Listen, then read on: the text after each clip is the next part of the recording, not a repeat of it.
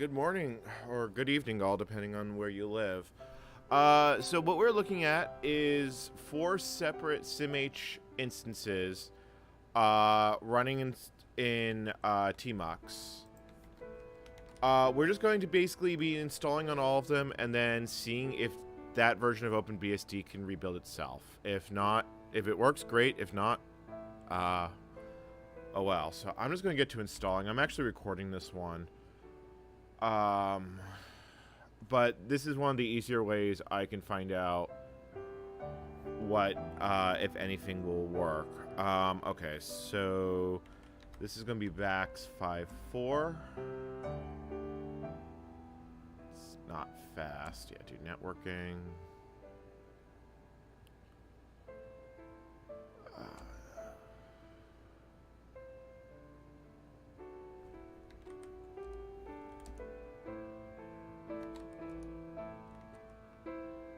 Let's see if I can run 2 installs at the same time.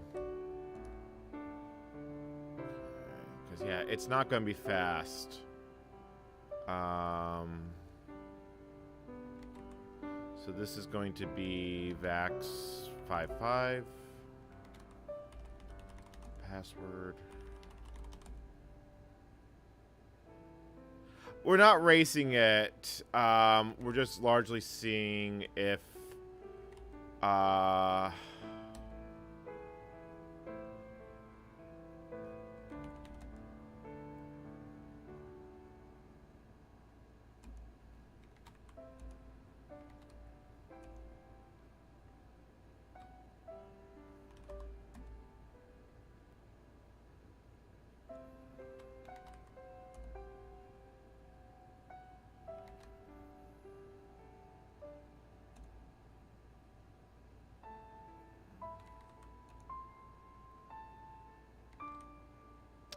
okay, that layout's fine. Because I just copied the existing VM, so it should all be like all nicely partitioned and such. We can get this one started.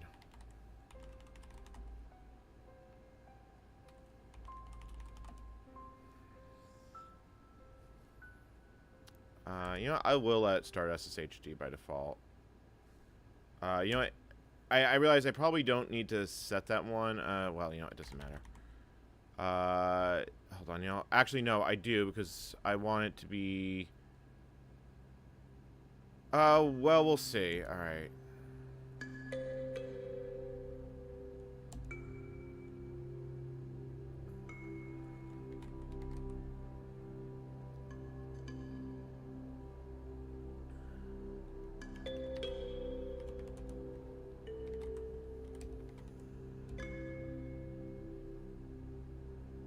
My poor laptop is probably melting doing this. I've never tried to run this many VMs at once. In theory, it should work.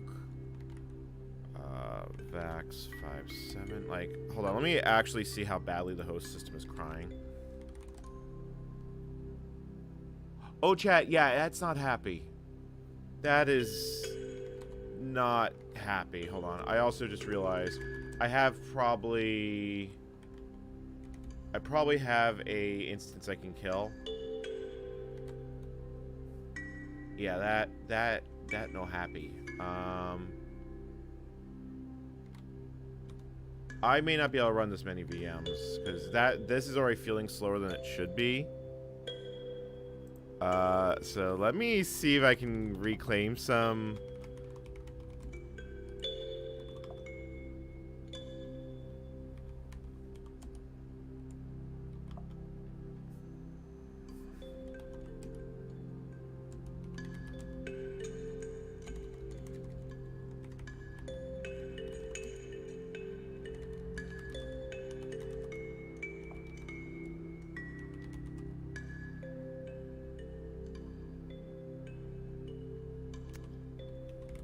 So I can kill that VM. So I did have an extra instance of SimH hanging around.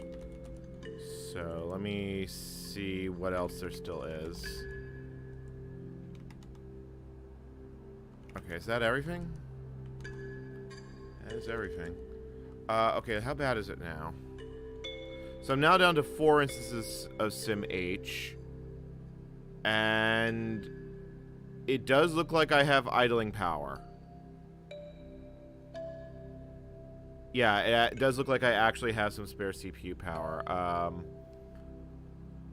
Load average is, what is it right now? It's 19.2. So I think let's see if we can let's see how bad it is actually.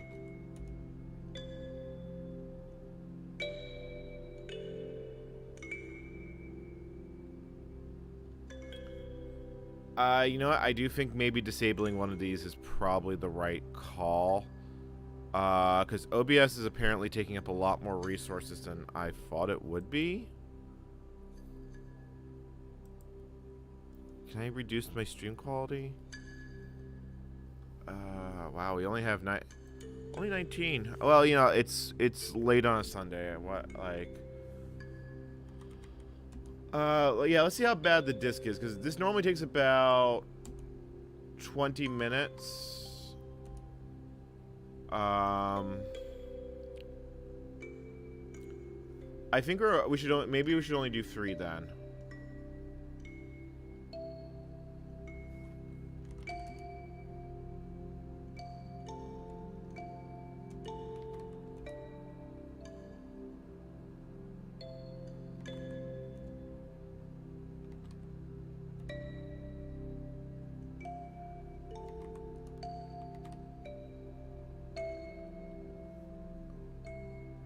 Yeah.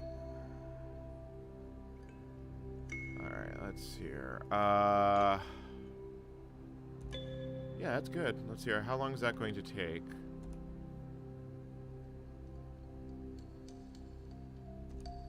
Oh, no, I didn't want to do that.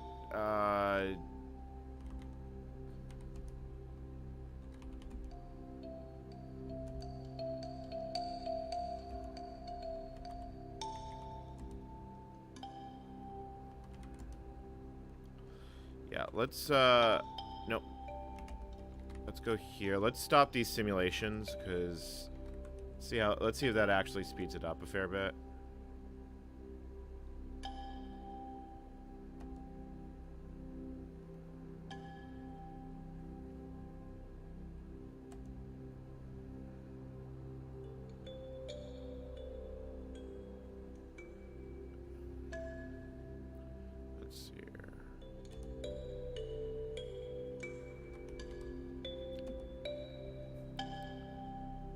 That's going. Alright, so I think I can run 3. So...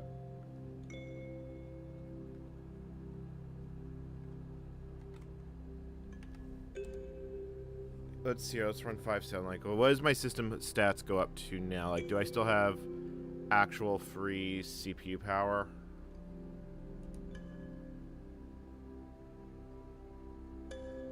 Yeah, it actually does look like I do. It looks like 3, maybe 4 even. Let's see here.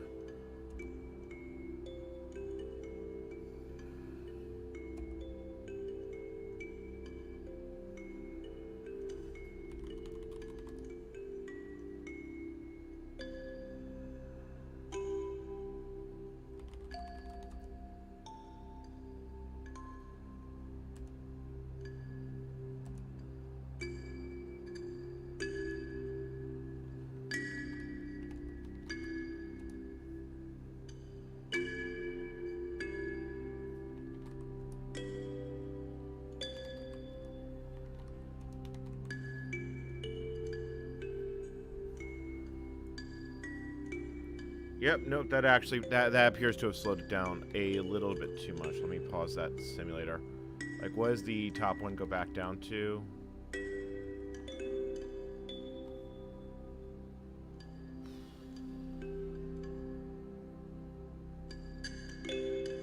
No, it's staying about the same even if if I pause that one.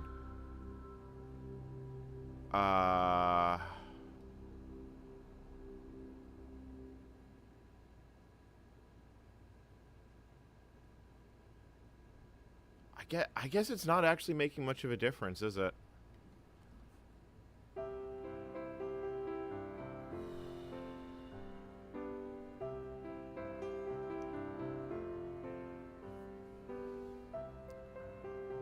Here, this is what I'll do is this is 5.6, 5.5, and 5.4, so we'll just...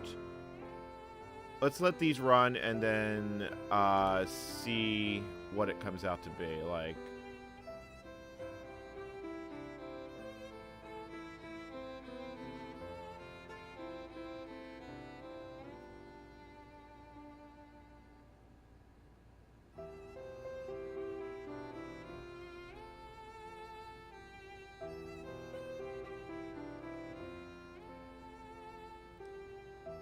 Yeah, I don't think I have enough horsepower to run 4 instances.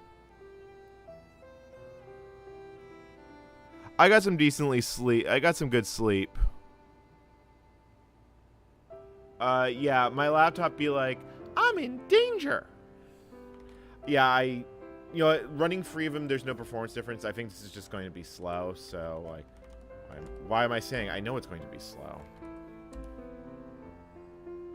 Like, this is going to take days, but we're really just trying to see here if, what the compilation problem actually is. It's like, it's not like we haven't installed this multiple times beforehand. All right, so install from disk.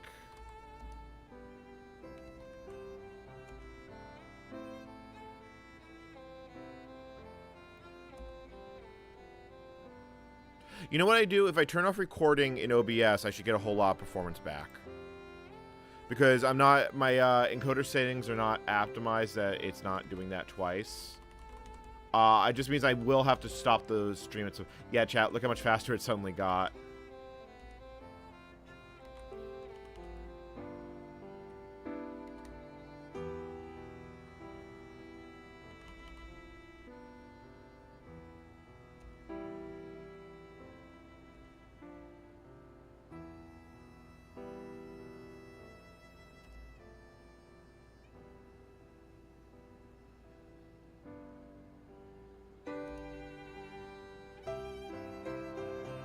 Morning, Europa. This is a level of cursed computing you should not get to. This is... You have gone too far.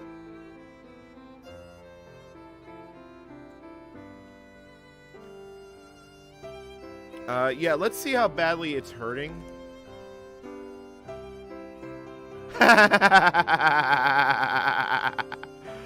It is better since I've turned off the OBS record, but wow, that is actually hurting. That is remarkably hurting.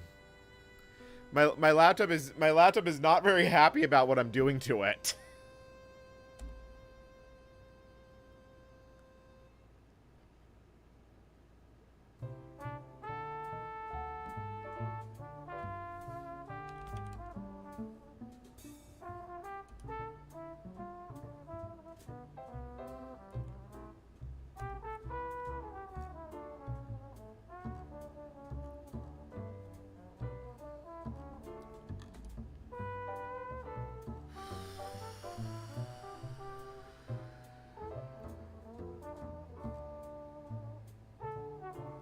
I haven't had any problems with overheating this. It's sitting on a laptop stand and has no, and so there's only a little bit, so it's well cooled by air. If it becomes a problem, I do have the desktop. I'm just running this on my laptop, mostly because it's convenient. I'm getting ready to tear down the desktop, hopefully so it can be moved.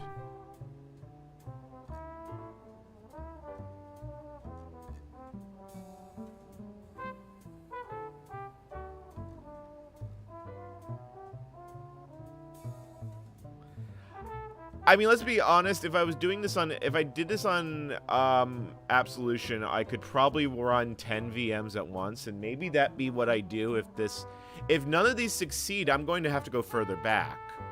Either to the point that we determine that SimH is actually the problem, in which case we will have to try and build on real hardware. I'm not looking forward to that. Or, we'll find the point where it kind of turned to shit. But now we're watching 4X multi... Nope, this is a 14-inch... hold on, I'll tell you exactly what it is. It is... It's a MacBook Pro 13-inch M2 2002 with 24 gigs of memory. I spent the YouTubes on it. That is actually where this laptop came from. My channel literally got its start due to Trump's stimulus check, and then it has literally been funded off supporter money. Now I'm hoping it's gotten to the point that I will actually be able to maybe live on it.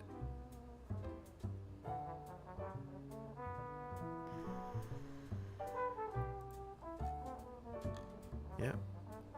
So yeah, we're just going to kind of sit here. Look how much, it's weird how much slower this one is compared to the other ones. Like,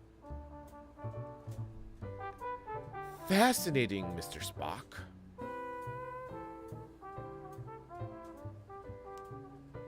And you can see the overall system load here in the HUD. And you can also see I haven't rebooted in a month.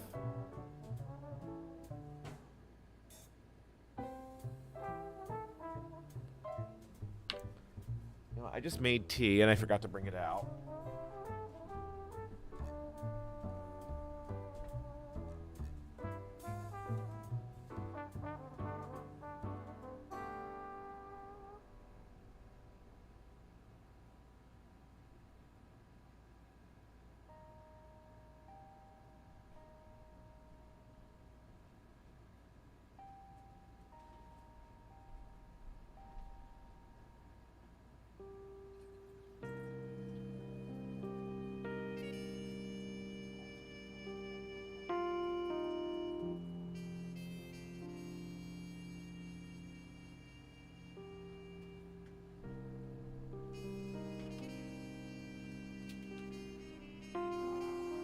Unfortunately, right now, I am completely non-functional during the day because of fucking sleep disorders, so... And I can't do anything until Monday anyway because I have to... The Arvis has to go for emission testing. Plus, it's still not completely clear what the drive out west is going to look like, so...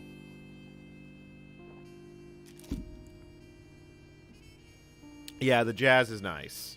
I don't actually hear the music myself. God,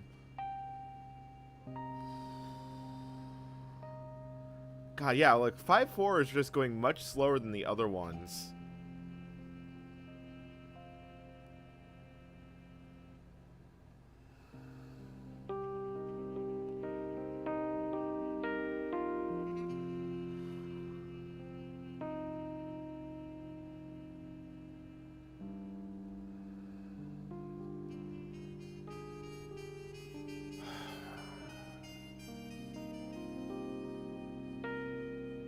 It's like I said, this entire month has just been a lot of up and down for me. I'm still hoping that the algorithm isn't going to crush my video.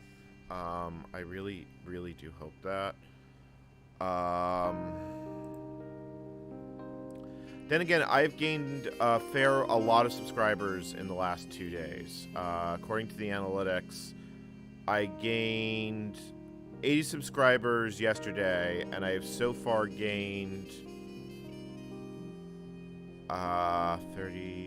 another 50 today. So whether or not my videos can sometimes sit for a while before Algorithm Senpai notices them. So if that's in fact the case, then if not, my Patreon number is going up, which is the number I care about the most right now. Plus, I'm also getting money from memberships. I get money from Discord memberships.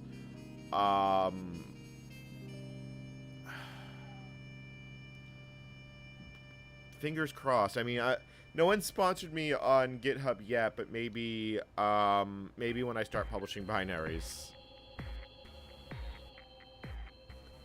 Well, you know, I thought the Netscape one was going to be somewhat popular because Netscape content tends to do well on YouTube, and it didn't even get 20k views. It just got over 20k views. Like the 5OS Rapid, which I wasn't very happy with, but I had to put a video out just to get the ball running. That being said, it's also got a tremendous number of likes on it compared to the number of views on it. So the algorithm should be promoting it. Fingers crossed.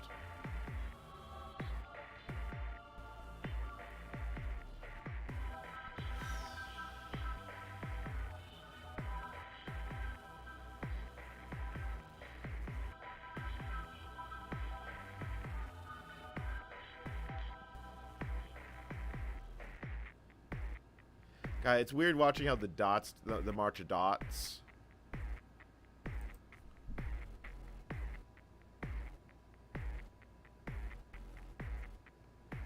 Thank you, Bacco.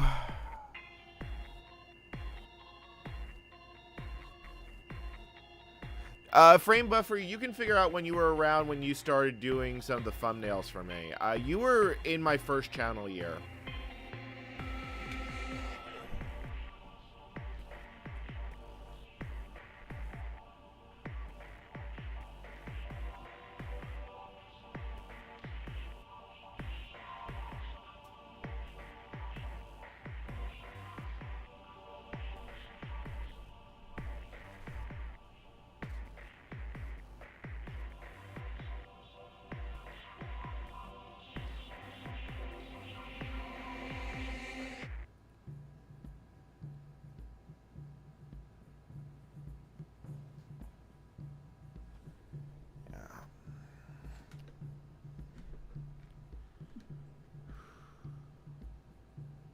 I find this incredibly mesmerizing to watch.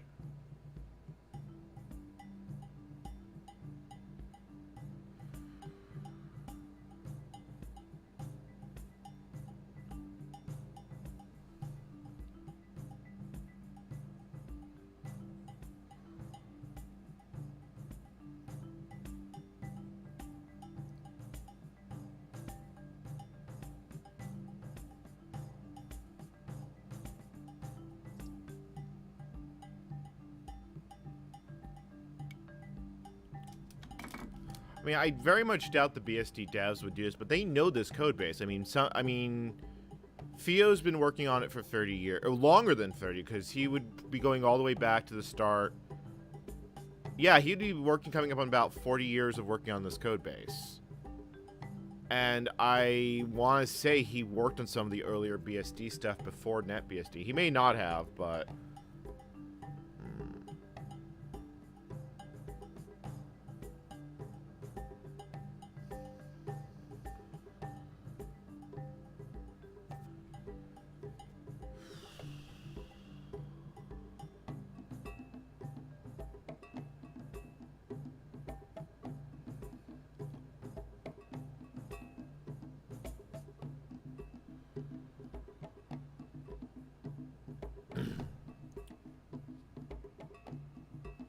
kind of at the point where I just realized I haven't taken a shower today. I literally got out of, like, after last night's stream ended, I think I just watched an hour of YouTube and then I just face planted.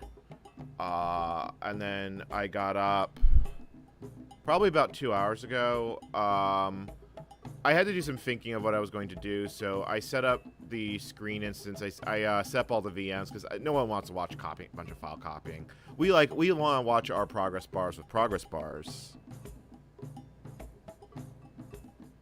Yeah, no, I mean, he's been doing it. Yeah, I mean, at this point, 2003, 2013, 2020.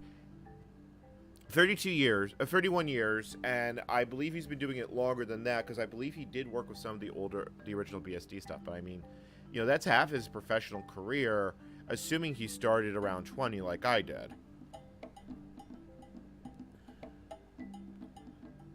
Like, I don't know if my career is at this point dead, but I have found it a very unsatisfying career. Like, this I've actually, like, I've said it on many other streams, I've actually been enjoying this, but I don't get a whole lot of enjoyment out of this sort of stuff anymore for the most part. So I'm going to just basically keep going with this until I get bored.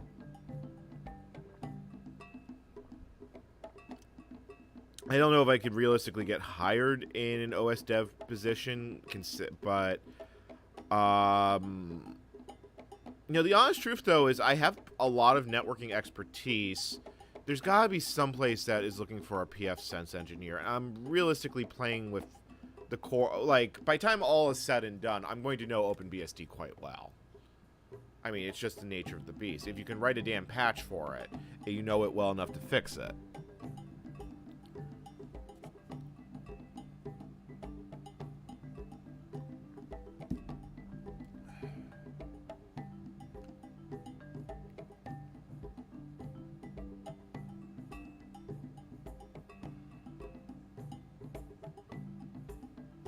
I think I need to start building a proper website. Like, I have Castval Pro that has some of my writings on it, but I probably need to write it up, like... I have a general purpose wiki that I make available for the Discord community, but if I'm going to write a book and more, it's...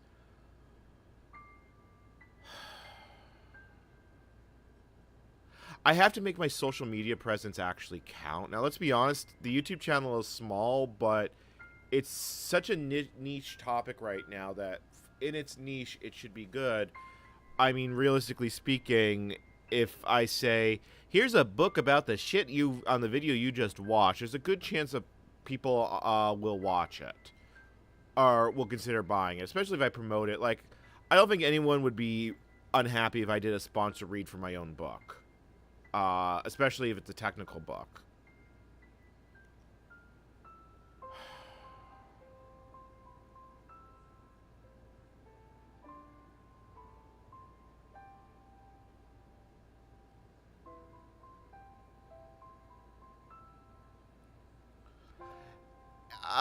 It's not impossible. You just have to take a very mercenary approach to it. Like, I would maybe have to even consider reviving my account on X.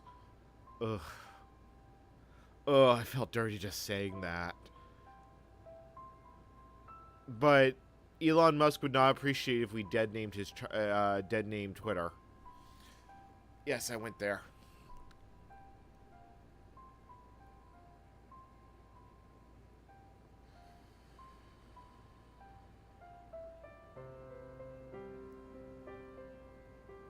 Well, I mean, that's kind of my fault on it, too. I mean, let's be honest. I actually did look on YouTube. I've done a few searches for OpenBSD. There's, like, 3 videos that have, like, 10,000 or more views on it. And then all of them are, like, confessions of an Arch Linux user switching to OpenBSD. And it's, like, I don't want to click this because I feel like it would be... Yeah.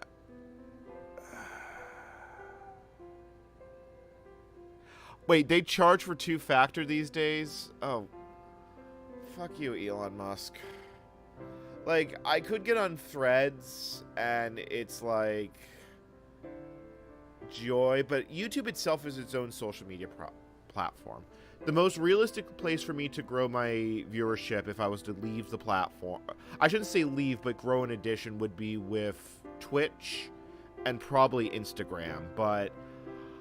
honestly, I think I would need someone to run an Instagram account for me because I don't enjoy the platform enough. Like, YouTubing I actually do like. Like, all things considered, I do find the end result of making a video meaningful. It's just the actual projects themselves, not so much. But you don't have to enjoy every part of your work to be able to do it.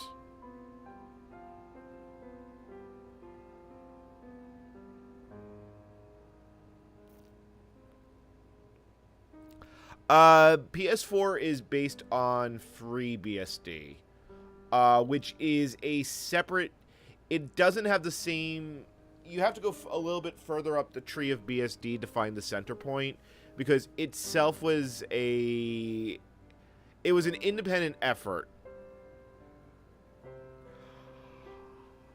So the problem with TikTok is it might become illegal in the United States. That is not a platform I really want to be trying to expand on. Like, it's a significant time effort to get going on any platform. Like, to give an example, just if you want to be a big name influencer, there's 2 ways to do it. You either have to do it through technical achievement, or you have to make enough people agree with you to make you follow. This is why you see a lot of, I hate to pick on crypto for this, but it's probably the easiest place. But it's why you see a lot of places that are basically copy-pasted with a bunch of followers. The biggest trick, though, is you need to get that initial seed because people don't take low follower accounts very seriously. You can do it organically, or you can do... well, I'm not actually going to say it, but I'll leave it to the viewer's imagination.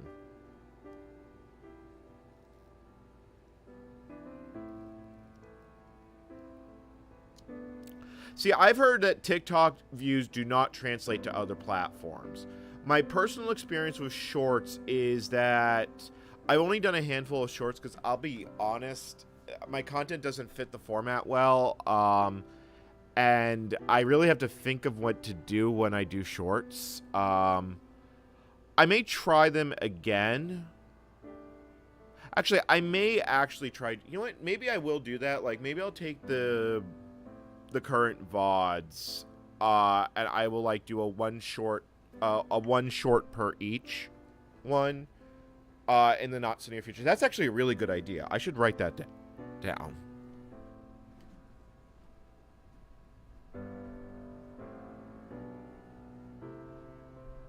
But, I mean, the biggest thing with shorts is that they're not really... The whole intent with shorts is you point your camera at something and record it. I mean, realistically speaking, if you have nothing else but a cell phone, you can make a successful YouTube channel by just posting literally everything.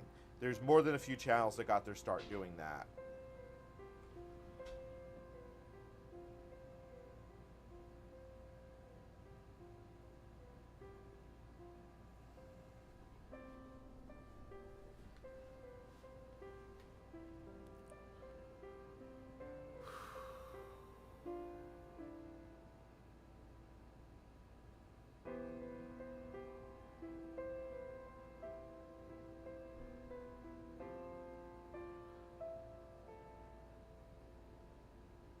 Well, I mean, frame buffer, what you could do is if you could get a dump of your existing data, you could just replay your social media over the course of a few weeks from years and years ago to current day.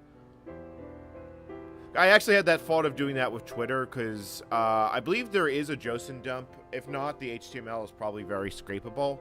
And literally just hooking up a Mastodon client that would repost it over time.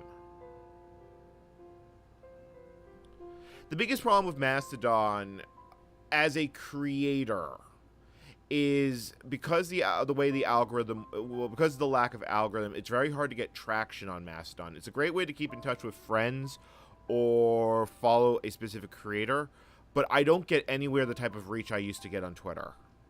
And that's not a huge problem for me, but for someone like Foon, it probably hurt quite badly. It's probably why Foon is still on... Is Foon still on Twitter?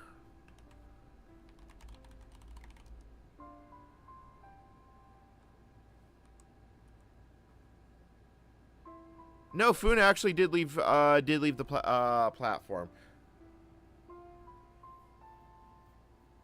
Jason Joseph.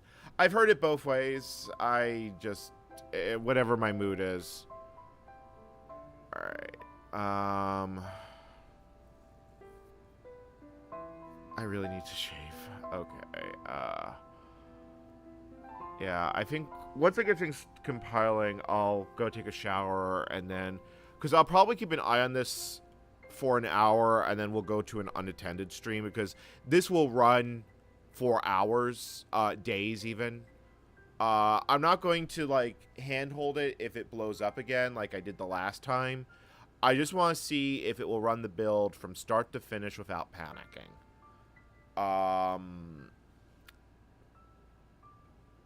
And a transient panic is not the end of the world. If a transient panic says if I run make again and it continues, great.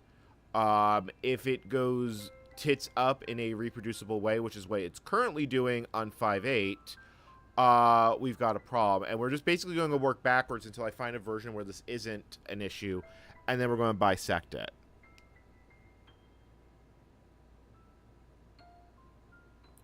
I largely have been disappointed with Fetty.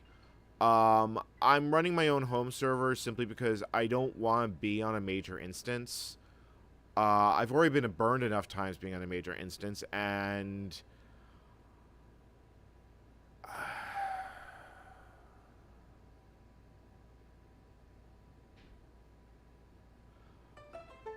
honestly, I feel like my life has been better with less social media in it. Like, I'm making a pretty... Most of the content I watch on YouTube is somewhat lighthearted gaming. I watch a fair bit of old school RuneScape content.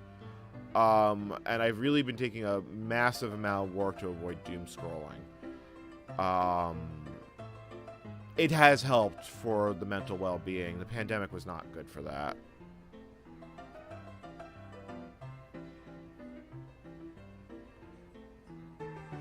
Bisecting is where you take a known good revision. So let's say like if OpenBSD 5.4 works, but 5.5 doesn't, we can go into the source code revision and go forward. We can go commit by commit to figure out what exactly changed that started destabilizing it. You can't do this with OpenBSD's tools directly, because unfortunately they use a garbage source control system. It's garbage in the sense that it's old and it's very obsolete. I mean, I understand why they use it, but not all progress on Linux was bad. Let me put it like that.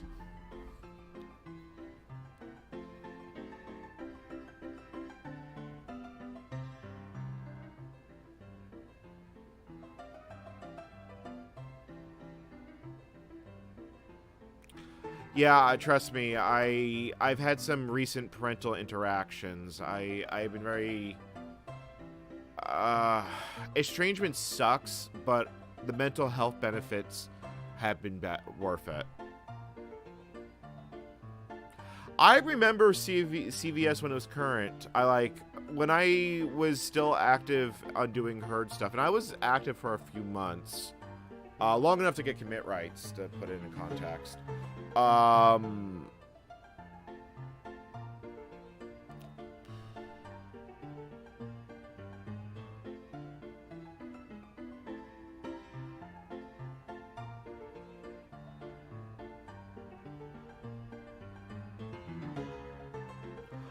With YouTube, I'm basically trying to get to the point that I'm only broadcasting it. And realistically, let's be honest, I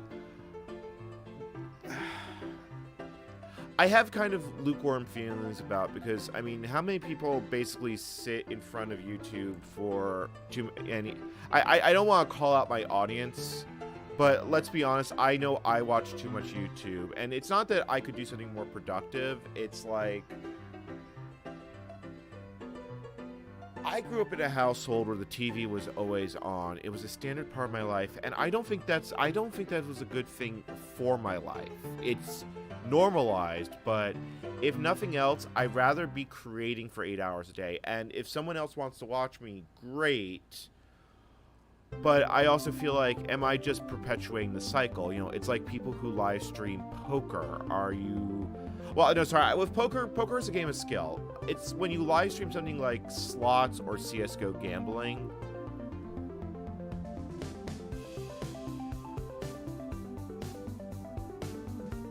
Yeah, it is broadcast yourself. Although, ironically, it's not had its live streaming features have always been kind of shit.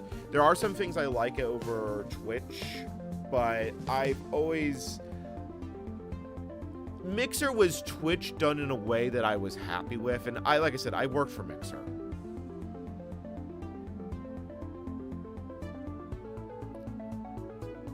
Yeah. I don't know, YouTube is a tool like any other. It is the responsibility of the person using it on whether it's a benefit or not to their life. I mean, let's think about, let me put it a different way. How many people have learned an essential life skill from YouTube because they didn't have someone to ask? I know I've done that. I watch a lot of how-to videos on YouTube. Like, my recent thing as of late is I've been watching car repair YouTube, and it's actually becoming really useful, because now I have a car and a half in my life. Everything I don't bring it to the shop for is money I save. So that's a net benefit, and if it's good, funny content, and I not funny in the Top Gear, but at least it's a good presenter. Like Low Buck Garage has been coming up in my feed as of late.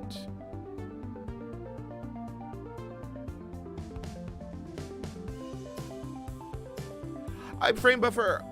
The easiest thing to do is just sit down and do it. Like, at this point, these streams are... I don't want to say the word low effort, but let's be honest. I'm not exactly flexing my brain on these. This is menial grunt work, but I am creating, and just because it's live on YouTube and I can see tangible progress, simply because video number go up.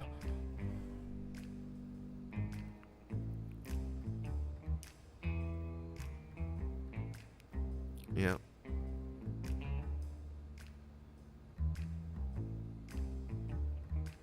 No, like all things, the problem you get with the platform is when you get the, how do I want to put this? The hate boner.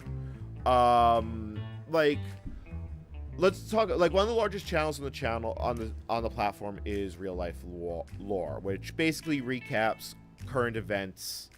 An excellent chef. I should actually respond to that. I'm sorry. Linux gaming, I think these days is pretty damn good. As long as you have an NVIDIA card, it can work. I actually had pretty good gaming experiences with AMD, but that's only gaming worked. I couldn't make Resolve work reliably with an AMD card. So if you're literally just building a Linux gaming rig for gaming, save yourself some money, get an AMD card. It's fine. If you want to do something besides gaming, get an NVIDIA. You will hate your life a lot less.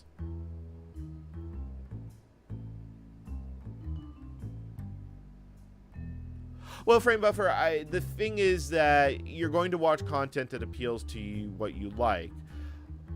If someone is going to gamble, let me give you an actual example. I occasionally play poker.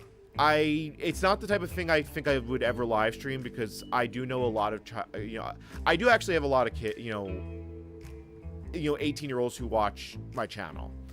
But I do play poker for money from time to time. And I play responsibly. I keep a spreadsheet. I know exactly how much I've won and lost, and it's not much. I think my lifetime is, I think I'm about $200 in the hole over, so. And for a note, I live in New Jersey. It is legal in this state. So this is, when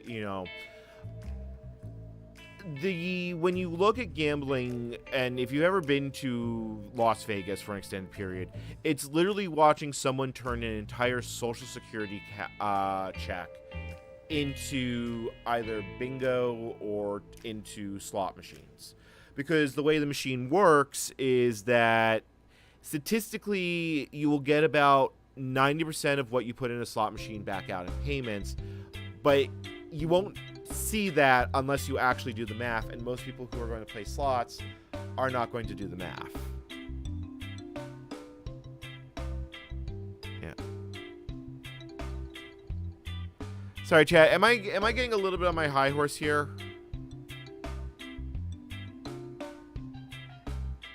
Well, no, I mean, online. We have online poker in this state. It's geo-fenced here with Minnesota or Michigan. One of the two. The player pool isn't particularly great. Like, I have to be in a mood to even want to play poker, because honestly, I don't like, if I want to interact with other humans and I don't want to deal with, it's CSGO for those who don't really want to play a first-person shooter. That is the way I'll describe poker.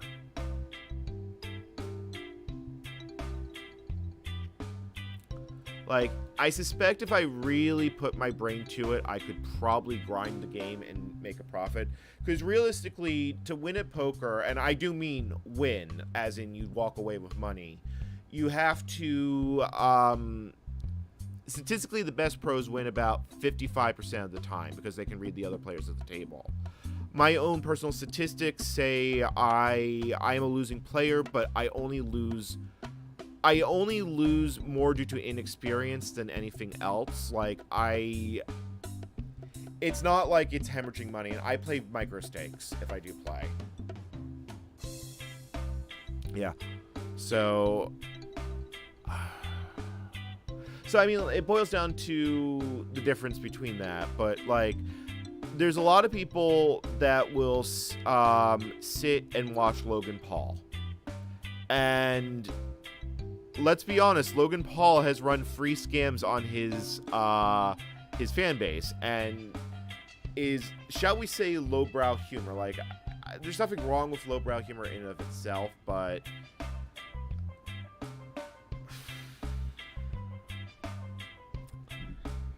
I don't know. It's like that sort of thing, you know. It's like the entire lifestyle that FaZe Clan tries to sell you.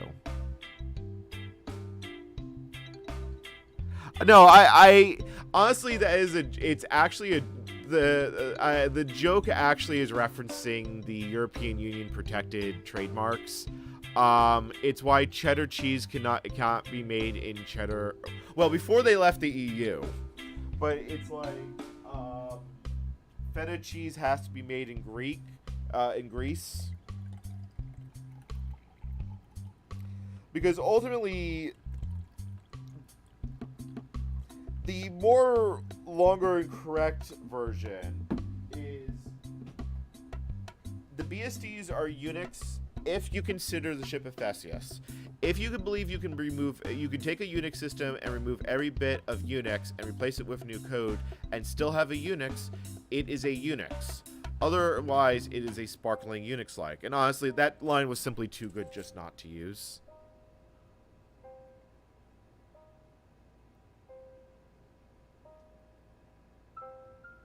Well, I mean, let's be honest. A lot of the horrors of war are illustrated in works like Gundam. I've watched a fair bit of the older Gundam works. I lost interest years ago, but I remember watching Wing and such. I mean, the fact of the matter is the human cost of war is often overlooked. I've been to enough war memorials to know the cost of a human life is a name on a stone. That is what it ultimately comes down to.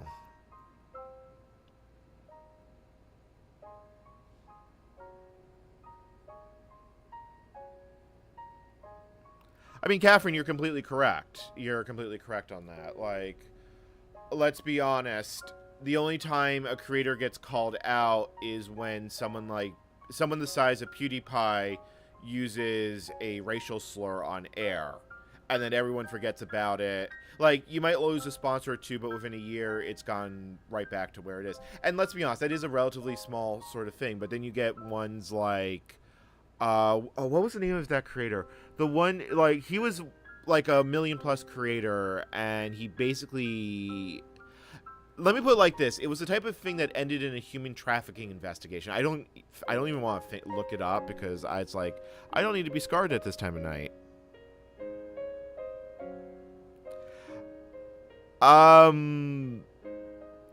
Poker's but war without bullets. I mean, let's get down. I mean,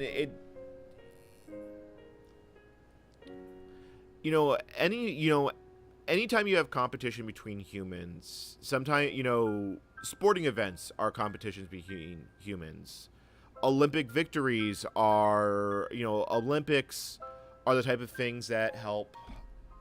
God, I am just going into all sorts of weird places tonight.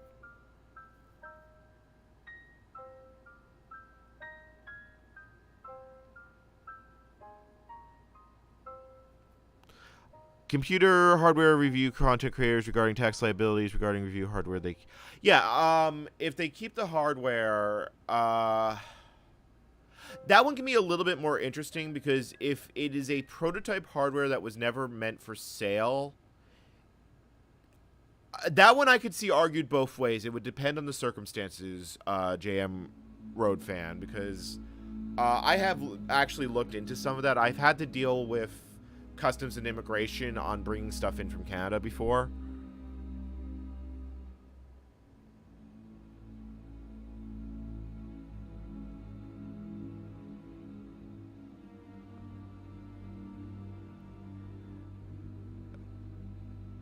Bell outro. I have no idea who... chat, you completely lost me. You have completely lost me, chat. Let's talk about Gundam, because you know what? I remember watching on Toonami the original run, the US run of Gundam Wing, as well as what was the movie? The movie was Endless Waltz. Like, that was my childhood, and looking back at it, I do not know how they aired Tenchi Muyo in the United States with shockingly little edits. It's between that and the Animaniacs of the two shows of the 90s that made it to either, well, no, Animaniacs was broadcast television. The FCC let that fly.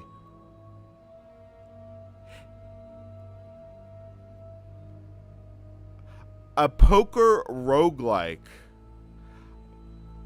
No. If you want to play a poker roguelike, decide to become a poker professional, enter a casino, and do not return until you've made it big. You can find food in the buffet lounge. Oh god, that is quite possibly the single most dystopian thing I've ever said. Like, I'm actually thinking about it. If you really wanted to do a real-life roguelike, walk into a casino with $1,000 and see how long you survive. Yeah, they not only showed the original Moyo, they also showed Universe and In Love. And it's like, my god, I have no idea how that made it to air. Like, of all the things they brought over.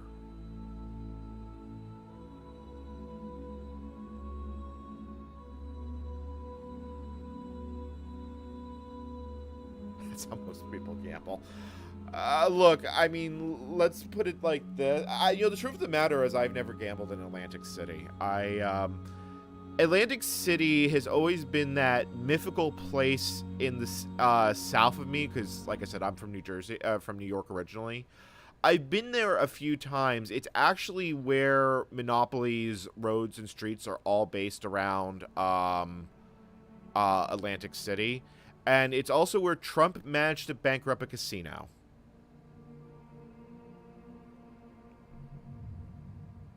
Yeah. Let's see here. I mean, most of the shows I remember watching, I had a massive sci-fi kick. I watched most of Star Trek on Spike. I didn't catch Babylon 5 on its original run, but I caught it on the sci-fi reruns.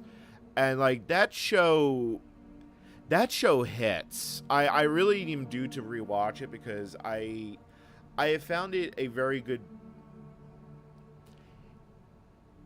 I have found it has provided understanding.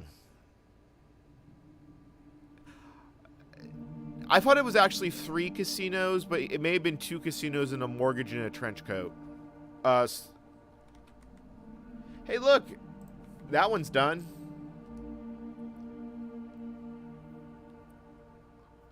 Okay, so 5.7 is done. I am going... I don't have to generate SSH keys.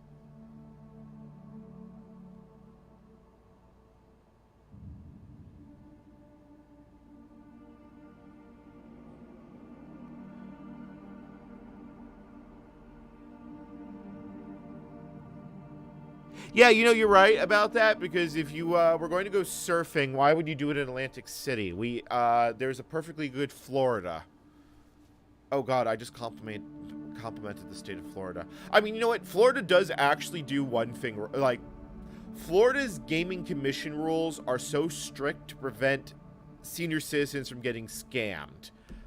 I don't know how effective they are in practice, but that is why every fucking contest is void in Florida. So you have to assume they're doing something right. Look, chat, competent government. Florida was not expensive. I mean, granted, I was literally sleeping in my Prius for that road trip. Like, that was a proper car camping experience, like doing survival in the rest areas. Like, it's actually quite, like, if you do it right, it's quite comfortable to park in rest areas. You just have to know that some of them do get patrolled, and sometimes you are going to get woken up, but that's the worst.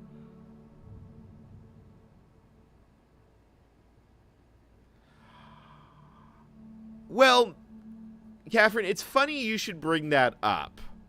Just because I don't think I've actually mentioned my heritage on. I've mentioned it on Mastodon a few times. Let's just say that Florida is an interesting place.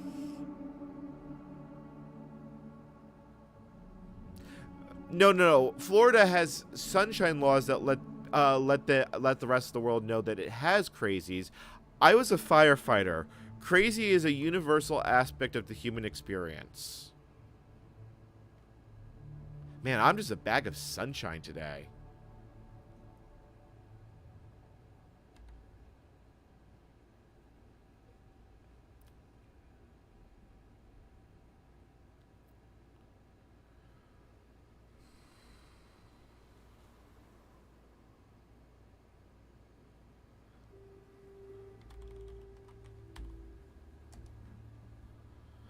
Well, I mean, let's be honest. The McDonald's did a Void in Canada thing with Monopoly.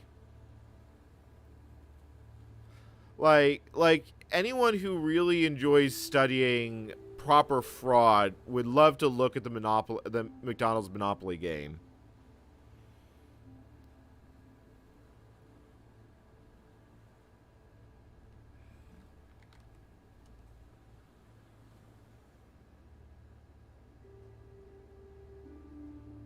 Is it common on the island? It's like, wait, New Jersey's not. Oh, right. Old Jersey.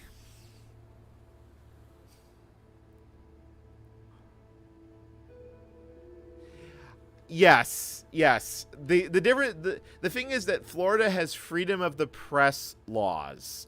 Sunshine laws basically. Let me put it like this. I know where at least one company executive has been arrested.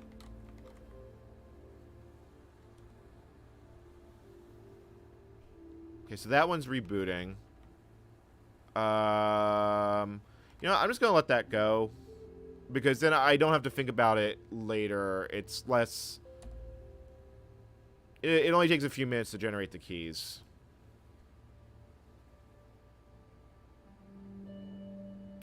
Yeah, more specifically, they rigged it so it could not be won in Canada, and that's how the guy who stole all the money from the game was granted clemency because he knew of a bigger crime.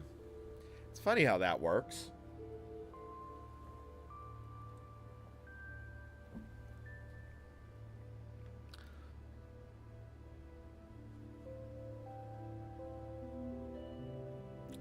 Benny, I assume you're referring to Florida sunshine laws. Yeah, so sunshine laws are, it basically, it highlights what the police are doing. I don't know if they're a good or bad policy per se, because I'm generally of the favor of transparency, yay, but let's be honest, if wrongful arrest does happen, and it's like something like an arrest record can come back and haunt you. And the fact is, in the state of Florida, you can just look that up. So, but it's like I have so many mixed feelings on that. All right, so these two are done. All right, you know, I think I am going to Control C, making that key.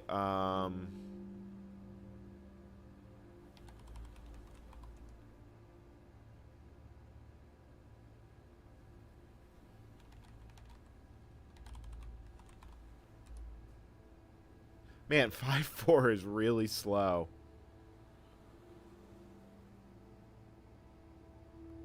Yeah, no, it was rigged. It was rigged from 2000 to the mid-2010s.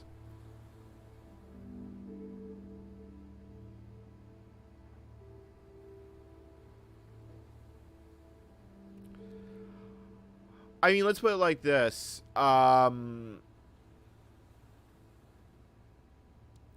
At the end of the day, at some point, someone is going to consider... The only person that's actually ever going to look out for you is you. If someone says they are going to look out for you, and they have not backed that action, like your life has not gotten better because of that person, be very suspicious. That's a lesson I learned the hard way.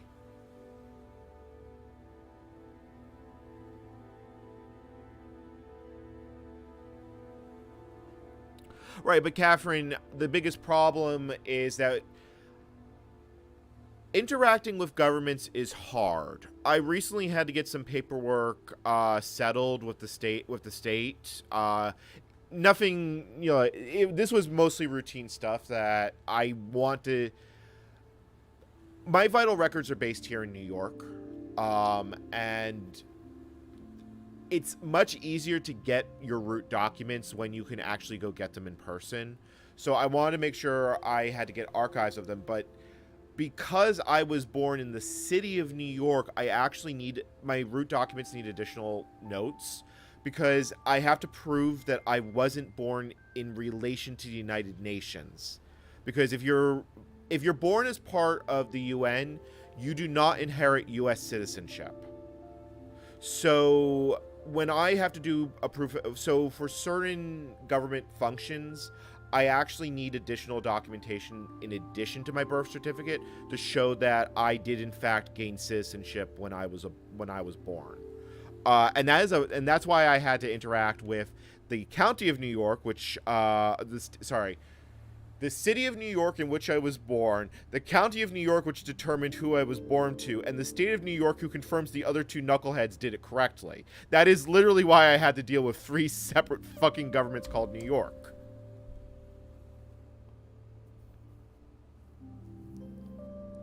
It was such a fucking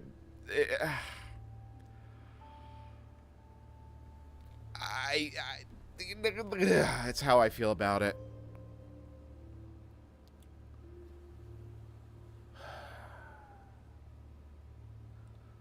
Well, if it's because the United States is more akin to 50 independent nations with a strong federal government. The European Union is essentially, in a lot of practical terms, what the EU is today is what the United States looked like 200 years ago, but the EU is, in legal terms, I think it's called Novus Genesis. It is considered an entirely new type of government because it's a supernation state. Yes, I would. Yeah, New York County. I am a true blue New Yorker. I have it. I have that on official government paperwork. So, but I have traveled a lot. Like I said, I look back at it and I'm only 36. It's not like I'm that old.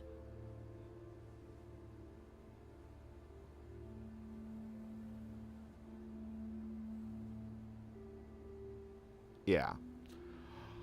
I mean, we're starting to see similar things get going. Like, there's been some efforts for the Central American states. I mean, they were under one government. They were originally we've been seeing the creation of the CA4 visa. There's been a lot more inter-cooperations in Central America. I don't follow South American news all that much.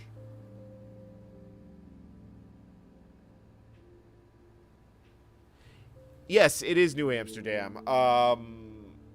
In fact, you really can feel, I mean, where I live, there is one of the oldest buildings on this continent. There's a church here from the 1600s. It dates back to when this area was still New Amsterdam.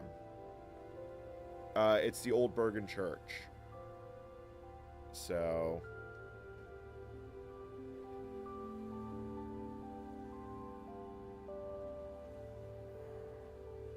God, I have some weird. Yeah, I am really gonna look forward to taking a hot shower tonight. So.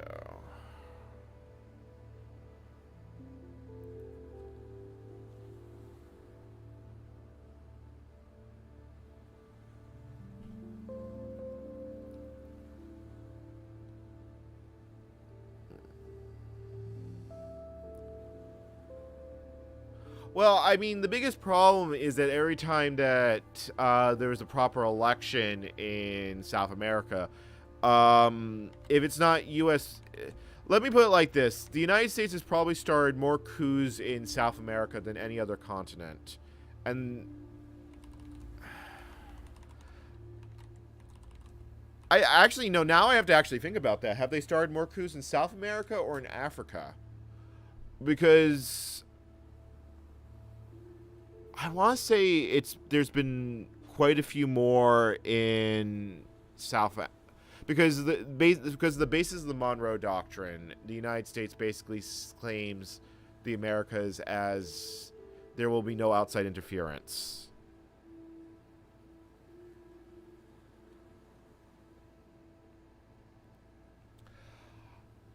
One of the most peaceful places I've ever been is on the frontier of the United States, because I know it has an end. That is one of the, both on the U.S.-Canadian, the Canadian-Alaskan, and the U.S.-Mexican borders. I have had that sensation of it does actually end. God, I am just...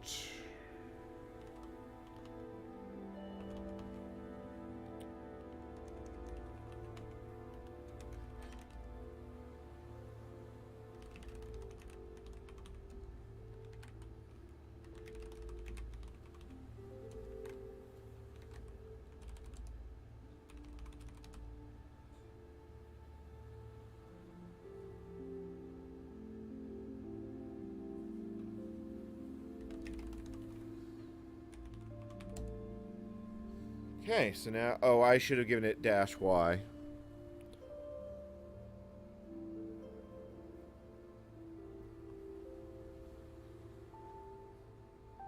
Yeah. I've never been to South America. It's one of the regions of the world I haven't made to at all, but I have ties to... I have Central American ties. I don't want to go into detail on it tonight. It's a topic it's not something I don't mind talking about. It's just a topic I don't want to go into tonight. New Jersey road fan, we have functional mass transit. I mean, let's be honest. There is no place in the state of New Jersey that you cannot get to by some combination of walking and NJ Transit bus.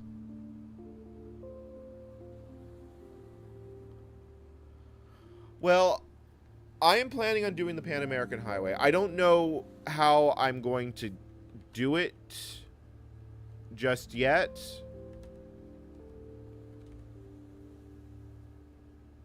I probably you know what? Hold on. I'm going to Control-C this.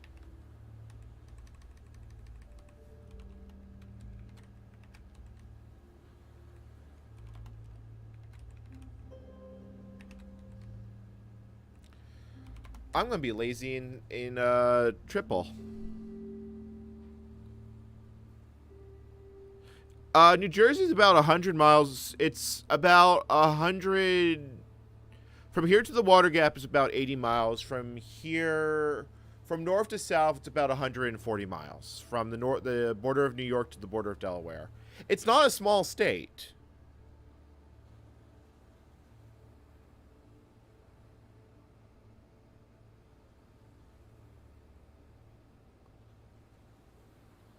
Well, my opinion of Ottawa is very simple. It is a technically beautiful city.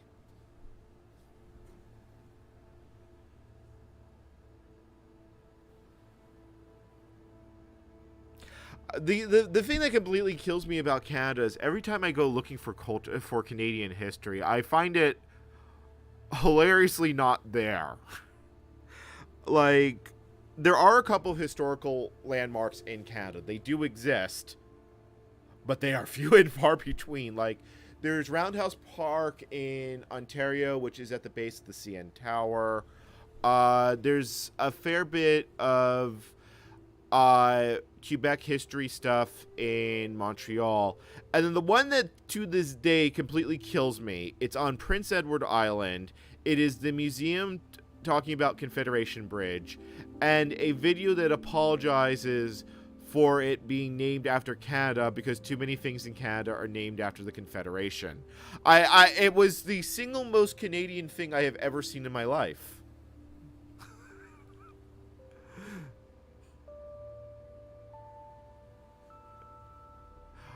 No. There's actually a bit more to Canadian culture than just giving the thumbs, the middle finger to the Americans. Without going into the part that might get my video age restricted,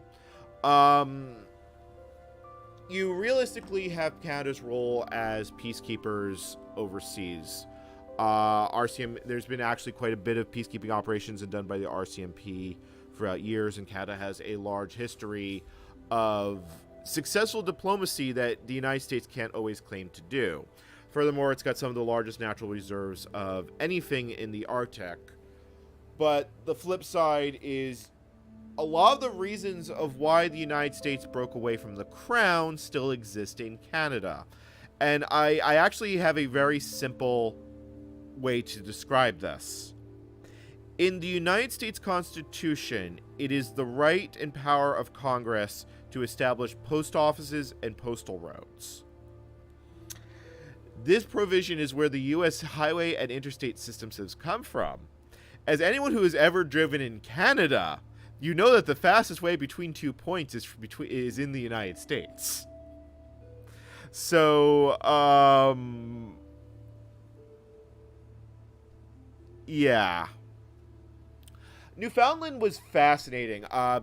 Going all the way out to mile zero was probably it was a whole lot of nothing, and I drove very far to see it. But when you are standing on Telegraph Hill, Telegraph Hill gets its name. It was the first transatlantic radio communication. I believe the British station was in Southampton. It was one of the first macaroni stations.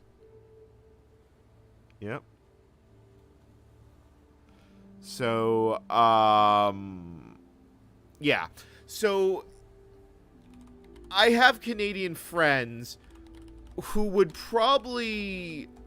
I don't think I actually had to reboot these. Yeah, I don't think I actually had to reboot them. Oh, well. Yeah. Well, I mean, let's be honest. Canada does have some good culture stuff. You have given the world poutine. Although, my God, has Tim Hortons gone through enshittification? Like, I remember when Timmy's was good. It's like... Canada, every time you are on the edge of greatness, you just kind of fuck it up. Rip Arvo Arrow. No, hold on. No. Oh, God. See, the problem is I have lived on the West Coast. You know, I've been everywhere, man. I've been Oh, God, help me. I don't know what mood I'm in right now.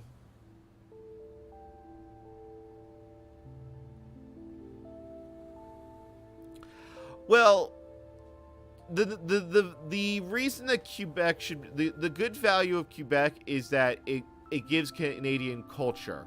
Now, that brings it from vanilla to French vanilla. And let's be honest, French vanilla is an upgrade.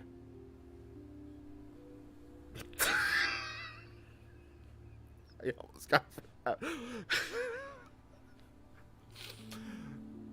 This is fine.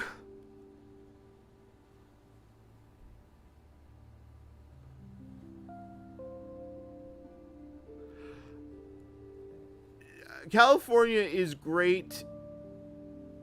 I beg to disagree. I legitimately beg to disagree.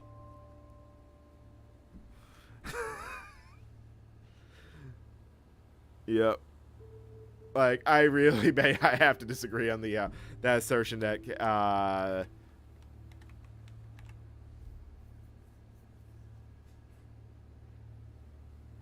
when was the last time Ubisoft made a good game? I mean, if you're going to talk about great French-Canadian contributions to the world, Bombardier.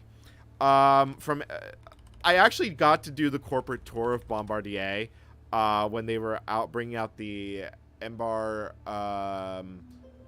I think it was the CRJ 900. Like, it was the non-ass alternative to Boeing, at least as far as regional jets go. All right, cool. We actually got that far. All right, let's load up the source on this one,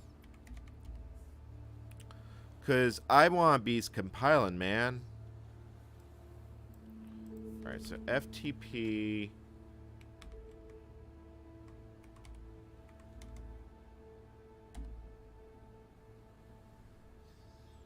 I really do need, like, to learn all the corn shell shortcuts. Like, I'm too used to using bash.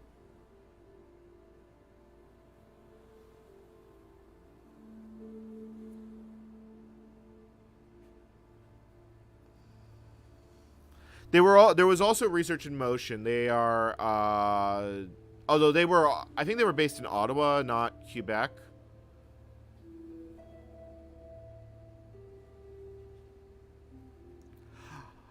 Yeah, so when I went to add the Yarvis to the EasyPass, New Jersey's EasyPass website still has a Yugo on it. Like, I would love to drive one, even though it'd probably mean I was dying. Although I can't imagine the driving a Yarvis across the United States is all that much different than what driving a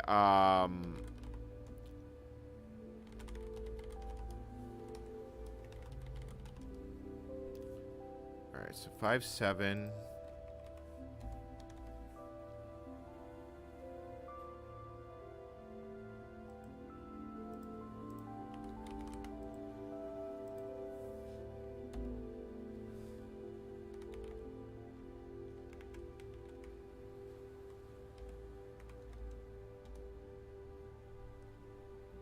Okay, 5.7.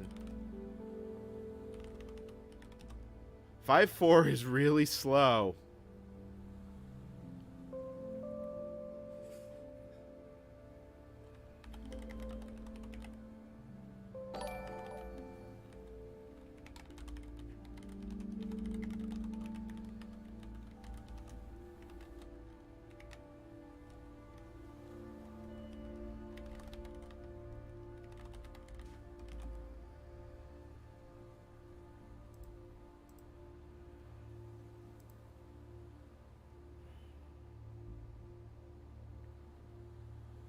Okay, so this one is 5.6.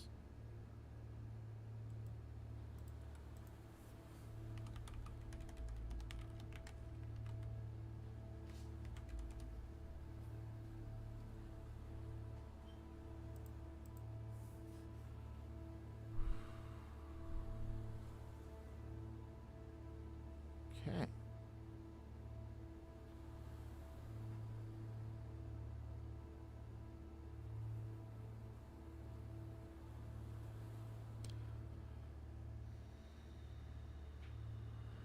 Okay, there we go.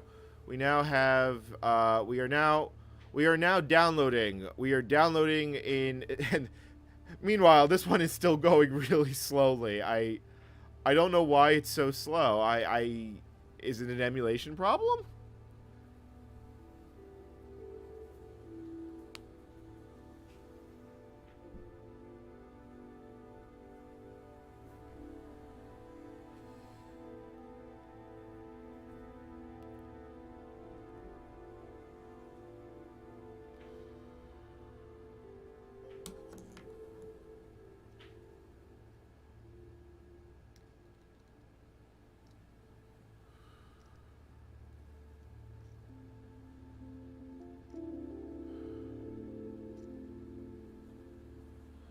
I've done the cross country drive in anywhere between 3 and 5 days with the Yarvis. I don't know how long. It's not going to take the most direct path between 2 points. I'm actually debating doing a shitpost and going to visit the Northwest Angle. That and there's a few other places I kind of want. Like, if I'm really going to do this, then I should do it properly, because what it may end up doing is... Alright, so... You are 5.5.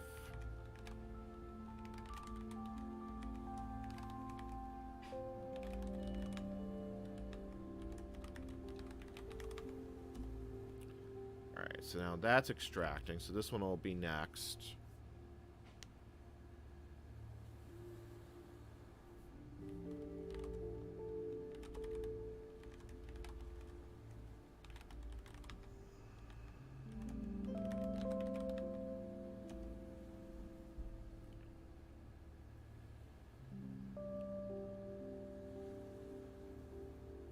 I've been to Barra. It's not what it's called these days, but I have been there. I was living on the West Coast at the time, though. I also drove all the way... I've also driven to Alaska 3 times. 2 up, 1 down.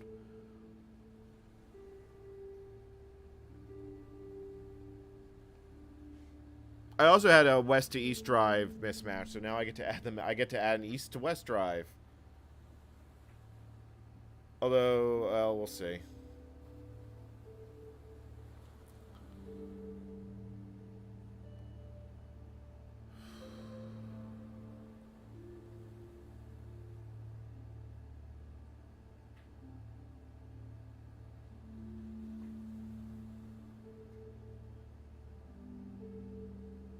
I've done Oregon. I did Oregon to St. John's, to Houston, to Posta de Sal, Mexico, to Nogales, Arizona, and back to St. Helens. I was on the road for about 2 months.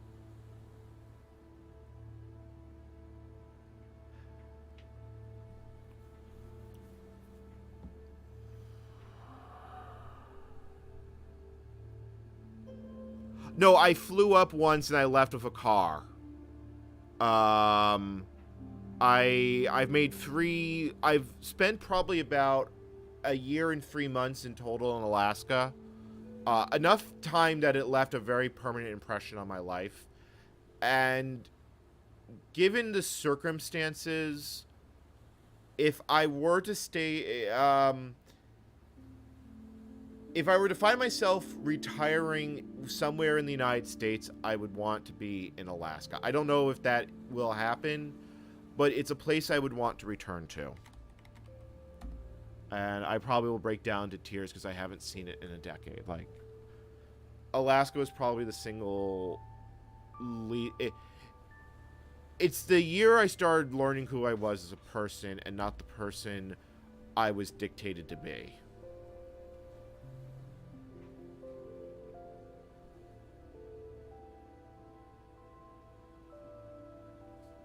I mean, and, you know, it didn't even occur to me that very few people in their lives will ever just YOLO a backpack to Alaska, having YOLO'd a car to Oregon.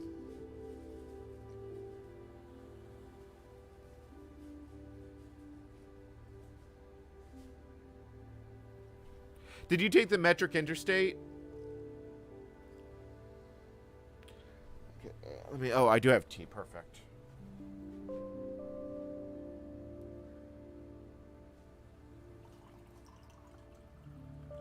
You know what? We should get a...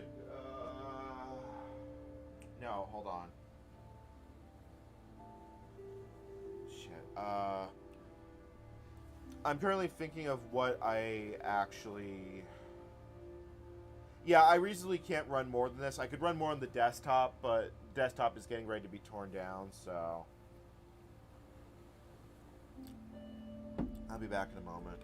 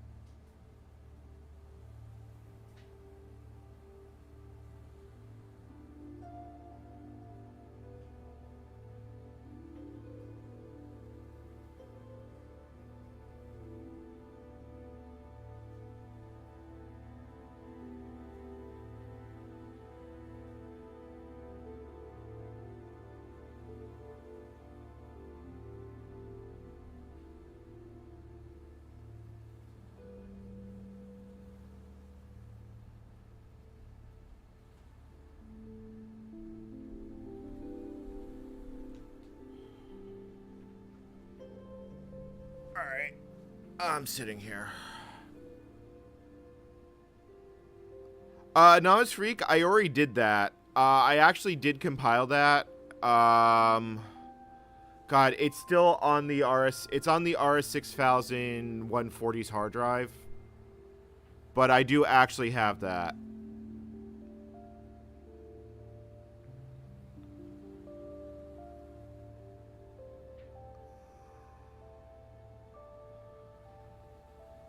Oh, you have the NVMe boards? Okay, that's nice. I have a power stack, which will do it.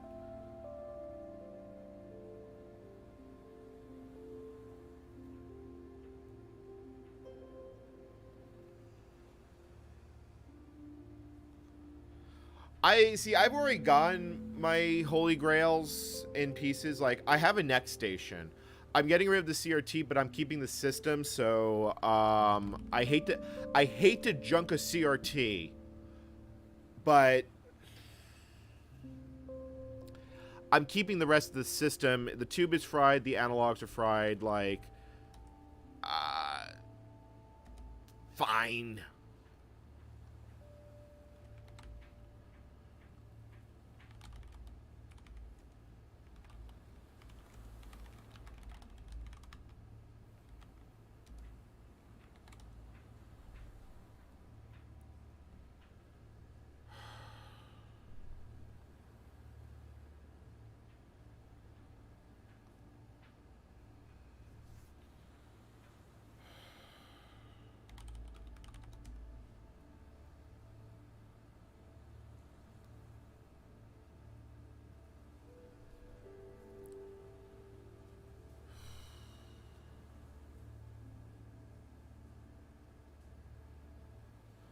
Well, the problem is I'm going to take the sound card out of it. The problem is the CRT is completely fried. It is, the tube is dead. The electronics have actually been damaged. It came that way.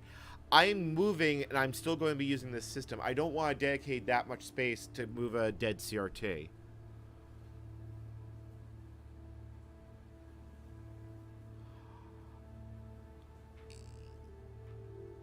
Realistically speaking, I mean, history question mark, because it's not even the first model of Next Station. The first model was the Cube.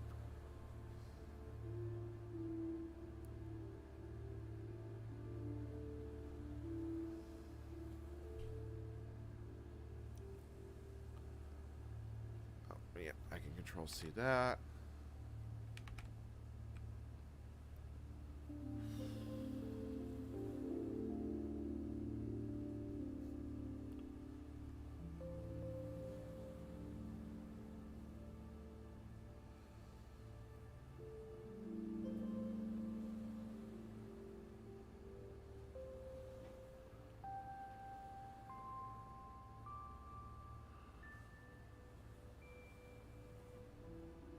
Well, I mean, one of the big things with the feds is that the feds, basically speaking, the feds will buy a whole bunch of anything as long as it's all America made. So Motorola and IBM really had a lot of fight there, because throughout the 90s, Intel was really not competing in that market space all that much. They were just selling stuff to become consumer PCs, and the consumer PCs ended up everywhere.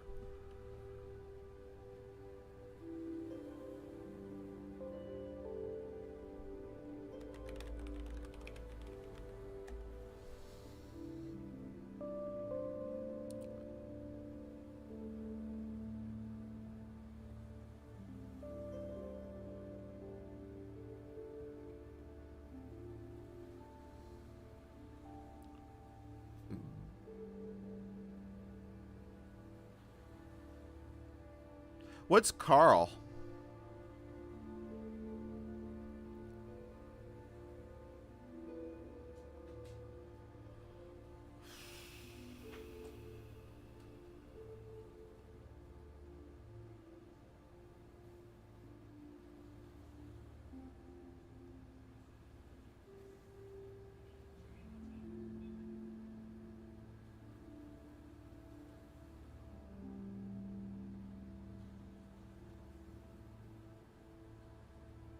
Well, I mean, the thing is, I also have the printer for it, and it's like, what am I going to do with this? I'm not using it. I don't want to, like, it's, I don't even want to keep it, but it's not usable without the rest of the system, and it's like, it sucks. It's not a good situation to be in, and it's why I'm getting rid of it. I'm rehoming as much of the stuff as I can. I've already gotten rid of quite a bit already.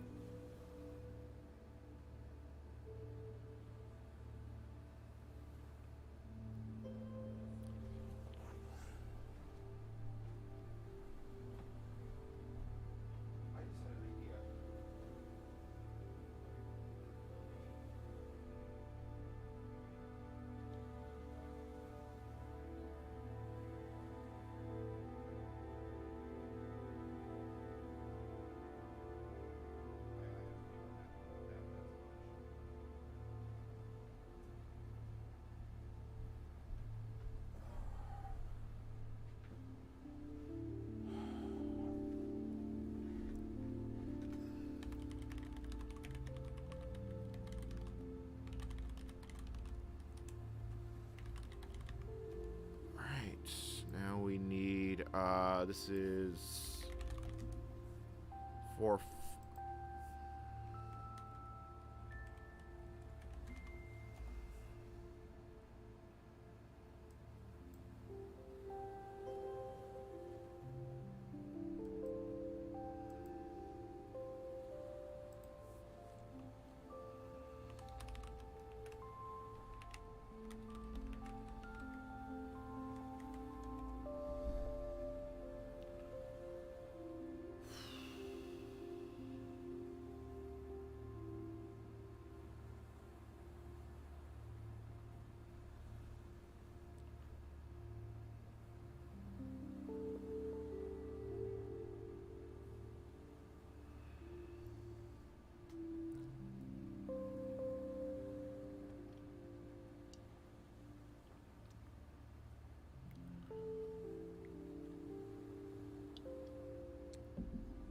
Alright, that is looking good. I'm just shocked at how much slower 5.4 is than the other ones.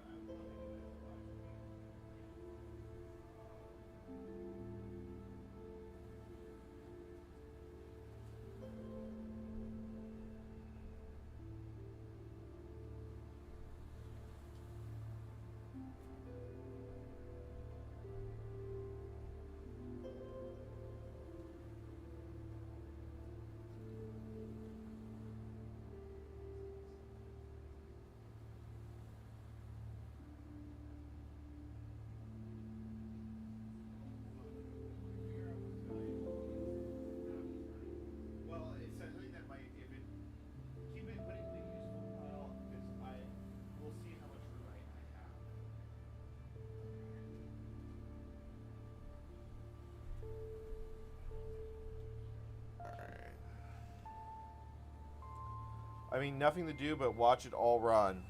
It is. This is remarkably mesmerizing. I'm running. I believe it's. I believe it's 5.9. Sorry, 3.9. I had trouble with. The problem is that there's SimH and OpenSimH. I believe this is OpenSimH. Hold on, I can actually check.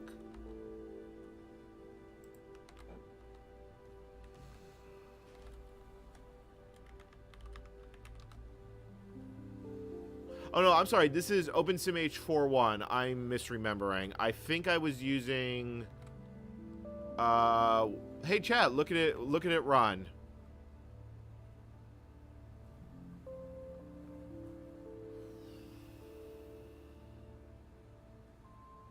I'm trying to figure out if I could potentially get an HTOP session in here.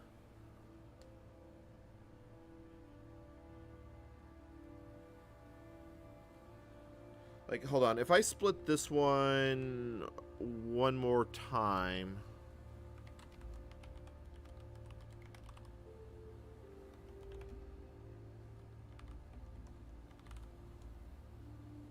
Oh, you know what? That works. That works just fine.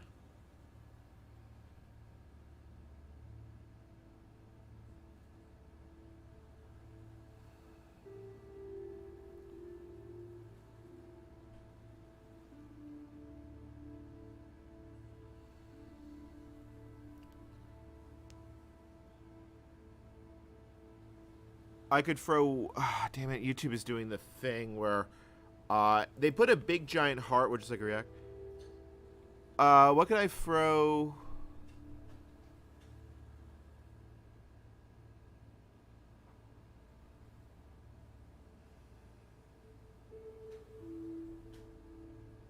Alright, well...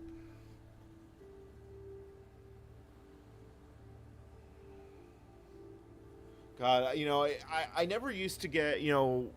Watching my uptime just go up is kind of funny.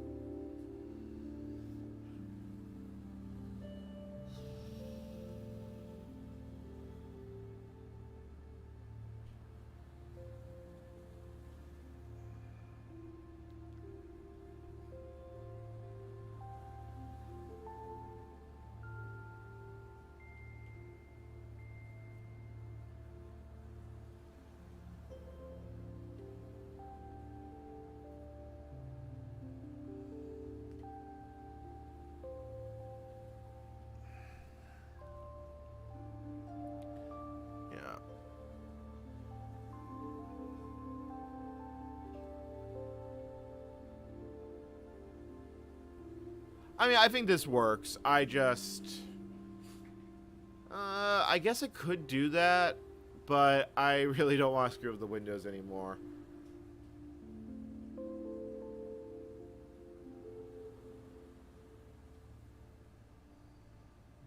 Actually, let me... Yeah, because see, this goes down further here. Like, I could probably rearrange it, but this is good enough.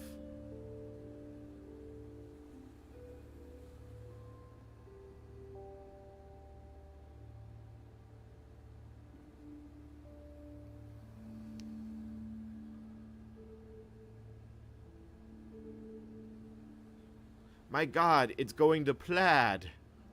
I am getting every inch of performance out of this M2. Like, it is just going full tilt.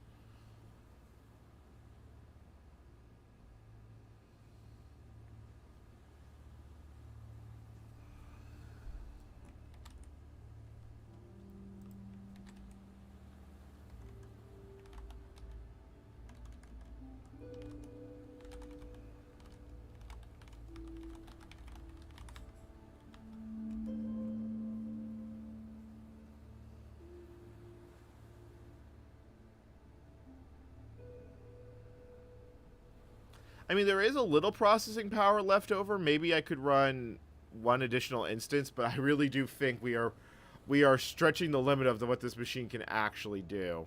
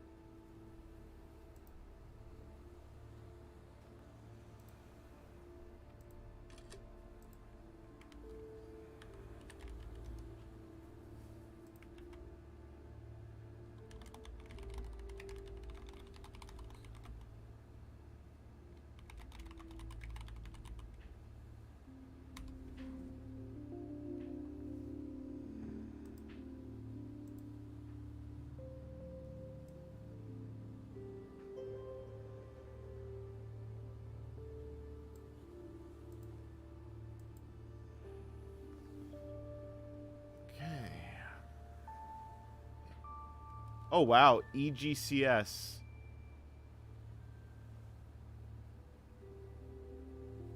What version of GCC does this thing have? Oh! Oh, dear. Well, that would explain the performance difference. But I'm also worried it might be broken.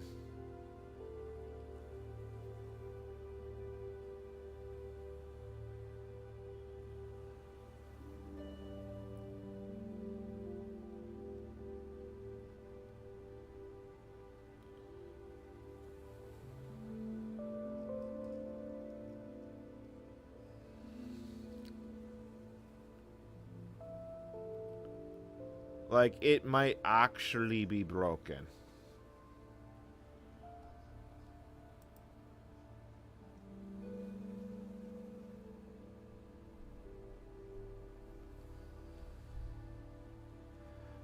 This is Mac OS, but it should be fine.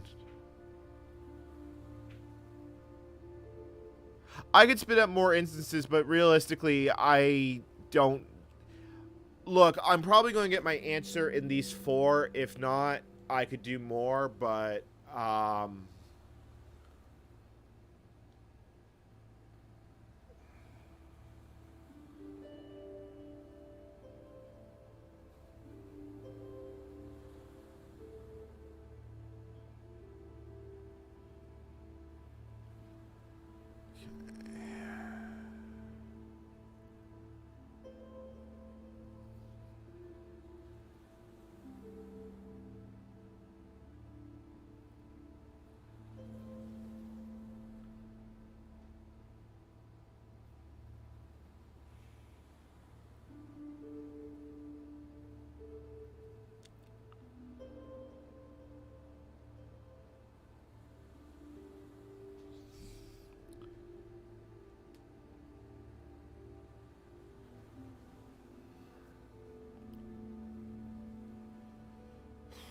My concern here is that GCC 3 is the thing that broke it.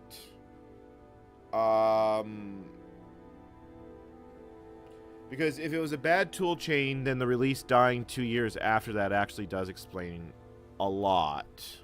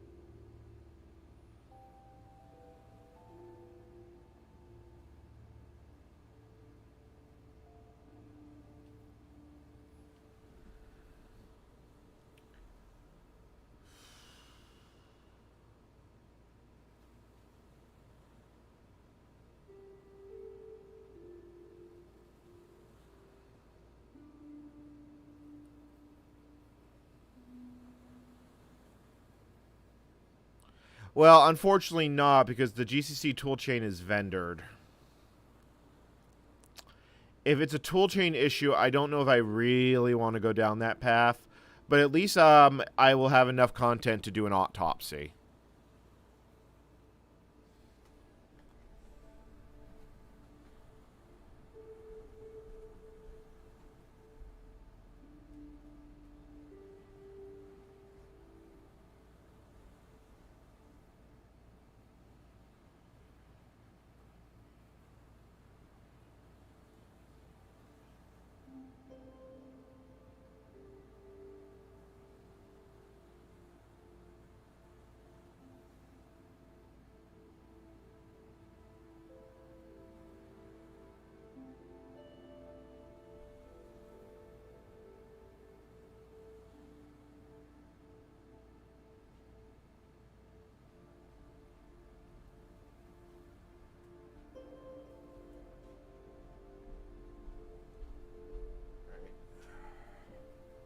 That's almost done extracting. I'm going to, like, I think I actually am going to take a shower now, and so this will just let these extract.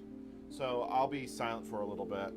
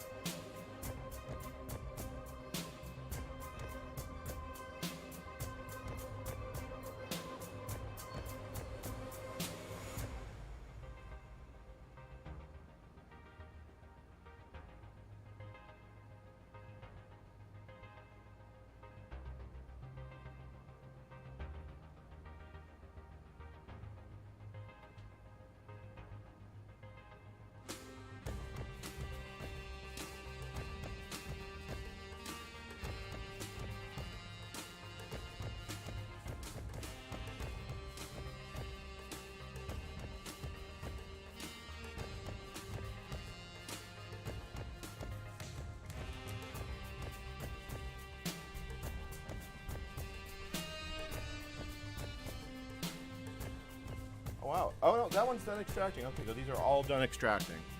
Oh man, I can't even describe how much more human I feel right now. Alright, so we just need to get the sys source code for all. I don't think we actually need it to build, but it's...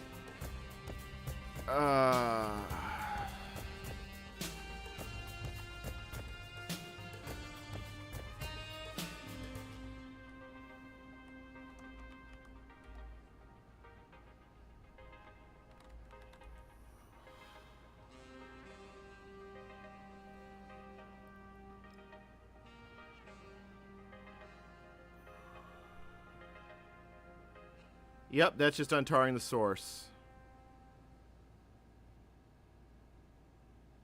It's going to be a negligible time difference, all things considered.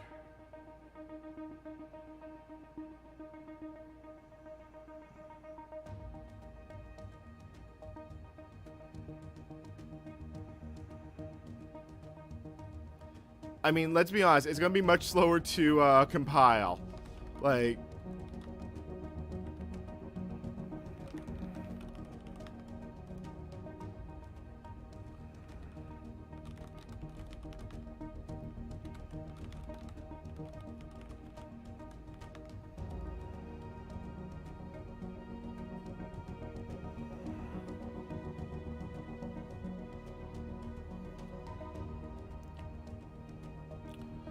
Man, I feel much better after that shower, like, and I have some tea to go with it.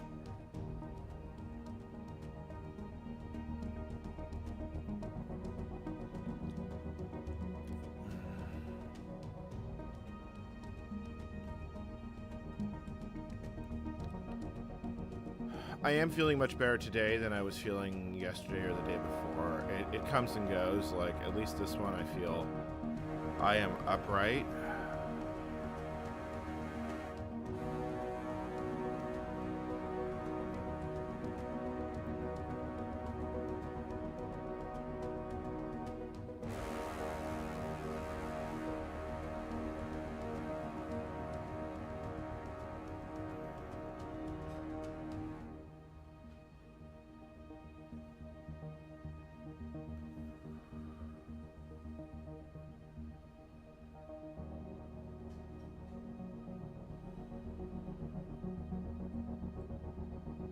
It really is staggering how much of a difference between GCC 2 and GCC 3 there is. I just really, as long as any of these free windows can self-host, we're good. If it's a toolchain problem, then the video is going to be an autopsy.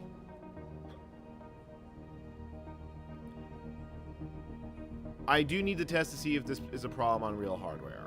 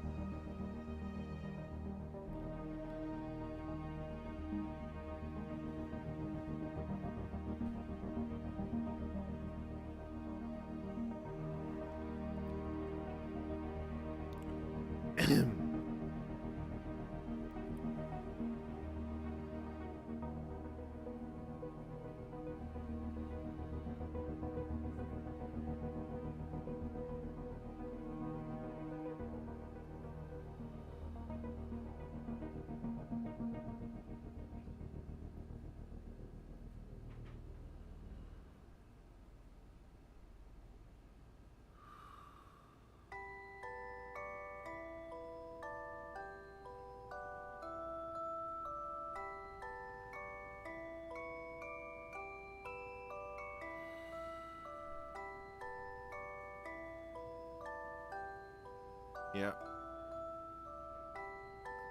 I mean, the biggest problem, though, is that there's a lot of vendored OpenBSD changes.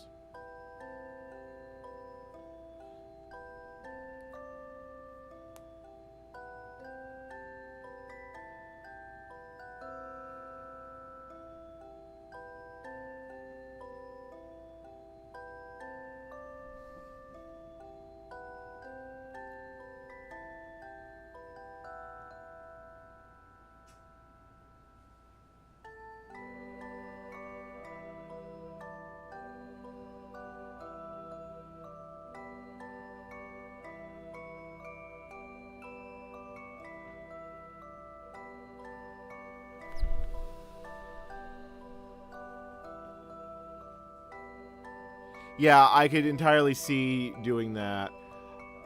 If the toolchain is broken, then my hope of getting OpenBSD running, I think I will shelve it at that point, because I really don't want to deal with a fucking GCC bug. I mean, we could try.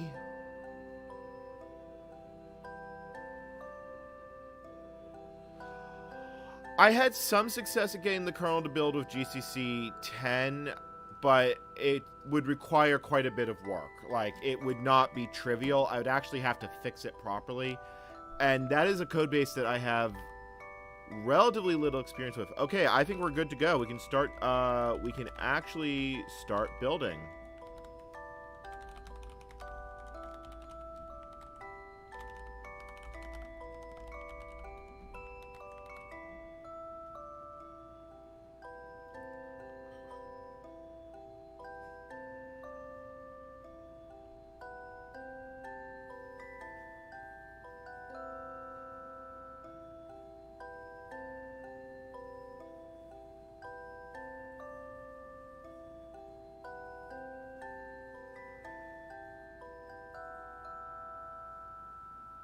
There it goes. Still have to wait for the last one, but still.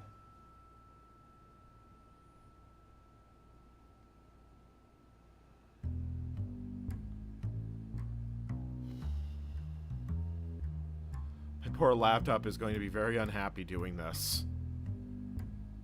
Although when, yeah, because it's going to be streaming the whole time. It's literally going to. I can always move this to another machine if I have to, and I probably will. You know what? I won't do this live, but I will set up Black Coffee's mini PC that he set aside for me, so I can move this if I need to. Although I should be online long enough for this to actually finish the build process. Because at least I know how long it will take, because I don't actually expect it to finish. Well, no, I really want it to finish.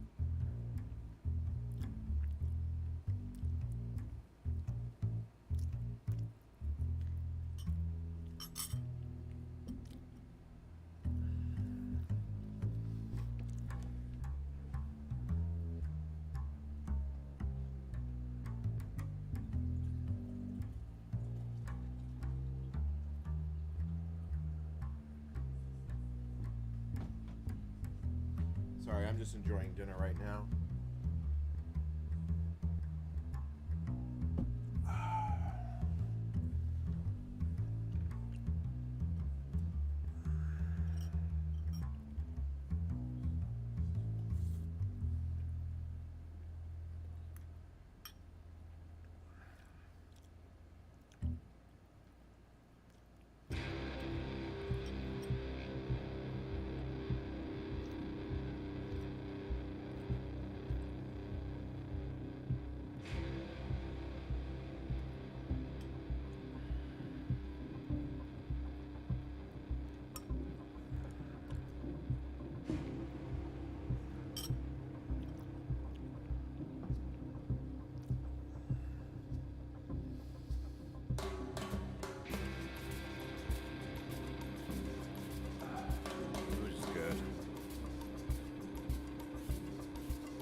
Because it's the source tree. It has all the architectures in it.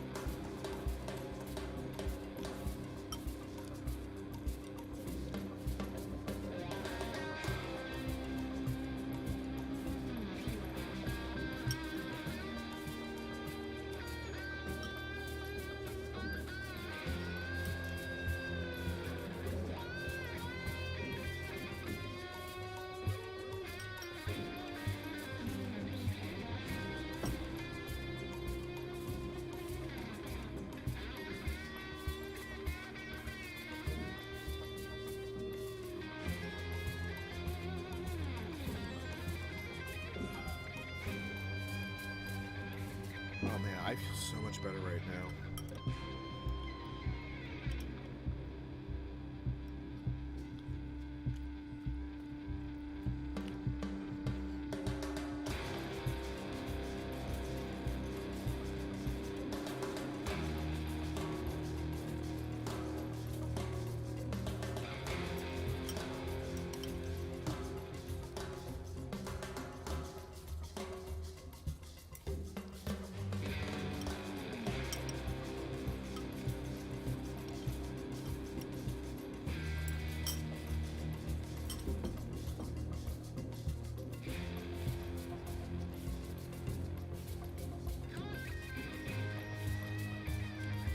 Oh, that really hit the spot.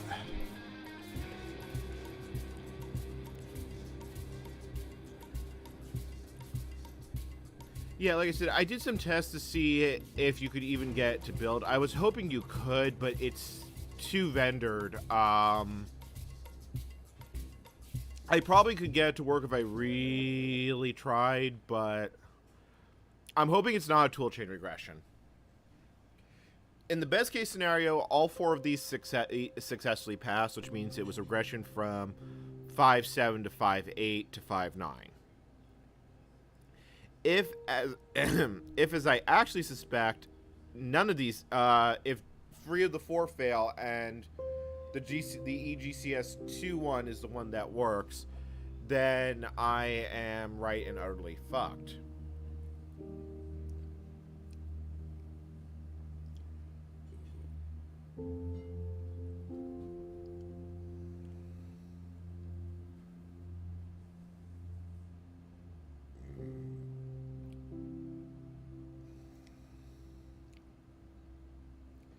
But this is the type of thing toolchain bug interacting with kernel bug could easily explain thus.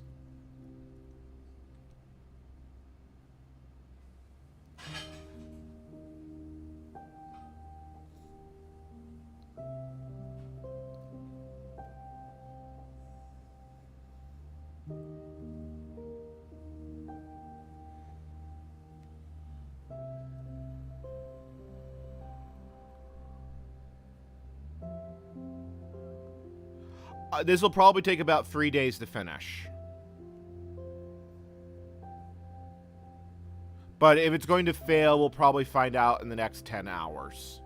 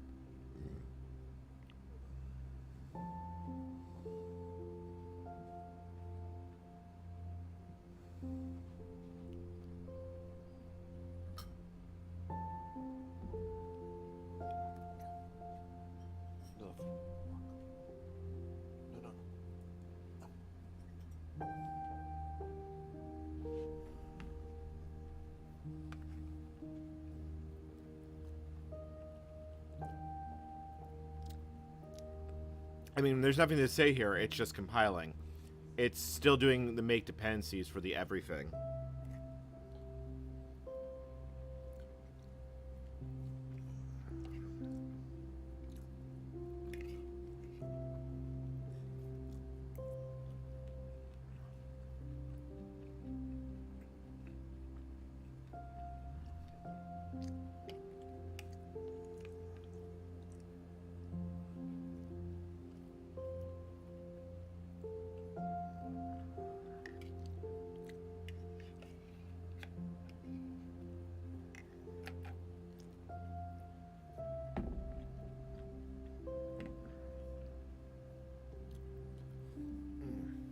That was tasty.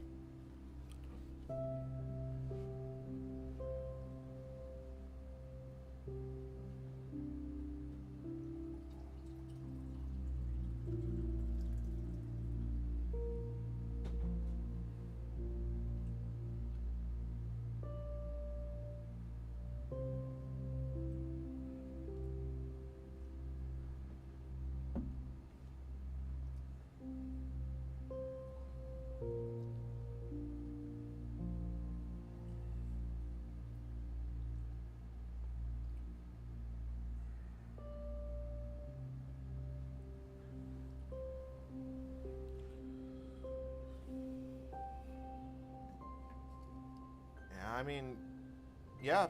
I mean, nothing to do but enjoy the show.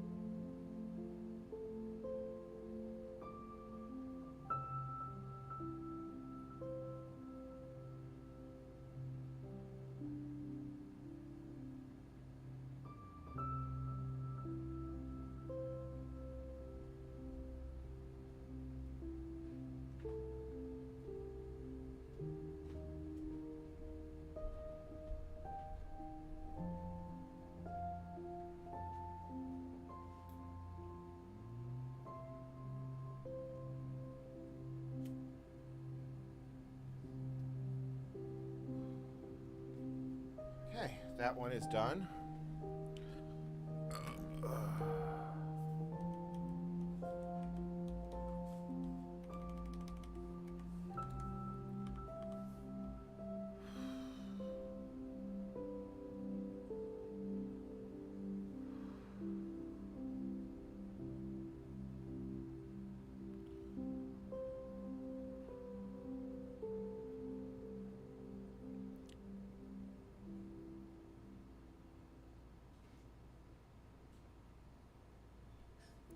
Um, I have this running on a laptop, so if there is a power interruption and it does happen, I'll be fine. The internet itself is not on, although what will happen is I want to save the VOD from this, so I will at some point shut this stream down and start a new one, and then that one will simply run. But yes, this is on a laptop, so it will be fine. It will also resume if it also is resumable if for whatever reason SimH crashes.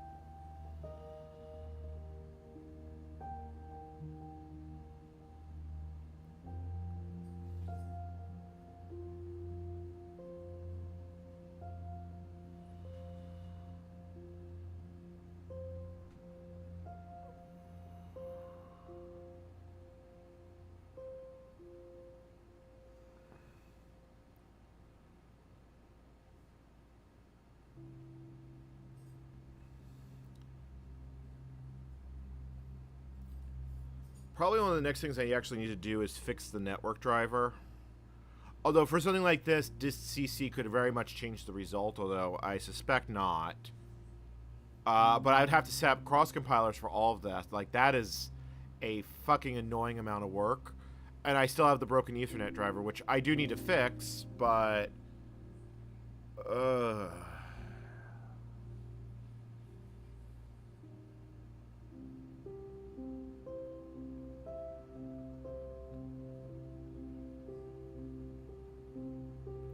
My system load average is 23. My God, look how high the load average is going.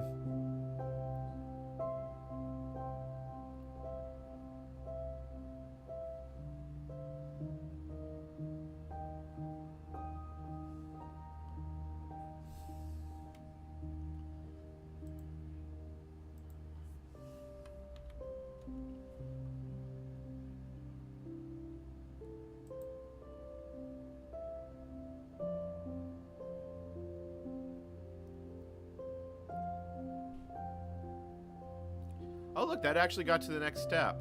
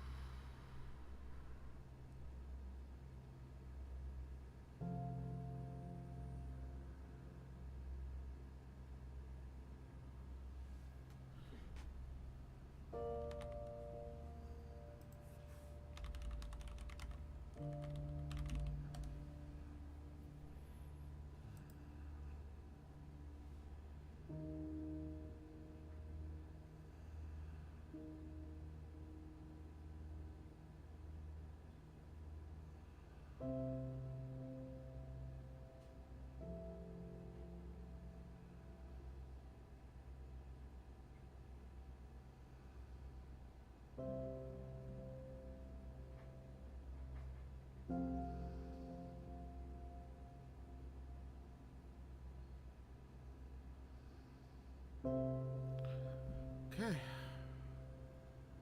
Nothing to do but wait now.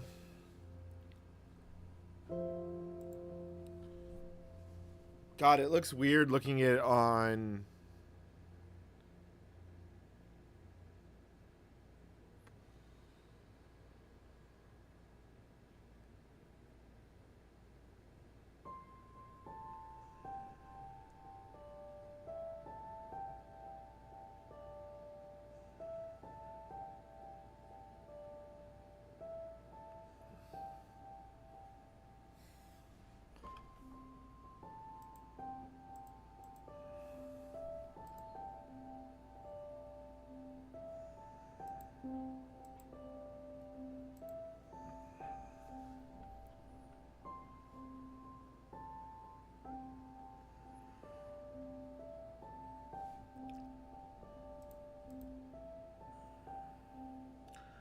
Speaking of... so let me see what's going on in tech news today. Oh, new next generation Ryzen. I should see if I could get a better CPU that fits in my motherboard. Because the biggest limitation on that desktop is the CPU is a bit mid-range. But I don't remember what socket it is. But I could probably get some pretty low-cost upgrades and keep that thing going for a while longer.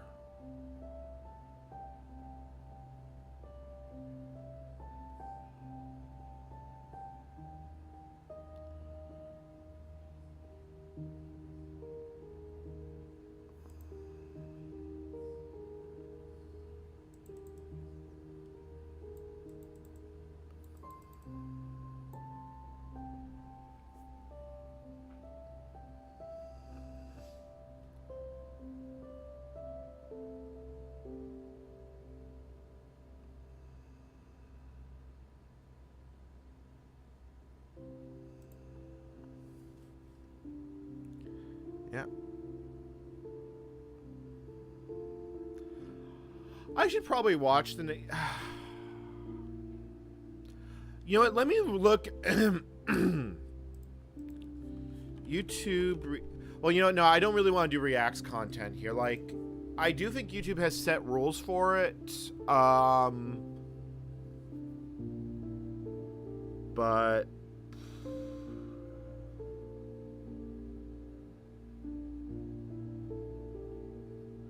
It's a Ryzen 3600. It's about 4 years old at this point. So, my option, the fact of the matter is I'll probably keep this system for the foreseeable future as a VM host. And if I get a new editing rig, it'll be a Mac Studio. At this point, I think I'm happier on Mac than I have been on Linux or Windows.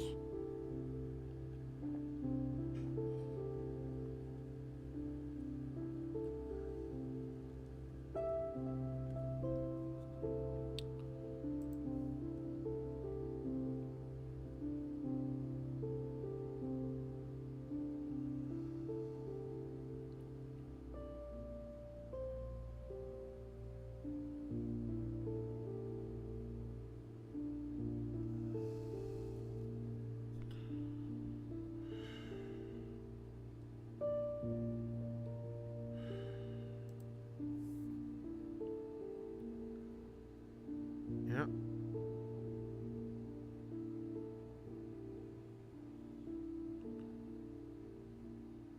The Vax that Black Coffee Drinker bought was about 300 Canadian. They're pricey systems, or they're pricey for what you get. I mean, you really gotta appreciate it. It's not the type of system you want to start your vintage computer career on.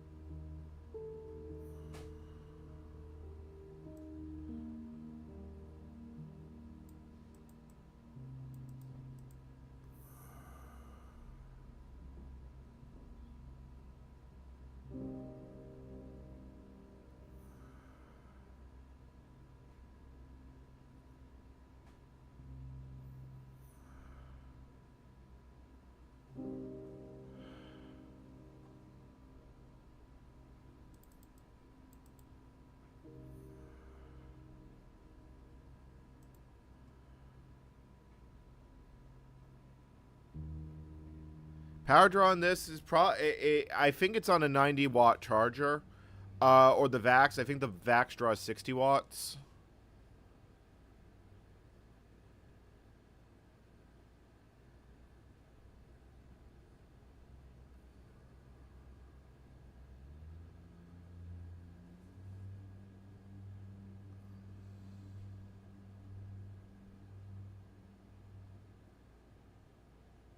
The fans of my MacBook Pro are now going full tilt. Like, it is definitely going. The load average has actually gone down. It's still at 21.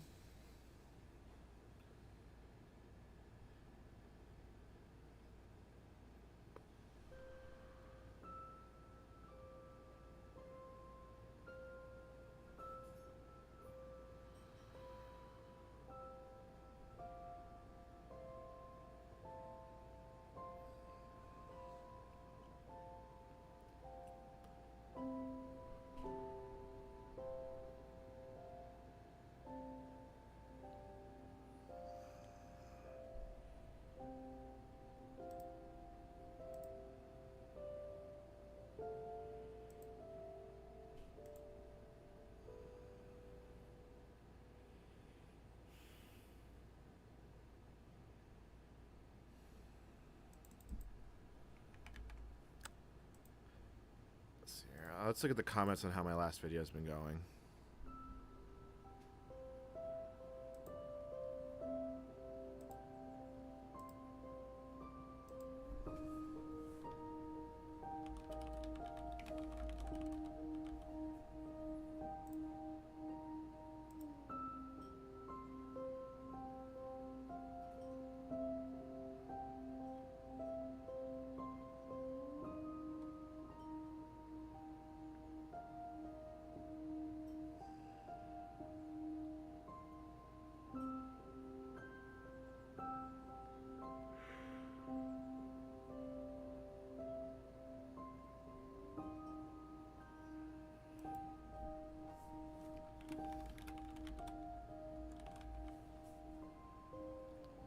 Sorry, I'm literally just responding to comments on the YouTube.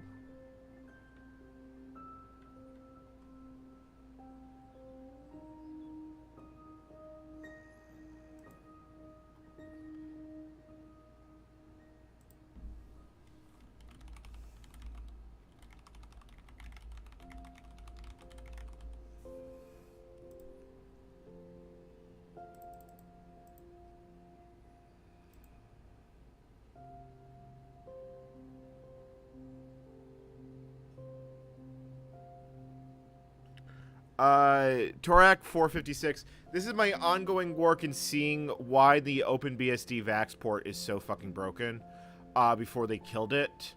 So we're doing regression testing. We're seeing if the operating system can self-host.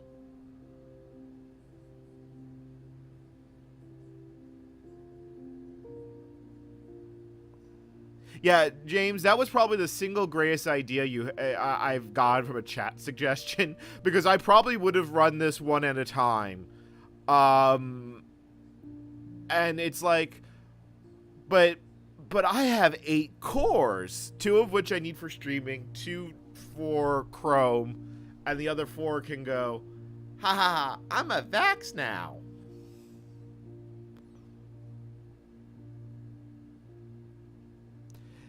NetBSD 10 has been rock solid from what I've seen.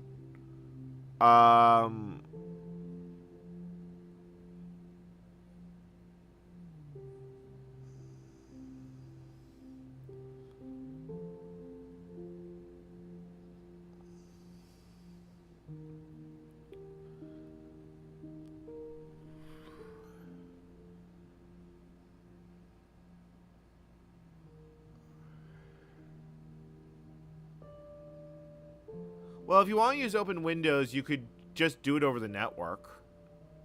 Or, well, DEC Windows.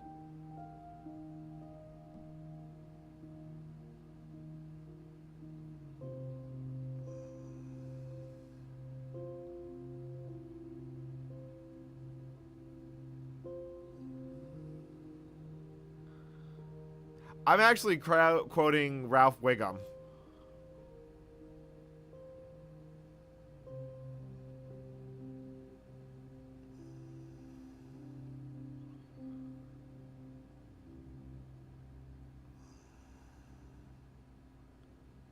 Yeah, I saw the VMS OS 10, and I was like, man, if only reality was this interesting.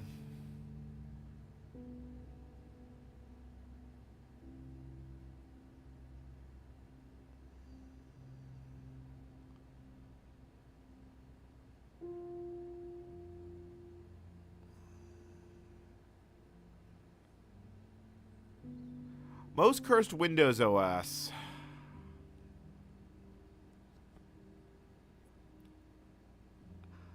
The RISC NT ports are pretty strange, but I'd probably go with CE. 8 and 8.1 RT aren't all that unique aside from the fact they're that locked down.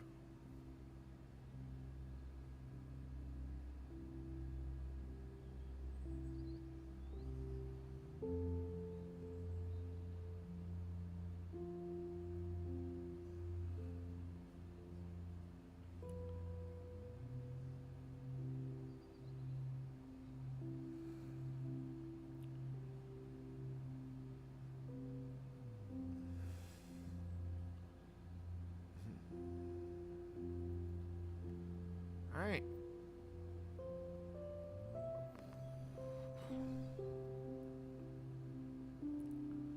Like, I'm not even in the mood to play NetHack. Like, I am so not in the mood to play a game. It's kind of sad. Like, I could load up NetHack on the other terminal, but I am really enjoying the crispy amber glow here.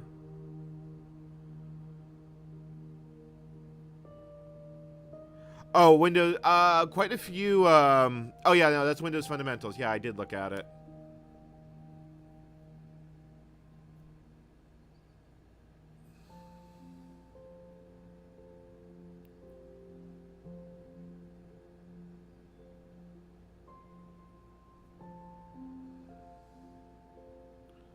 No, I'm alright. I'm just not in the mood. One of the big things I'm trying to do is I just don't want to be sitting on my ass doing... If I'm going to be sitting on my ass doing nothing, I can at least have the live stream up.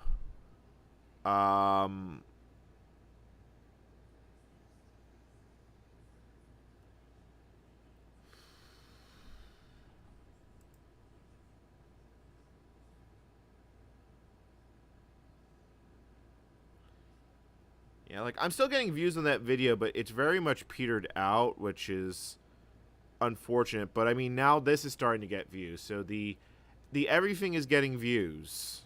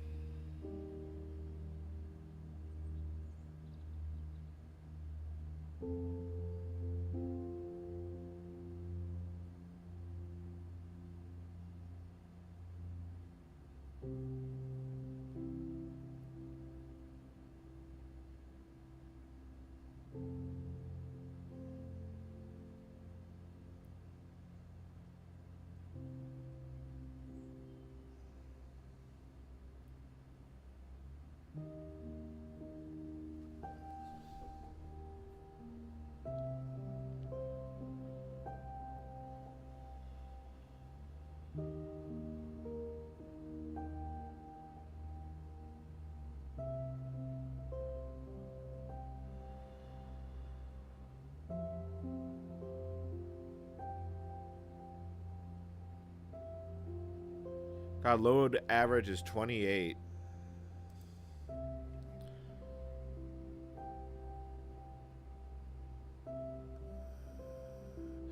Every watch adds money. Every rewatch, every ad, or YouTube Premium watch time makes the algorithm go more.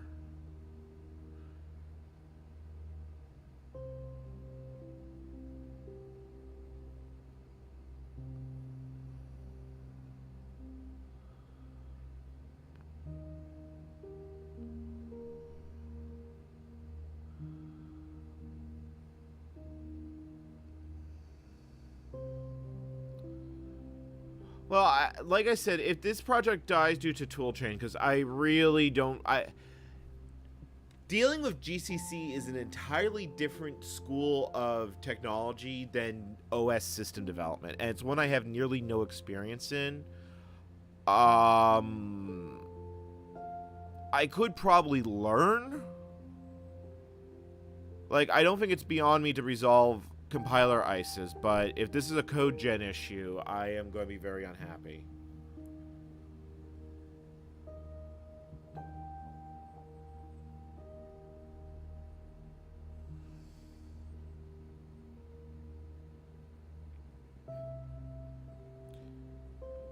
There is a playlist that has all my videos in it.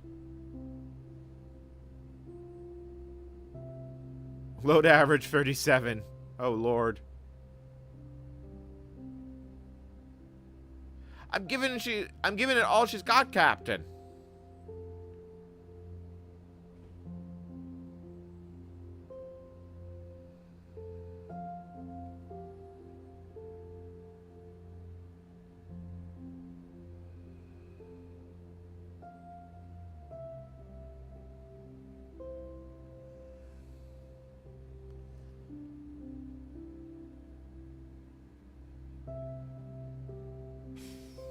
I should do Unios at some point.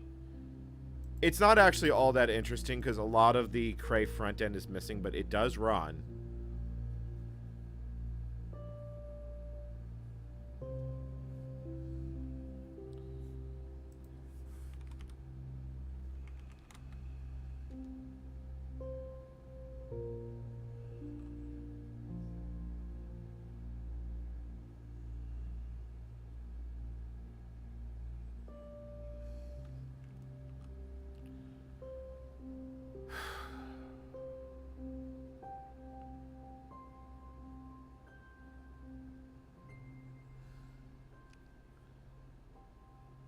Well,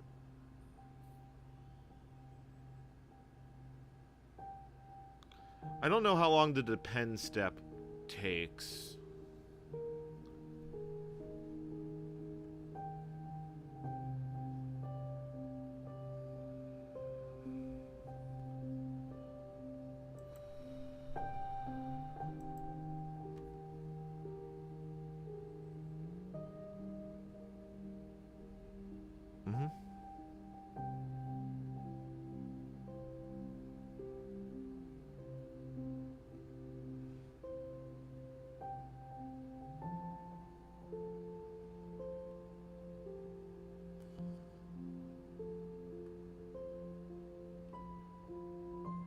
I'm guessing it's probably emulating. Each VAX is running probably about 200 megahertz. That would be consistent, roughly, with the performance.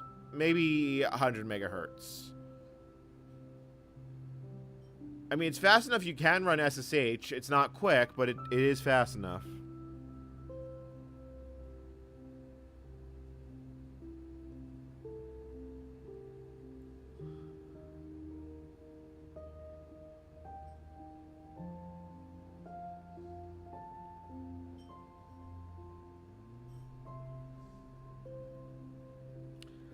I believe it's just interpreted. I mean, I could check it. I don't think there's a Dynarec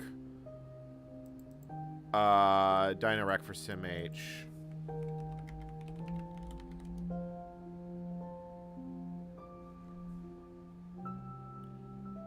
Yeah, I doubt it. I mean, VAX is such a... The real thing wasn't particularly fast to begin with.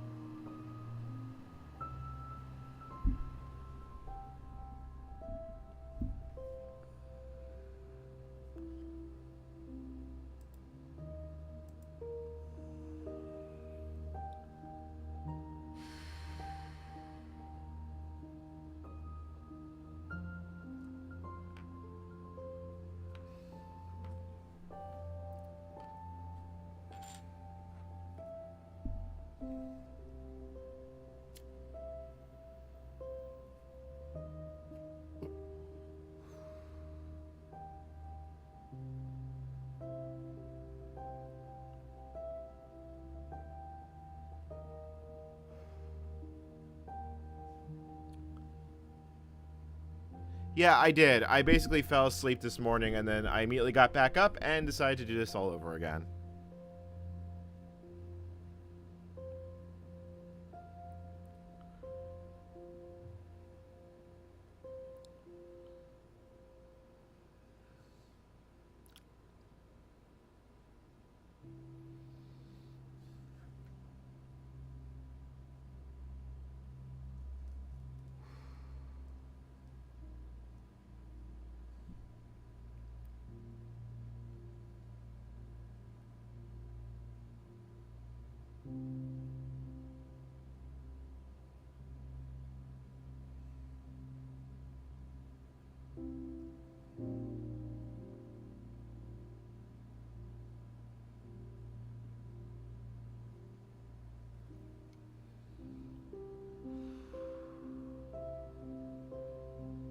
Yep. Well, it's get up, provide something that makes other people's day a bit better. That's a good way to put it.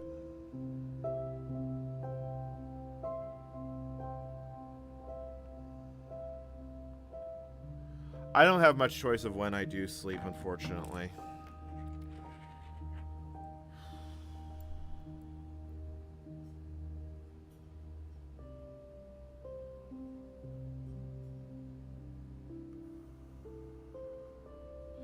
They can't. They're too slow. At most, you might be able to run links.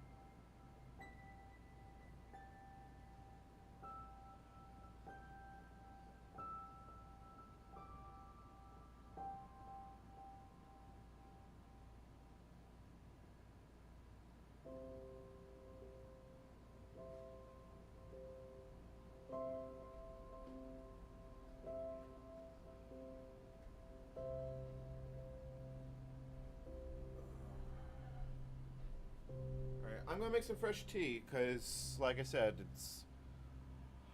I'm currently debating if I want to play NetHack.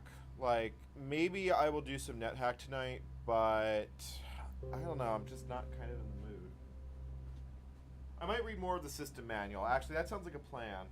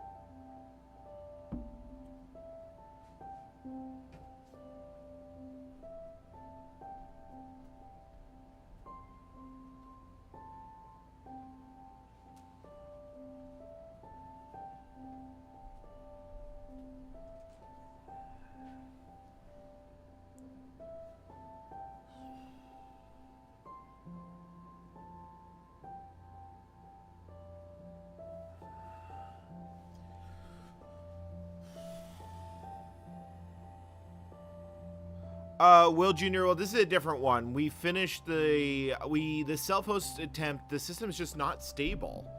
Like, I might be able to get 5.9 built with much hand-holding, but realistically speaking, it's not able to self-host. It keeps falling over in weird and frustrating ways that at this point, I need to see what is actually going on because operating stability actually matters.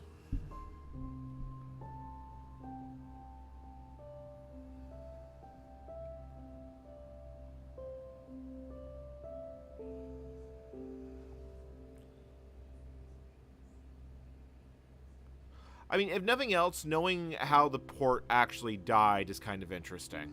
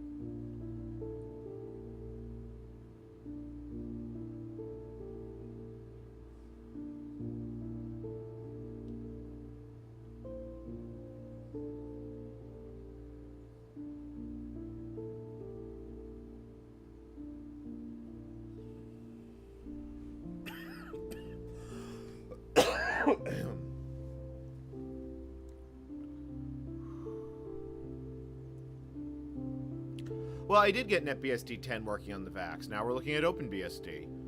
Like, look, I'm doing this for fun. There's no specific end goal.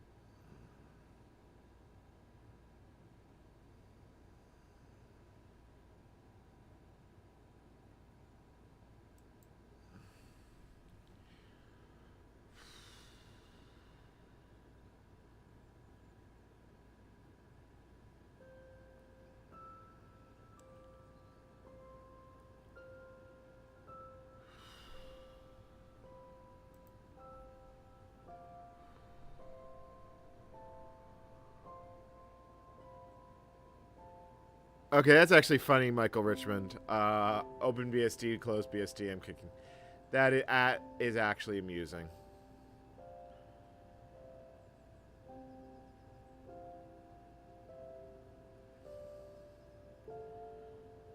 Oh man, I'm having a rough time of it.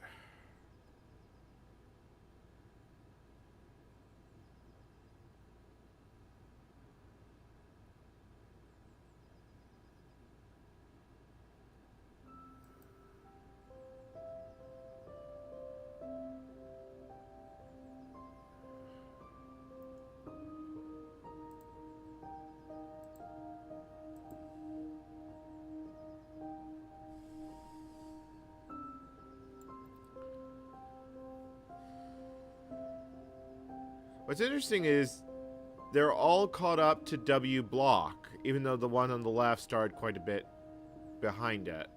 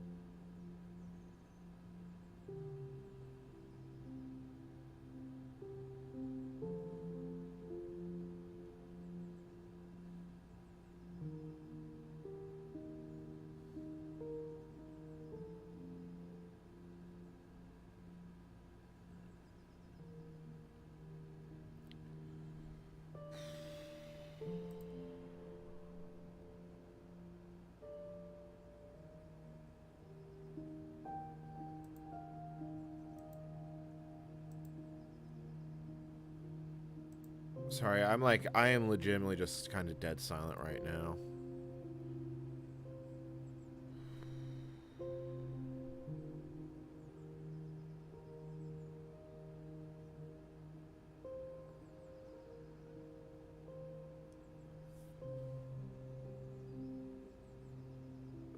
We are doing native compile in SimH 4 times over.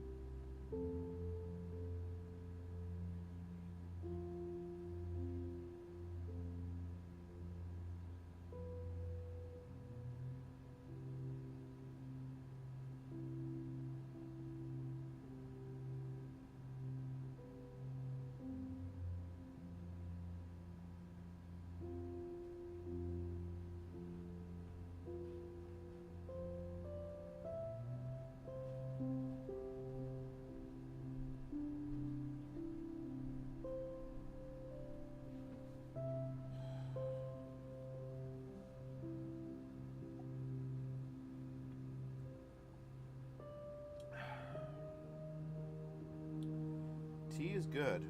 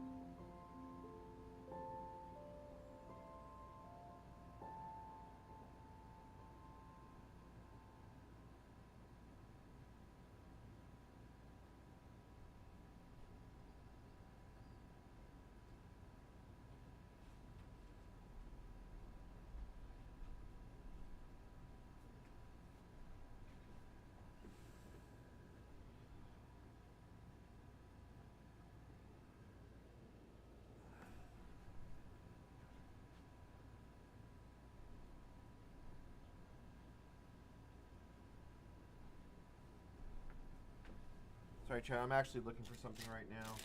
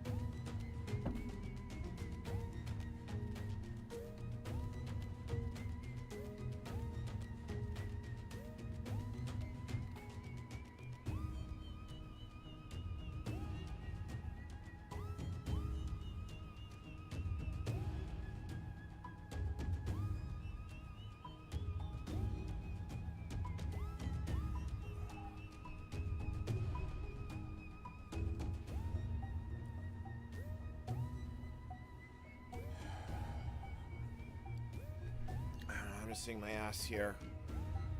That's like...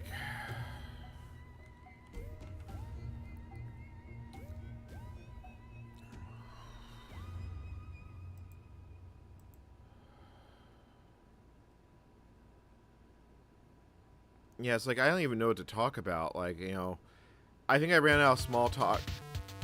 Oh, those are, that's a Nanoraptor. Small hypertalks are retweeted by Nanoraptor.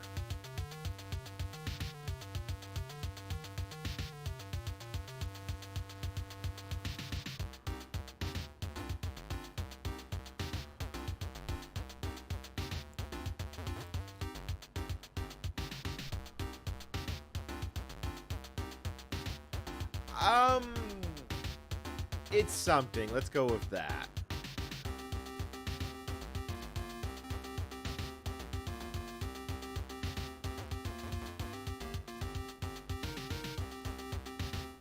I mean, let's be honest, this was a not insignificant part of my old day job.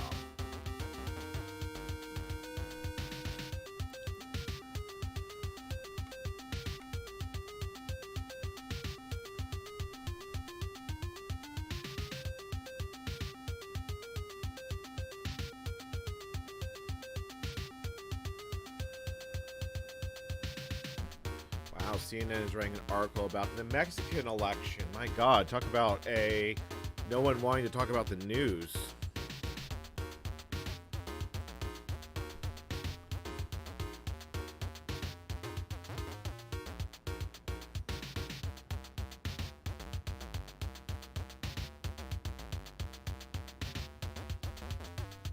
I mean, NetBSD runs on a lot of things. You can run NetBSD on a Dreamcast.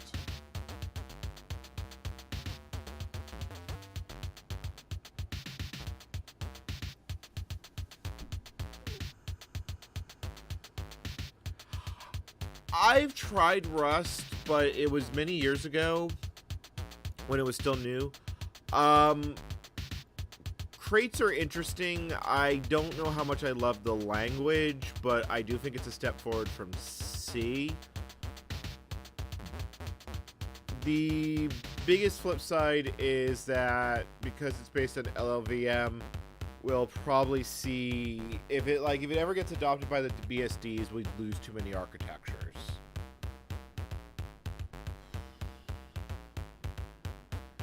But I mean, let's be honest, architectures die.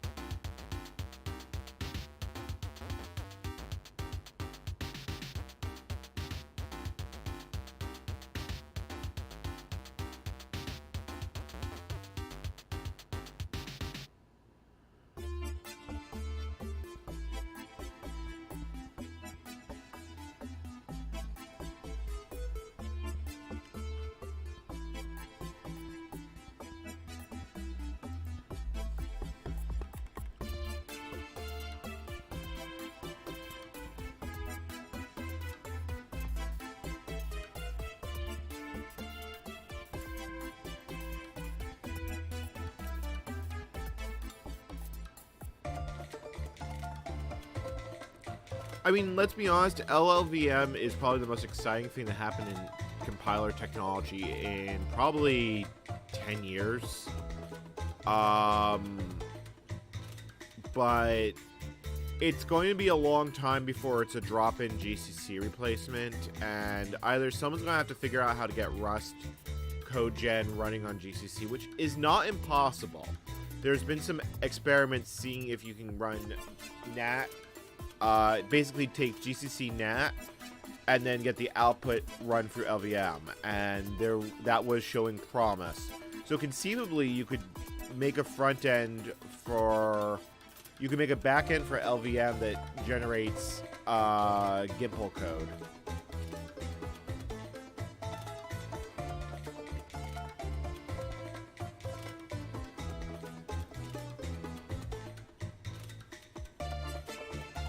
Oh, Rust supports already in GCC? Okay, cool. Then that means conceivably you could run Rust on VAX.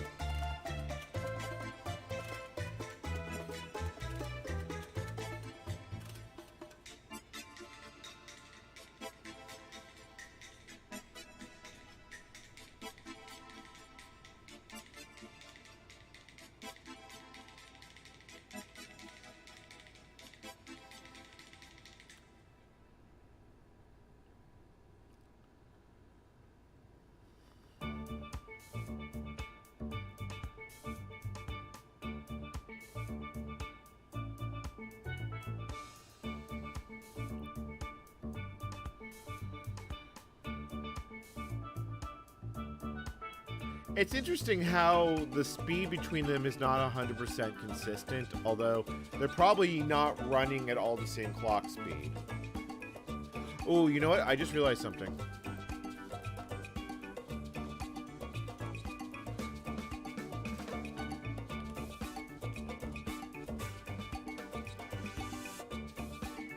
The time and date needs to be set.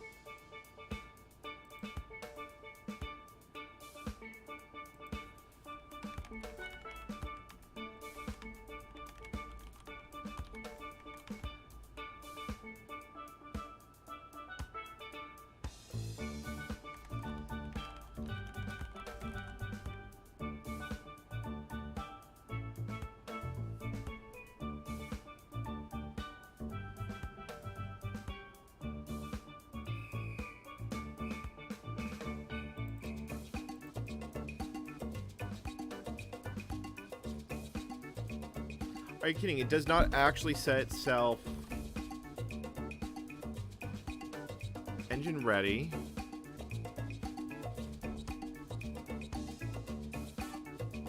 So yeah, it's setting time. So listen on query sensor. Okay, so yeah, it's getting peers now valid. Like,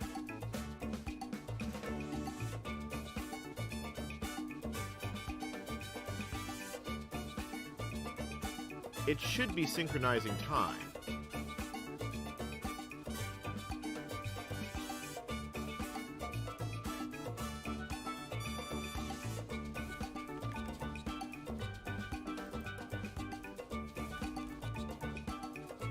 And that didn't set the date forward. All right, hold on. I'll do it by hand then. Date 2/24, 06, 02, 23:53.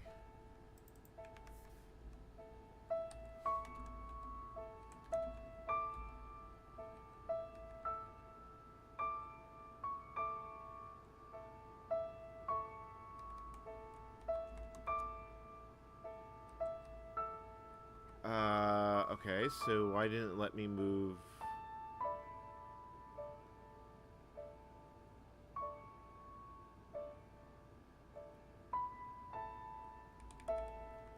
Okay, hold on. Minute. 54:32. Day is 02, 06. 24:20. There we go. All right, now, well, no, hold on. That's May.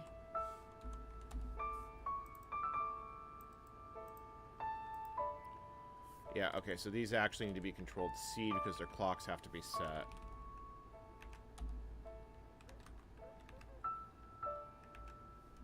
It's a good thing I thought about that.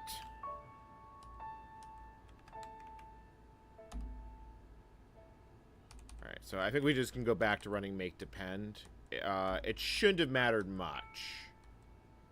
But I did see weirdness because the clock was not set.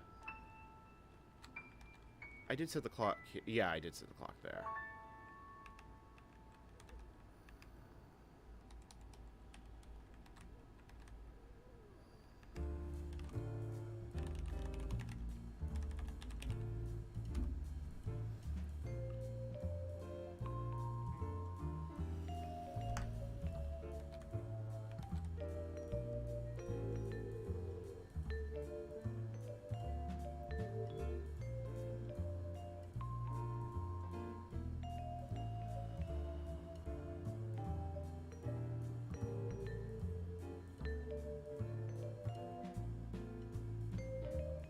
Or do I need to run clean? Well, we'll see. It should be fine. The concern here is the files in the tarball might be slightly newer than the ones than the system clock, because the system clock is probably initialized from the kernel build time.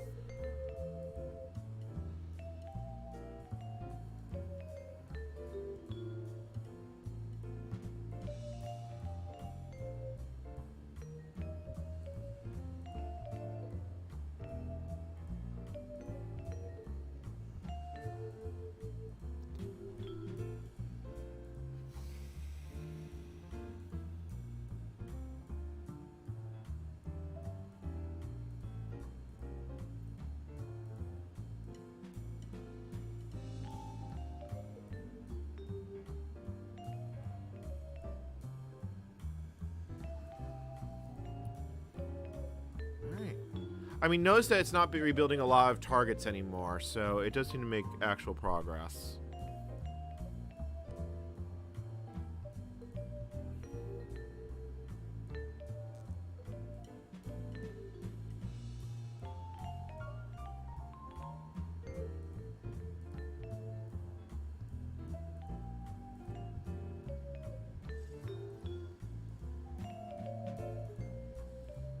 You probably could get it to run on a GameCube.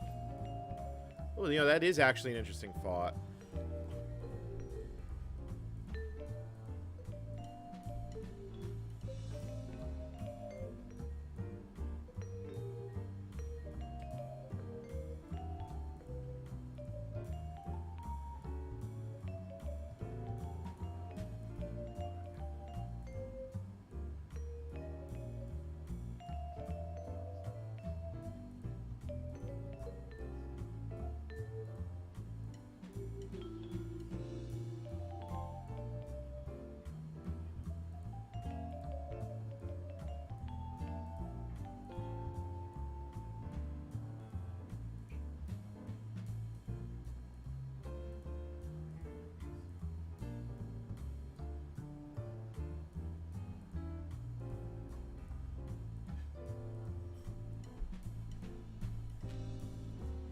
Just need to turn the AC off. If this, you know what? Let me make sure I turn auto stop down because I'm going to turn on the bread maker, and I've already had the breaker pop twice tonight. So, because it's that time of year.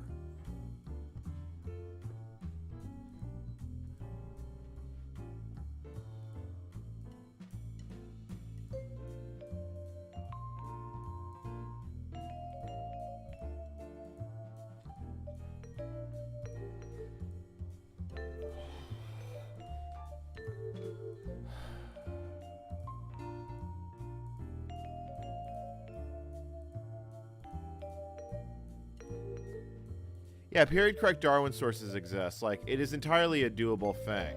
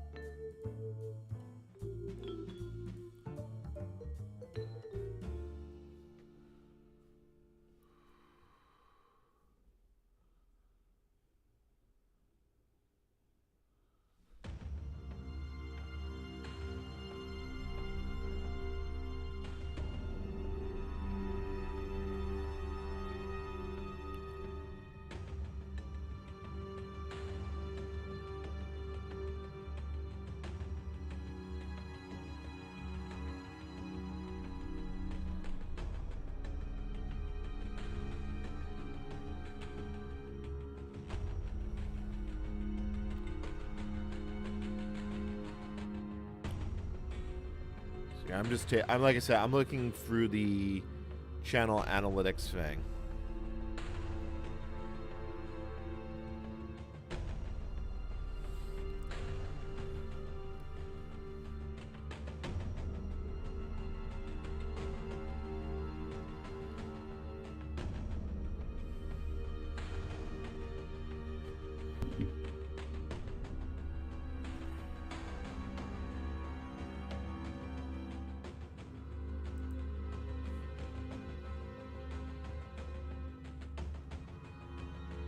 I mean, if you want to get playing with weird architectures, old consoles, like I did it at the time. I remember running Linux on the Wii. It's like, cool, cheap PowerPC box. I never did anything with it, but I remember doing it just because you could do it.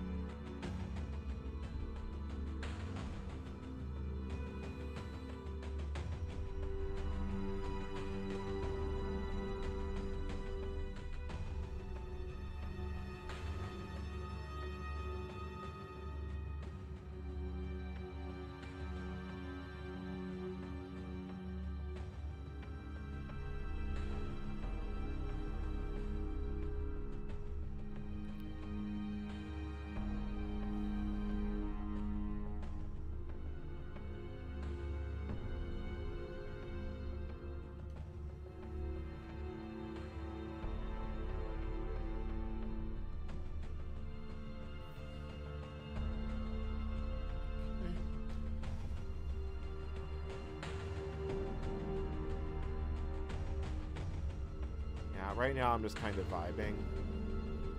So...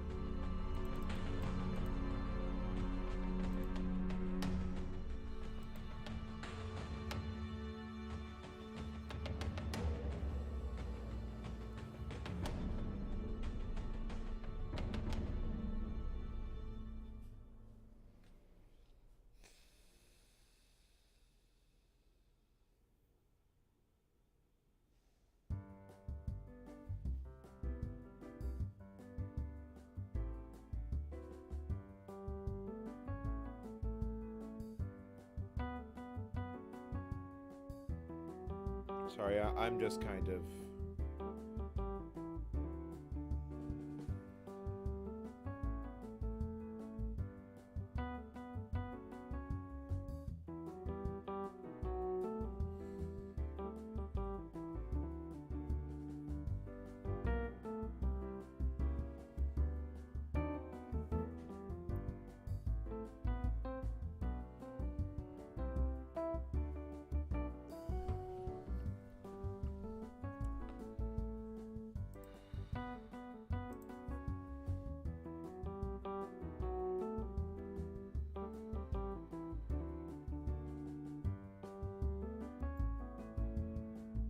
Wizard is Hung's shell script. That is an interesting one. Is that like an easy way to run classic Mac OS? Alright, so the 5.4 one really just seems to be trucking along. It seems much faster than the other ones. Even though the general performance seems lower, it's just fascinating.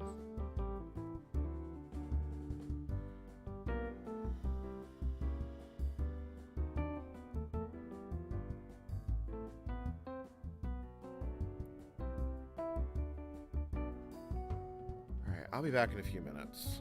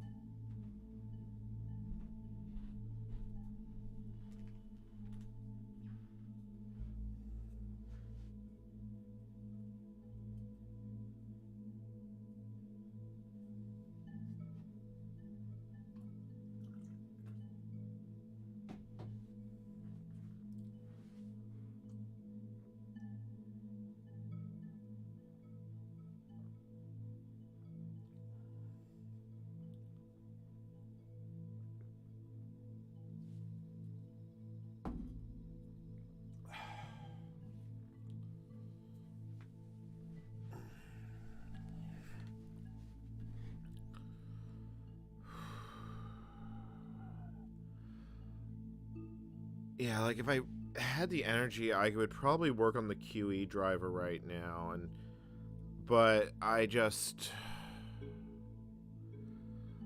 know why, but like just the 3 hours it took to get this far seems to have drained my executive function for the day.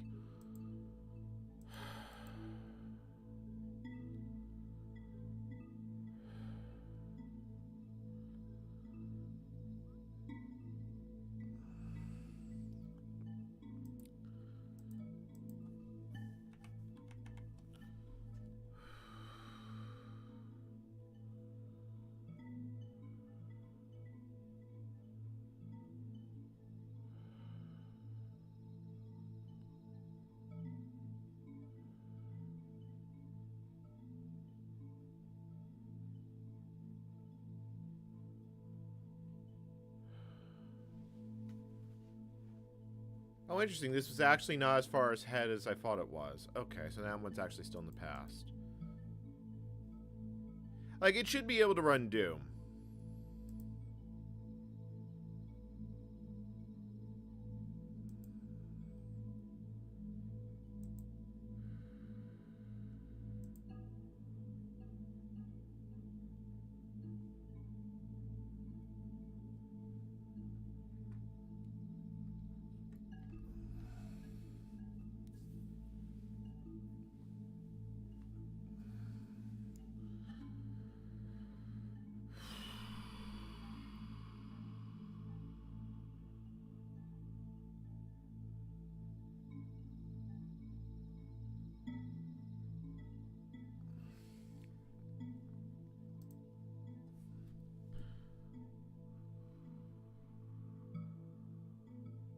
Yeah, Alpha 1 would probably work. That's the Marathon engine.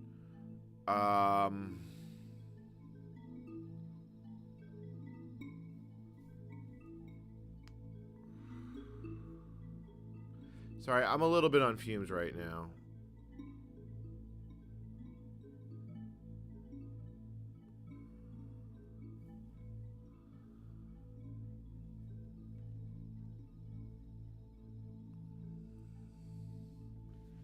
That might actually be an interesting project, because a Wii is something I could get real easily. Like, I just need a way to plug it into an H. You know, no, I have a RetroTink. That's trivial.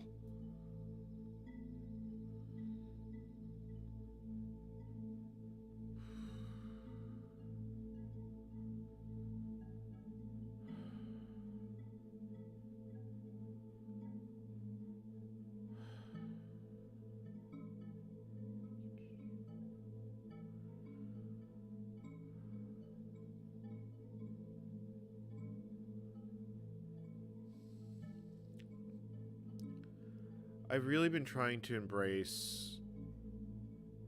One of the big things that when learning Spanish in Central America was that I needed tranquilo if I wanted to learn. And I didn't disagree with that at the time, but I was under a lot of strain and it had a cumulative effect. I really...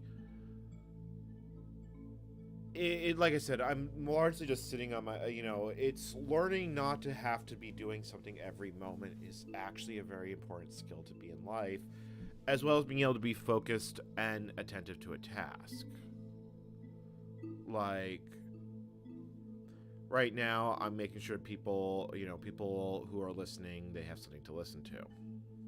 I'm making sure the build is going, I'm making sure the build is stable.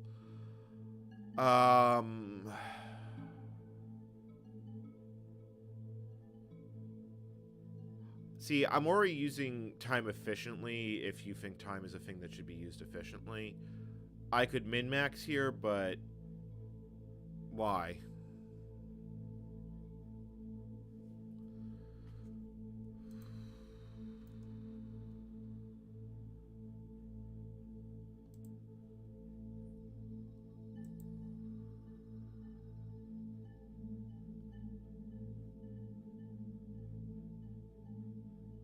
You know, it's actually interesting that, the revenue for my shorts, I earned 9 cents from my shorts in, since May. I probably need to do Restless Yankee shorts. Like, if I'm going to carry a phone when I drive across the country, I will do shorts.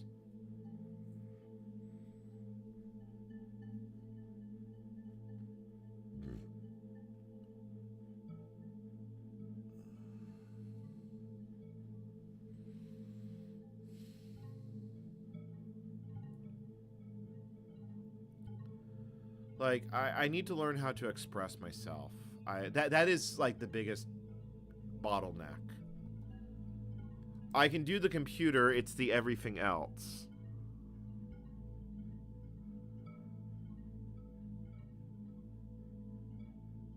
I mean, if you're just running Darwin, you could run it on a lot less. Like, you could easily run Darwin if you don't need the full X subsystem. It's really just making XNU do it. And honestly, my end goal game is I would love to see my next station run Darwin. Doing an architecture port, a sub-architecture port, like getting 10.4 running on a Wii actually sounds kind of interesting.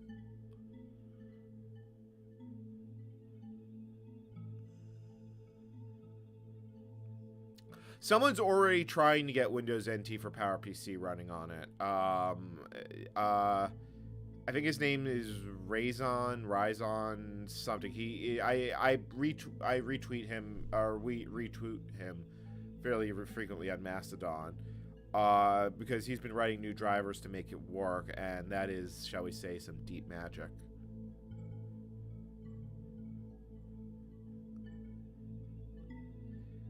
You'd really have to understand how the NT source code works to do it. Windows' driver model is a little baroque, and I have no real interest in doing so. Because especially, I'd have to... You might not necessarily need to use the leaked NT4 source code to do it, but it sure as hell would be very hard to do it.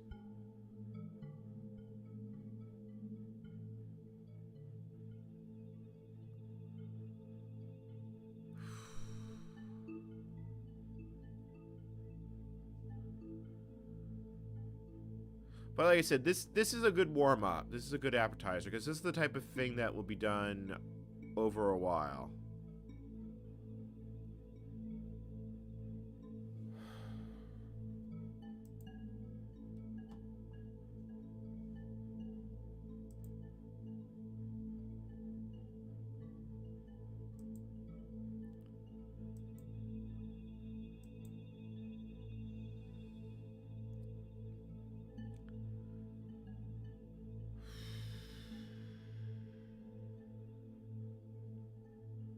I wonder how much van life would actually work.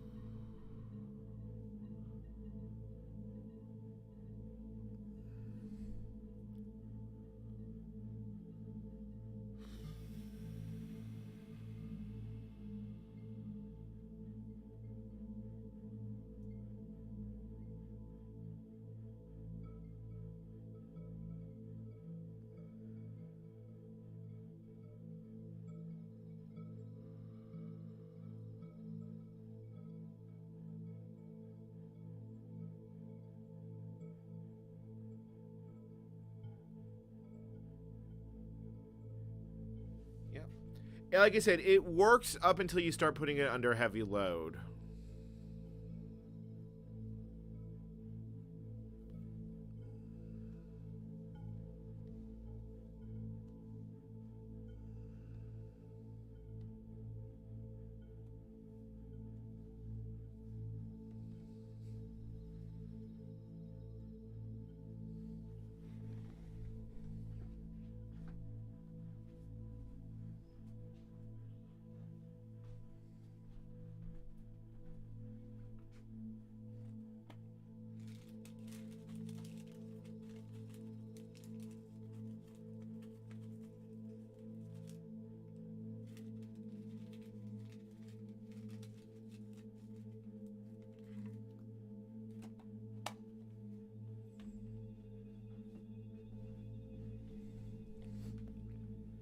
Have some Altoids here, and we'll just see how it goes.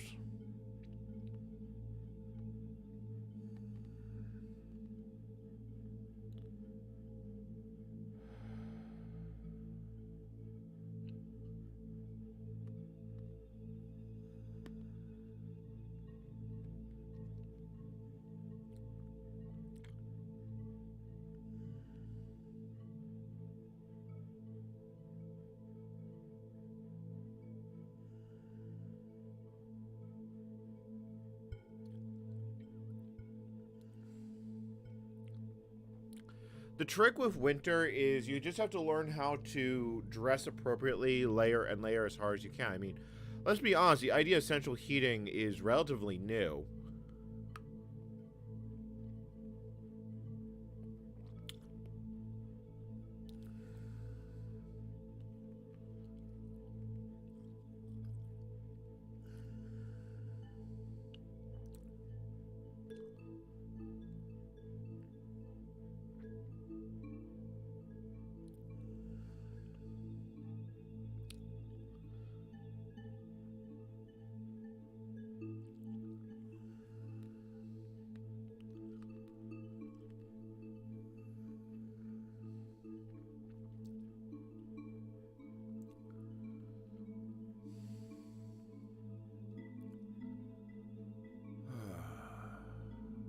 Yeah, I'm actually feeling quite good right now.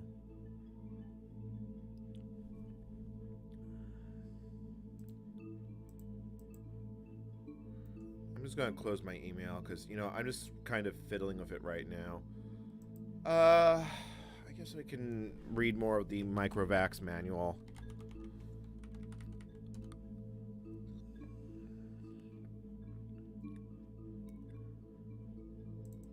So I got to about 260 last night. I am speed reading this, but right now I just want a high-level view of the architecture.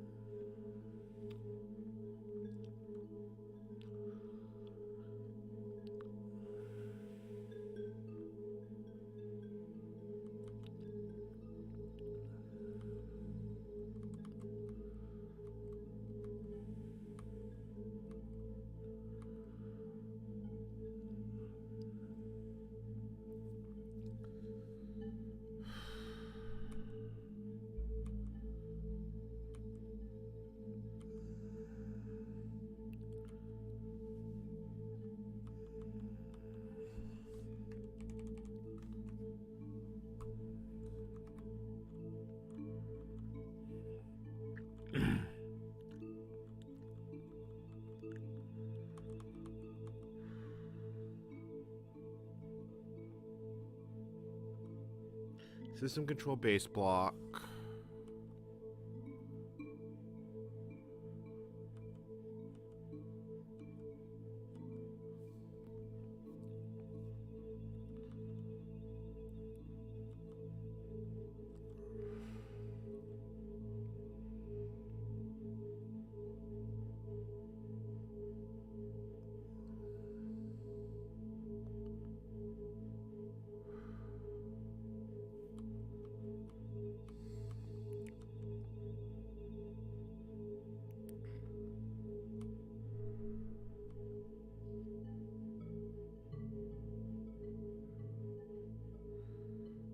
Alright, so this is all,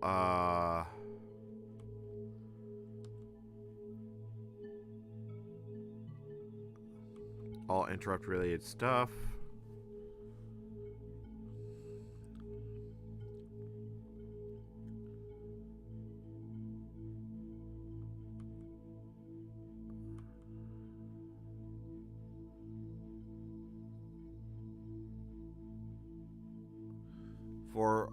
For privilege levels, kernel, executive, supervisor, and user, or in a system-wide interrupt service context.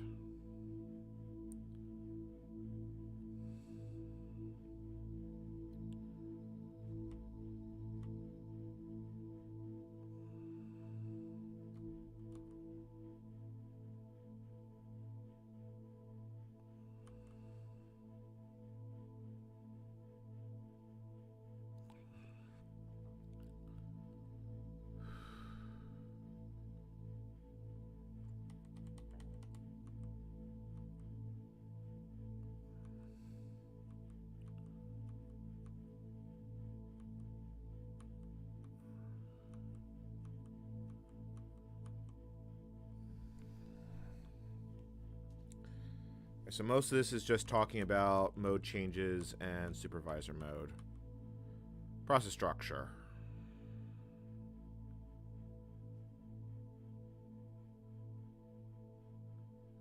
I think this is the a hardware multitasker. It's talking about the process control block.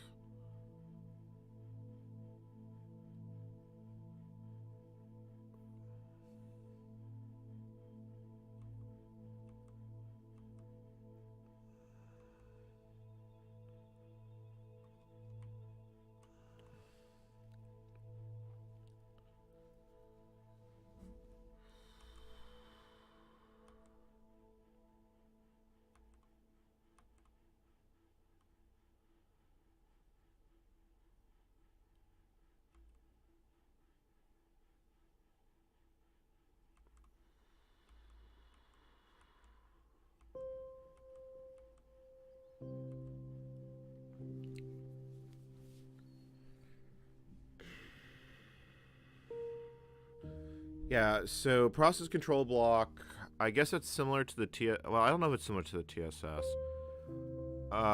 It seems to imply...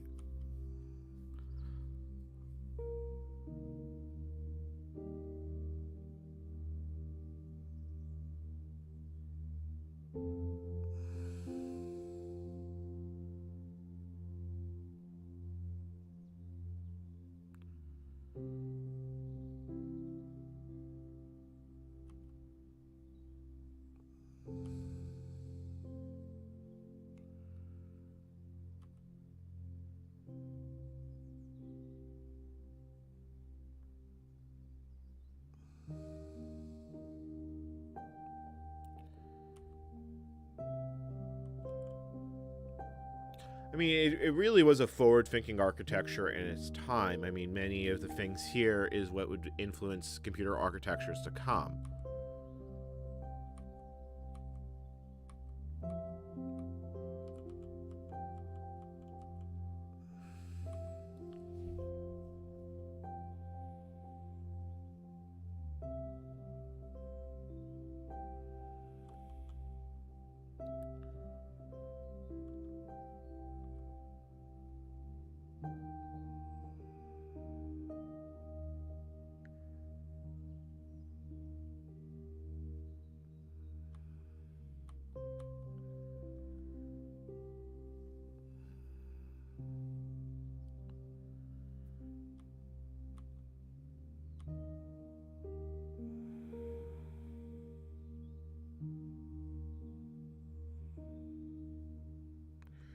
This is talking about implementing a cache, which was actually a real problem on the 386. 486 was the first that really had effective caching. Or more specifically, you couldn't hook in external caches.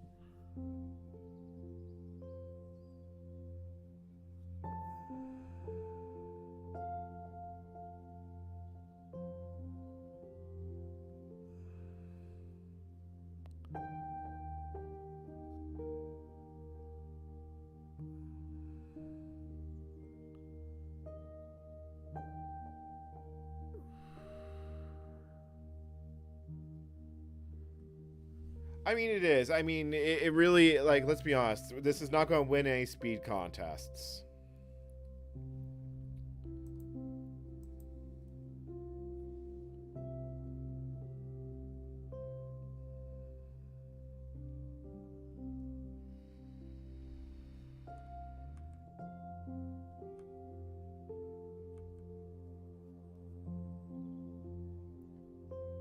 I mean, you just have to appreciate that how cheap hardware is, because the price of one of these VAX systems would have been literally a zero on top of the end of my laptop, just because Silicon had a lot of room to develop as a technology. Like, we've kind of hit the upper limit, but you would never manufacture something like a VAX processor today because you could do a lot more of a lot less.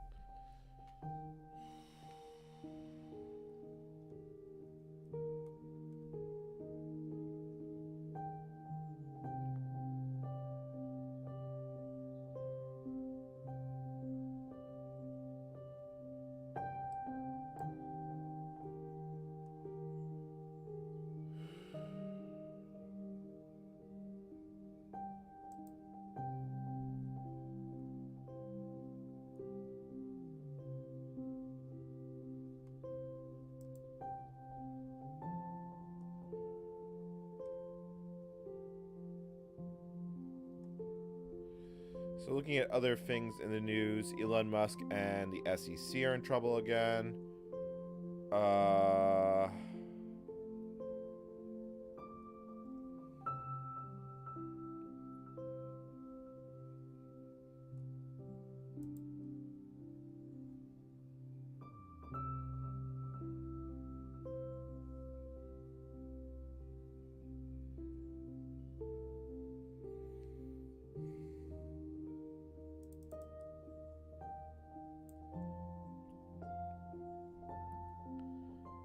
Okay.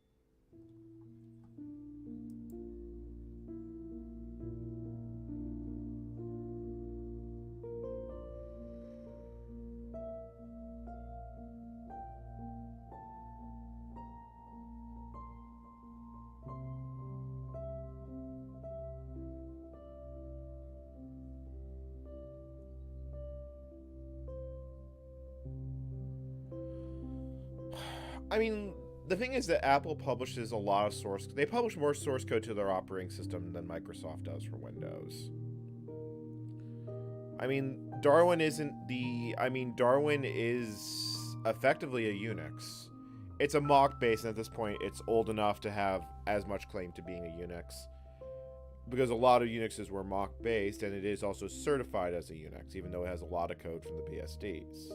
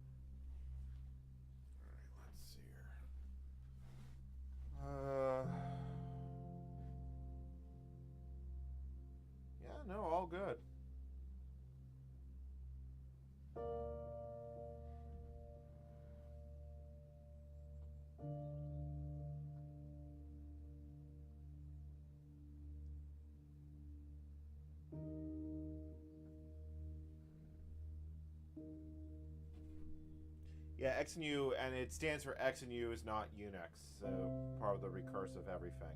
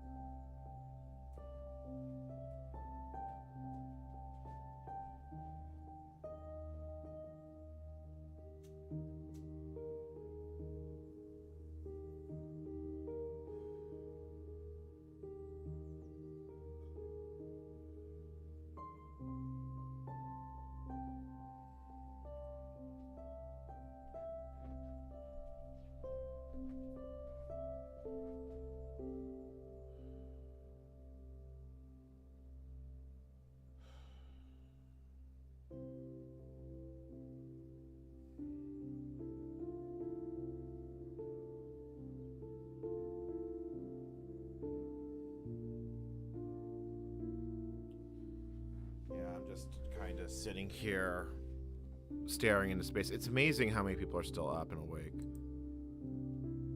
They're not using GNU mock, but the source base... No, actually, I think X and U is base is...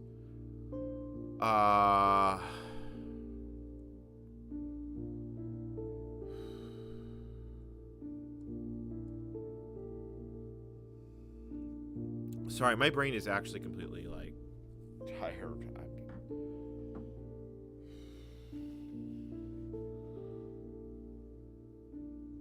Yeah. Yeah, I believe GNU Mock was Mock 3. Although, yeah, like, if you go all the way back to Mount... Xenu is if you like go all the way back to the start.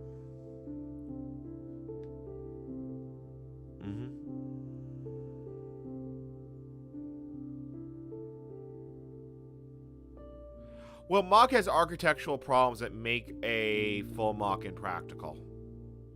That is mischaracterizing it.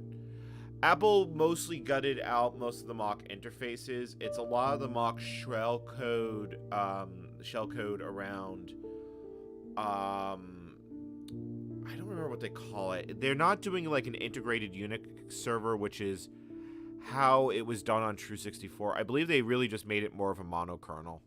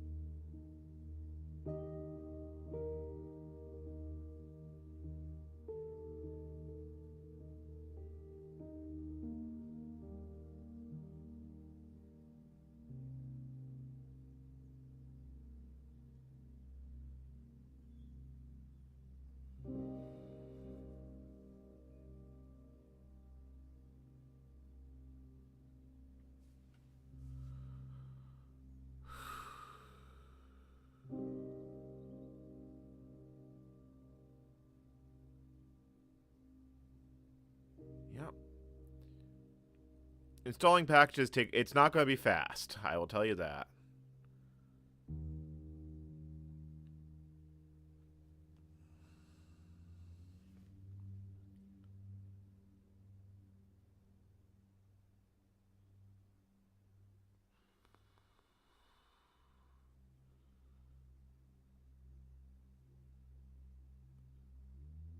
You could potentially port it to another architecture. It builds with standard GCC. It's actually a lot easier than a lot of other things would be, because you can just use standard toolchain. It's also standard glibc. It's just not that impressive an operating system. That being said,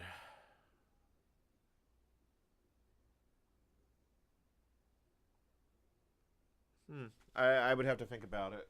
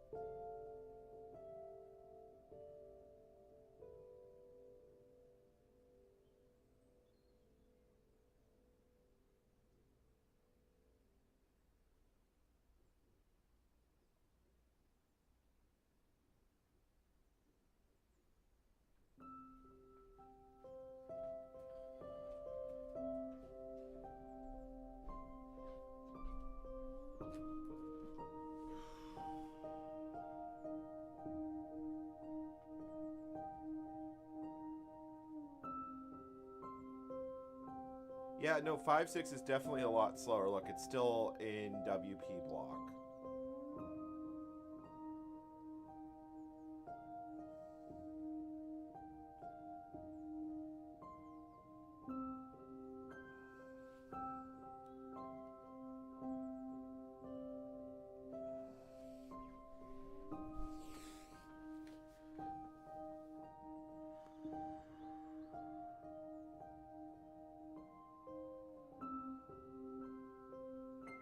The L4 port is dead, but realistically, the last time I heard anything about it, there's always been a couple of efforts to try and basically make it run on something else, but realistically, no one's doing development work on it. It's like very bit of hobbyist work here and there, because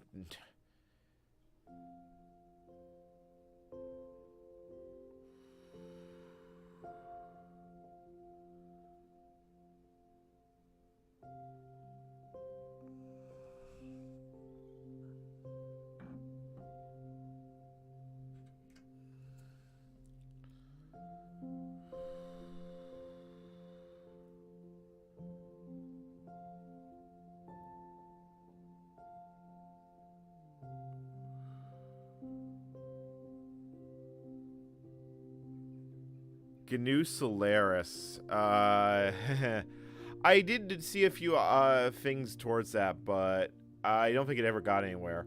God, it's doing a lot of generation shit. Like, it's definitely... OpenBSD has gone faster with time. I mean, that's the part that's, I think, most surprising about this. It's not actually slower.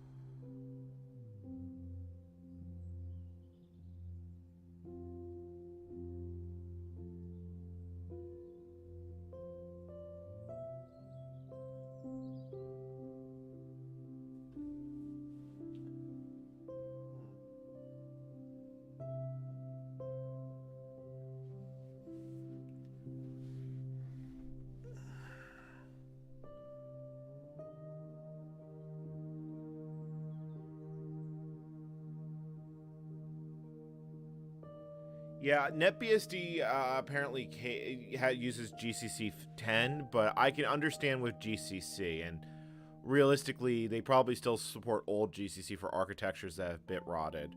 I know that one or two ports have actually died in NetBSD over the years, but mostly it's still been kept going.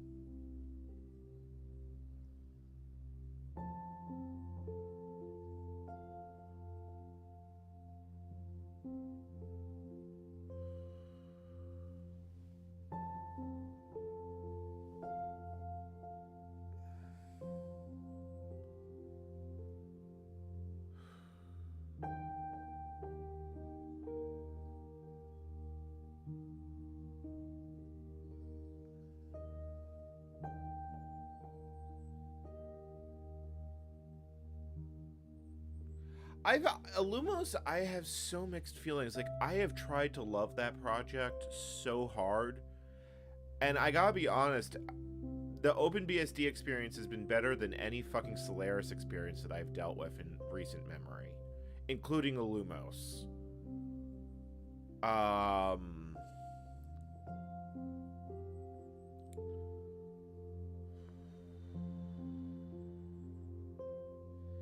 Like,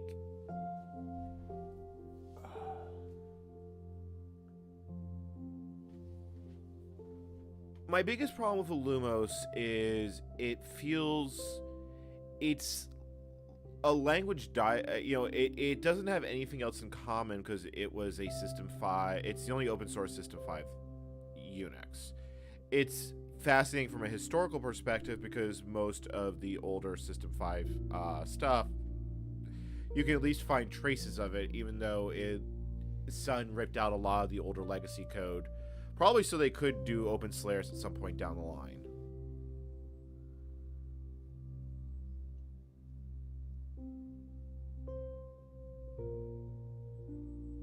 Yeah, I have been absolutely stammered at how fucking good... Like, I really have a fucking lot of appreciation for OpenBSD.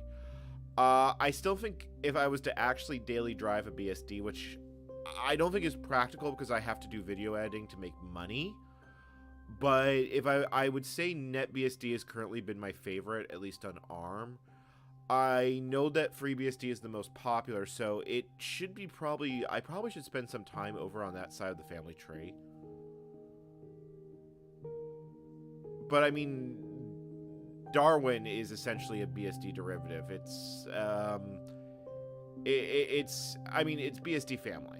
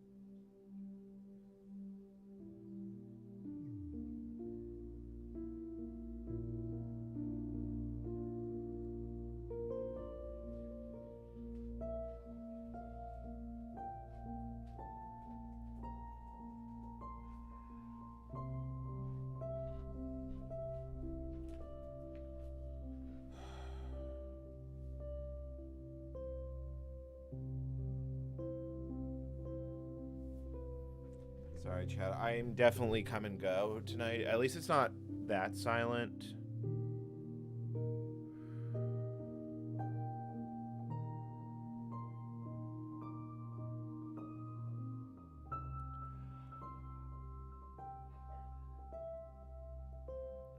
I mean, let's be honest, not every system has to be super user-friendly. I mean, Unix systems aren't, but once you've learned it once, you can use basically any Unix system. I mean,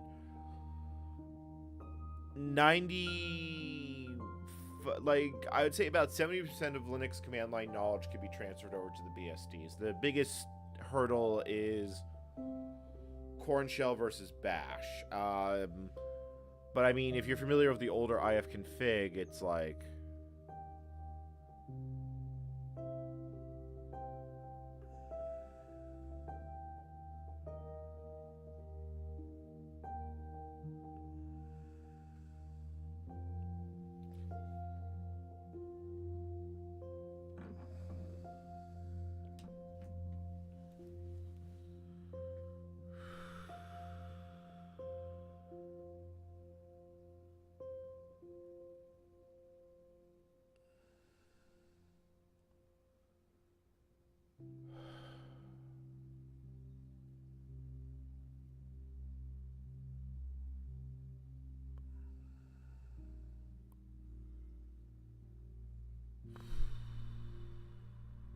I'm just kind of like chilling here.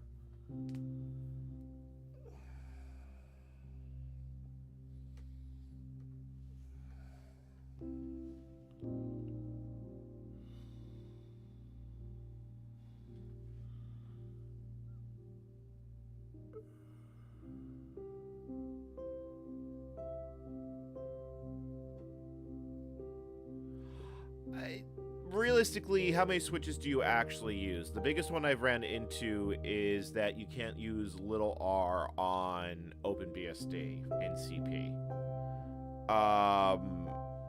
As long as you don't expect any luxury items, like the basics carry over, you can use the manual pages to figure out the rest.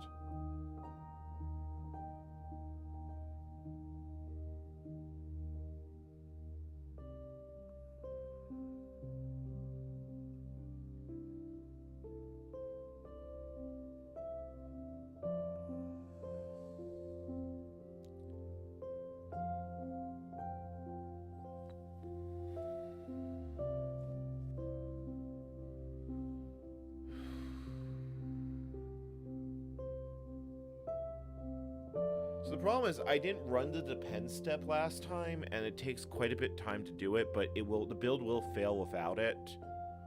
So we haven't even gotten to the point where it's starting the build. It's still making all the dependencies.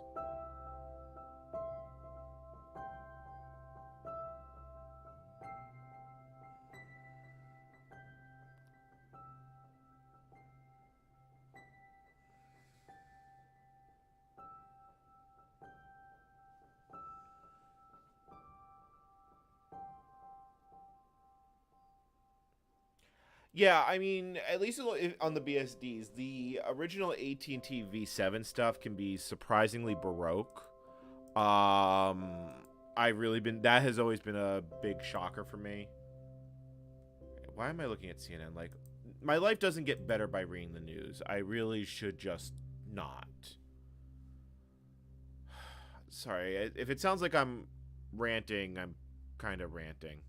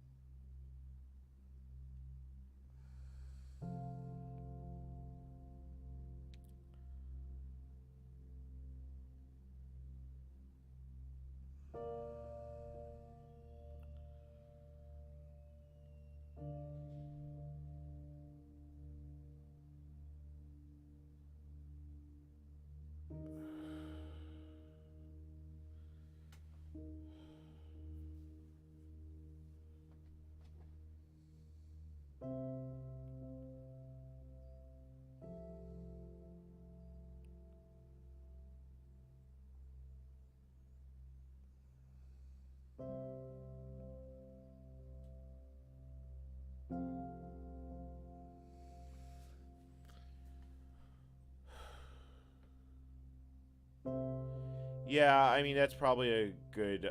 I mean, I'm really trying to do just what I can to have a better life. The world is such a shitty place. And maybe it always has been. Maybe it hasn't always. Like, I remember being a lot more optimistic just 5 years ago. No, actually, I will take that back. It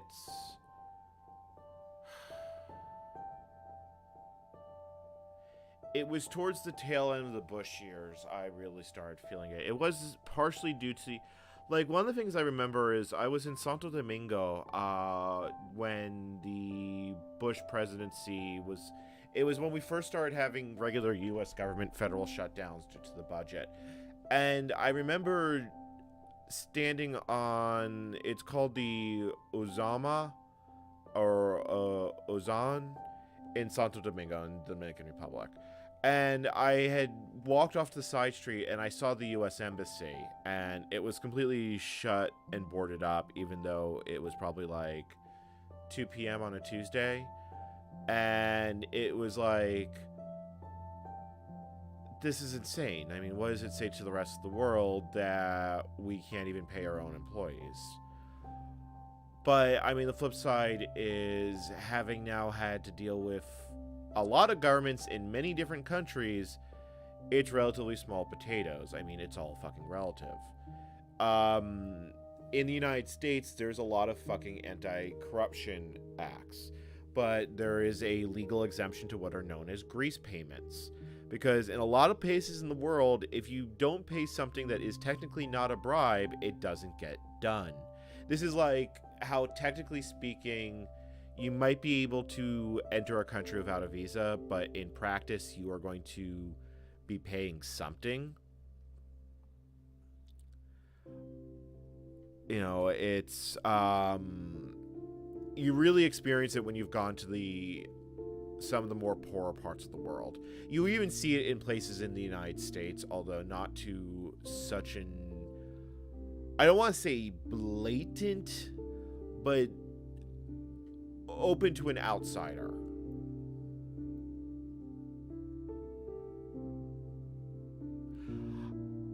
They sometimes get paid. In a lot of places, government service is compulsory, and it may not be enough money. I mean, realistically speaking, a household of 4 might only make 10, 15K a year USD. In like the Philippines, that's about right. Now, local goods and services are scaled to that. You won't starve as long as you can at least do some work. Most countries, unless the country is literally having a famine, most countries will not price food too high, simply because the cost of bread being too high causes a revolution. That is actually a very well-known phenomenon.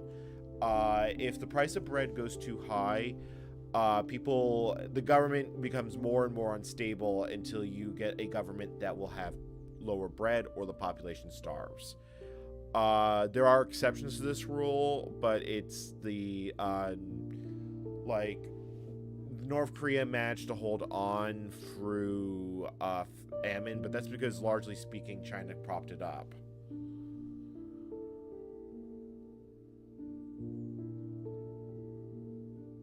Yeah.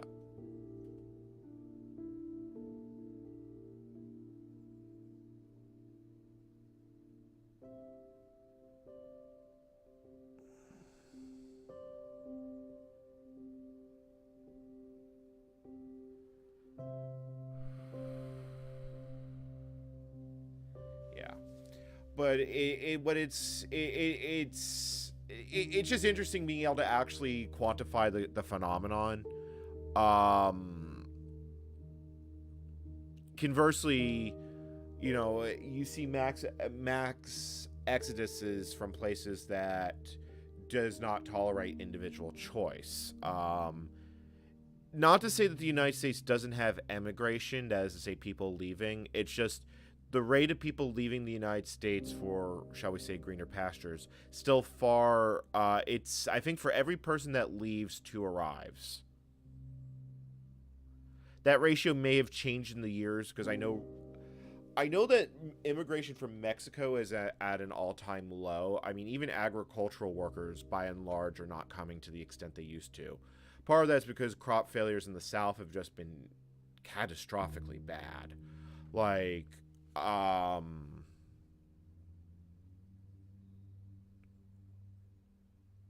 first comes food, then comes morality. Yeah, that. Is that a Nietzsche quote? That sounds like something Nietzsche would have written. I haven't heard that one before. So, I mean, what it ultimately then comes back around to, though, is, so in the Philippines, you could basically eat your fill of calories for probably $10, $20 a day. Like, more than. Like, you could literally probably feed a family on that. I know from personal experience that if I really do work at it, I can get enough calories to eat and sustain myself for about $3 to $4 per day USD. It's not quite bread and water. Like, you get quite good at cooking when you decide to see how low you can actually make it go. So, going past that point, let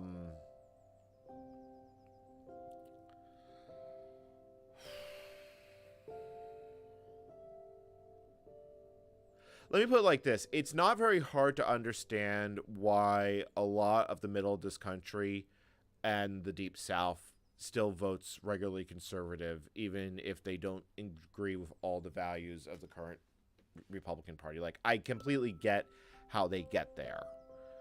It's just, it's self-defeating in the end. And more realistically, we've reached an age where power projection is a thing. Unpopular governments can be kept stable by more guns is really how it comes down to it.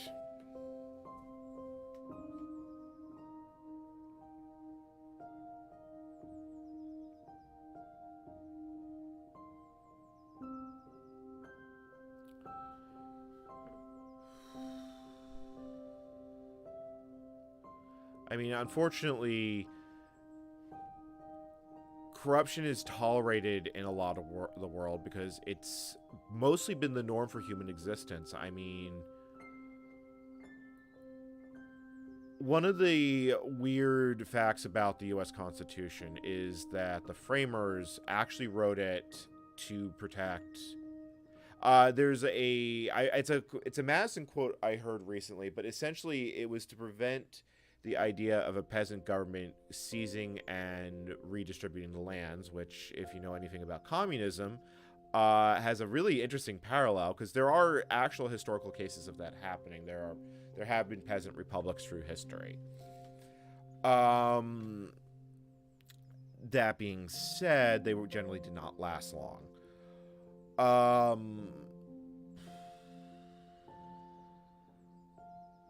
But one of the weird, interesting things is that it's been seen that the U.S. Constitution should protect all. I mean, when it was originally drafted, only men of a certain age who were landowners, so realistically one person in any given family, had a vote. Over time, that became all men, then men and women, then members of all sex, and so forth. We have seen the evolution of that to this very day. I mean, a century ago, LGBT rights, I don't think you could have even had, I don't think you would have been thrown in an asylum, is, I think, the actual way to describe it.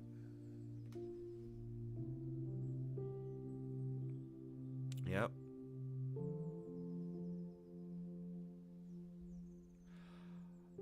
I mean, realistically speaking, a population can be made to fight up until it burns out. The other choice is to vote with your feet and leave. But are you really better off as a refugee?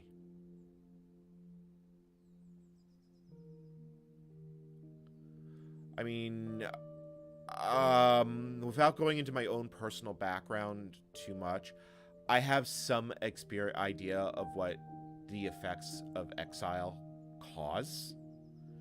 It's part of why I actually want to write my life story at some point. And I'm not talking about myself specifically, although I'm impacted by it. It's understanding, let me put it like this. I completely understand why a Palestinian in Gaza may choose to stay even if they had the option to leave. Conversely, I understand what the cost of leaving actually means. And that's... it's hard.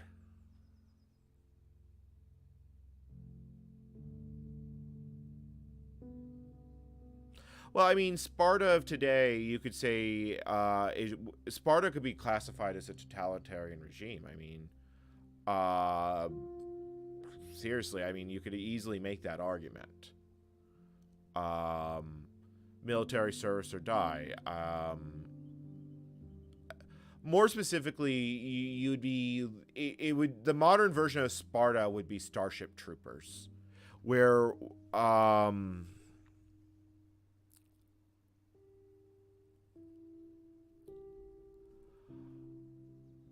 you're right, refugee is actually a loaded term. Let me go with displaced person. Because someone who has to move for reasons other than their own choice is displaced. Because, you know,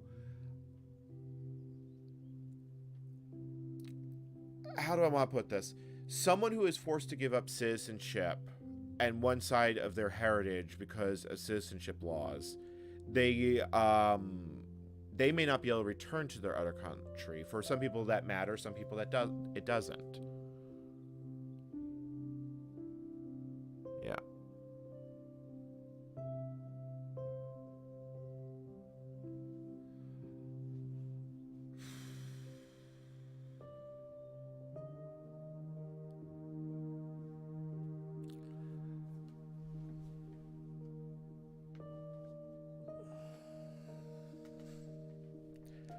I don't know. It's like I said, I am not happy with the state of the world. I don't really think anyone really is. I mean, even if you are completely apathetic to politics, climate change is alarming.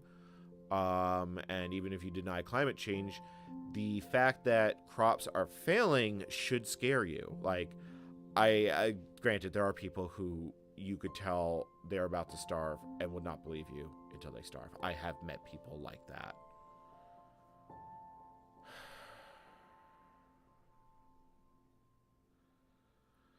Like I said, I've been doing some very deep soul searching over the last 2 years.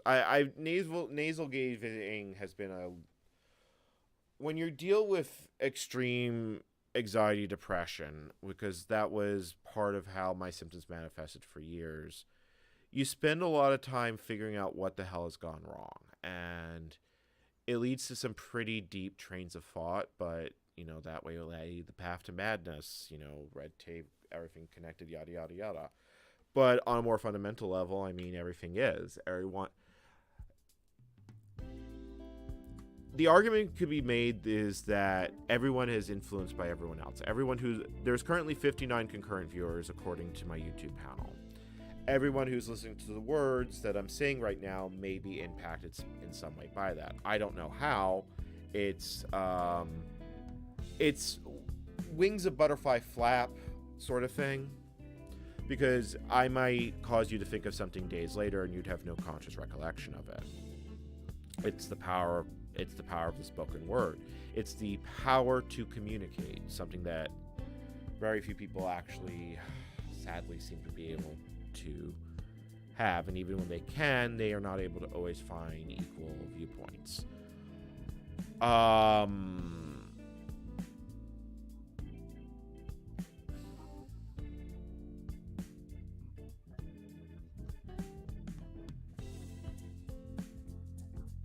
I mean, like, realistically, how many people have gone to Kosovo? And Kosovo is one of the very few places I have ever gone where I saw a very pro-American view of the world that was not in the United States. That was wild, and I really did appreciate visiting Pristina for that alone, although there isn't that much to see there. Conscription was common. Conscription only really started vanishing after World War II. Even the United States had conscription prior to that. But what really was the nail in the conscription coffin was that boomers had kids like no other. And what had happened is that voluntary enlistment completely filled the quota up. Because boomers mostly served in Vietnam. If they were military service, they were Vietnam, and Vietnam had a draft. After Vietnam passed, the boomers, the boomers themselves had kids, and unlike many other countries, the United States has not formally actually been at war since World War II. There's been no formal declaration of war by Congress. What we have been fighting since has been executive actions going from Nixon and continuing on all the way to Biden. Yep. So, yeah, Pristina was wild. They have an entire street dedicated to Bill Clinton. And I also saw some to Bush and a few other U.S. presidencies because Kosovo declared independence during the I had actually been to I had been to the Baltic states in, I think it was 2010, because Croatia was not part of the Schengen zone at that point. There was still border controls then. Yeah, selective service, they can call up at any time. The legislation is all there. I don't even think. I don't know if it would be an act of Congress to do it, to be honest, or if the executive could just order a mass mobilization. But like I said, the United States hasn't been in a state of war for almost a century 80 years at this point.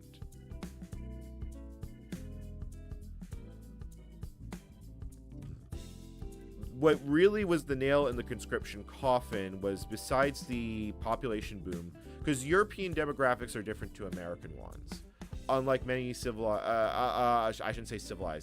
unlike many industrialized countries, Europe got leveled. I mean, there's no way to describe the level of devastation of World War II. Like, I have traveled most of Europe, and the buildings are newer than what you find in North America.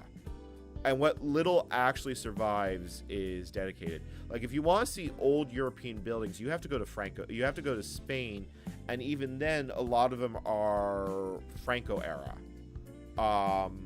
Like, you only get so many more years. It's really only the British Isles that survived, and then again, London got pounded during the Blitz. I mean, you can still see damage of the Blitz to this very day. They still occasionally find bombs, to give you an idea of just how much devastation was poured upon Europe. Like, people fear nuclear weapons, but compared to the amount of devastation of chemical weapons, and there are parts of France that are uninhabitable. Comparisonly, the entire damage, World War I, nuclear weapons have the same general effect. Even Hiroshima and Nagasaki still have health effects to this day from the atomic blasts. And that's not even getting into what's going on with the reefs from all the nuclear testing that was probably not good for the world. But the flip side is that under the guise of nuclear weapons, the fear that one side could actually end the world has probably done more for global peace than anything else, and that is a really twisted thought, but I hate the fact that I can't unthink it. Because ultimately speaking, it means that at the end of the day, the price to fight war means that everyone loses. And some people, and that's enough to scare most people.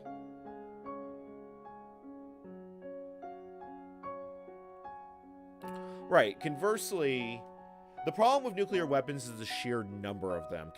You basically, to render an area uninhabitable with World War I technology involved 3 to 5 years of trench warfare in what is northern France today. A single atomic bomb can do roughly the same. And let's be honest, the United States and Russia by themselves have a large enough nuclear arsenal to make the world very, very very glow-in-the-darky for a very long time. China has a specific policy of no first use. It's only in case someone uses nuclear weapons against them, they shall in turn retaliate with force. India has no specific first use policy. They are also a non-signatory to the non-proliferation treaties. Their weapon test was Smiling Buddha, which was probably the absolute fucking worst name I've ever heard for an atomic weapon. Yeah.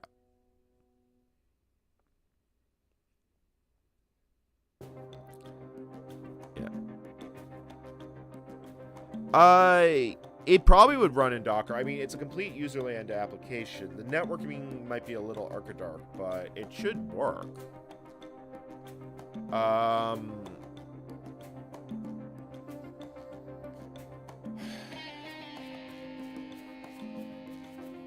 I mean, what really scares me about Ukraine is that this is, in many ways, reminds me of Poland 1939. More specifically, the parallels of 1933 to 1939 is what I took more. I remember there was how do I want to put this? Like, I don't want this to be misunderstood later. For my father was into tabletop gaming. He did the World War II ones, and he used to play quite a few of them. So I picked it up through osmosis. He had a more interest in understanding how the war, how the Germans dominated the first part of the war, and then how they lost the Allies. That was his interest in it. And exploring alternative scenarios, such as if Franco-Spain had aligned, so forth and so on. At least within the limits of what you can do within the game. But I took more interest in the political things that led up, because war can be described as the avalanche has already started. It's now just going to go until it goes, because you stop a war by stopping the actions that set it in motion.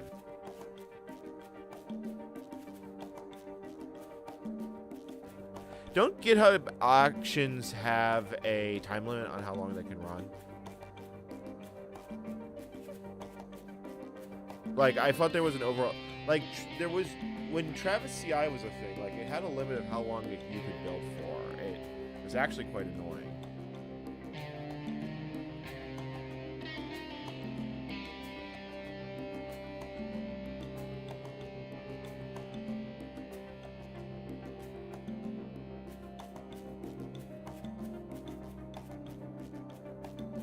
Yes, we are parallelizing.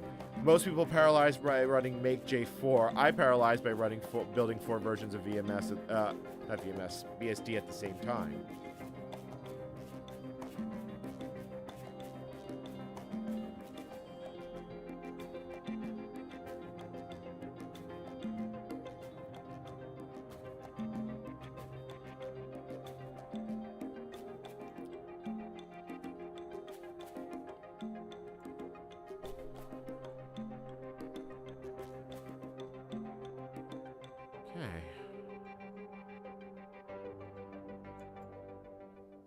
That's going.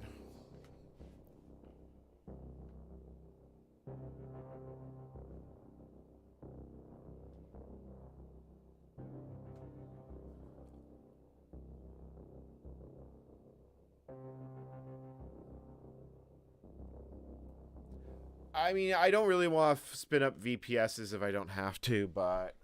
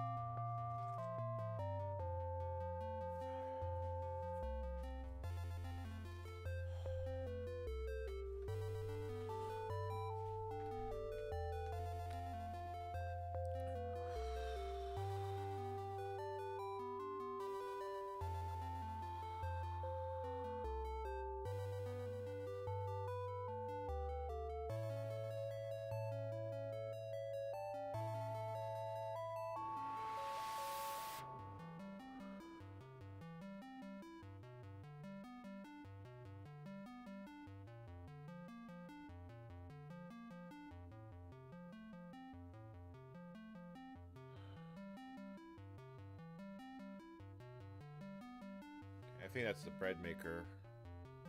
Let me check.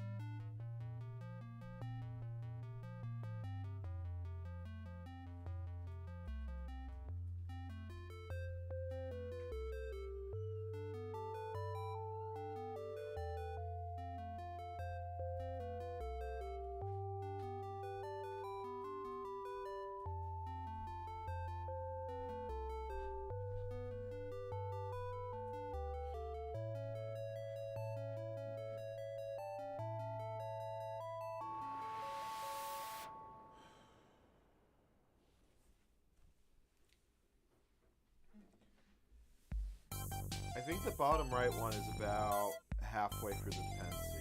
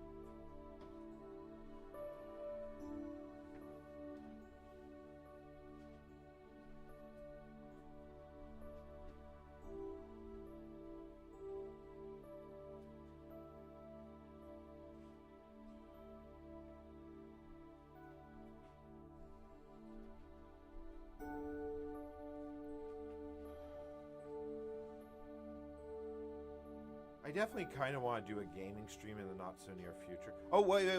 Well, look. One panicked.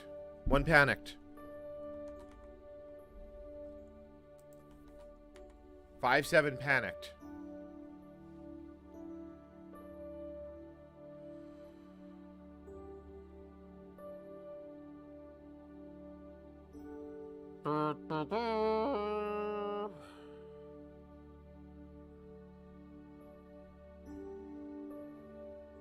That's the same exact thing we've been seeing on all the other ones, so I'm going to assume... Alright, I'm going to Control E this one so it just stops using resources.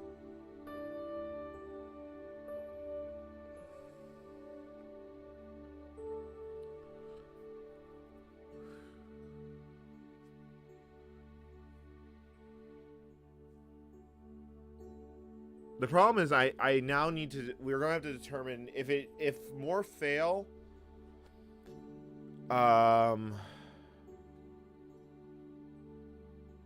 was in user S-bin, so 5-6 is getting close to that point.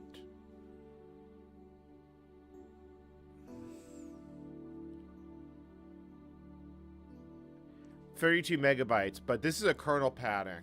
And this kernel panic has not been affected by memory size before. I've tried it.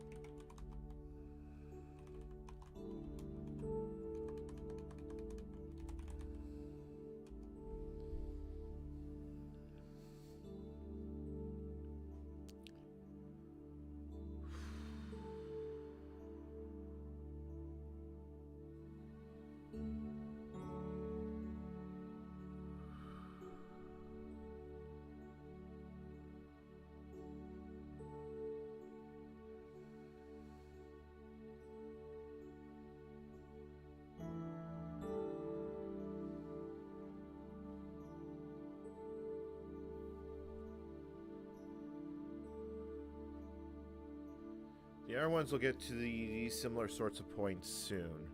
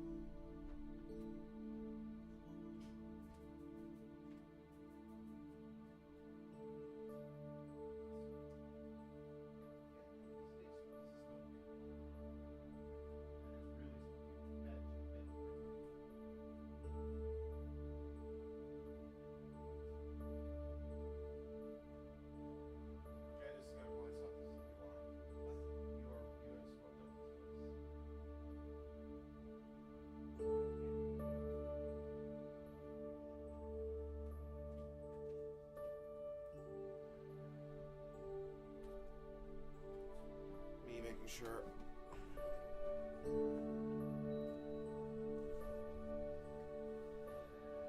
Right. What will be the next to crash?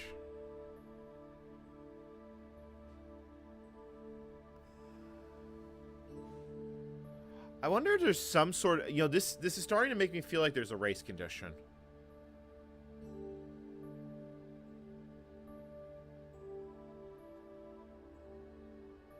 This entirely could be a race condition. If a page is being marked as dead,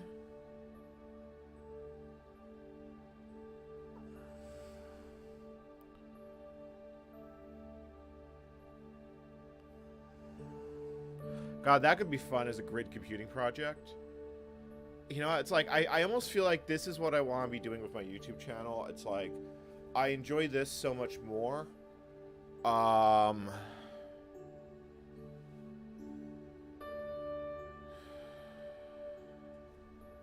Actually, that would be a really fascinating project to do a Bionic Ubuntu rebuild.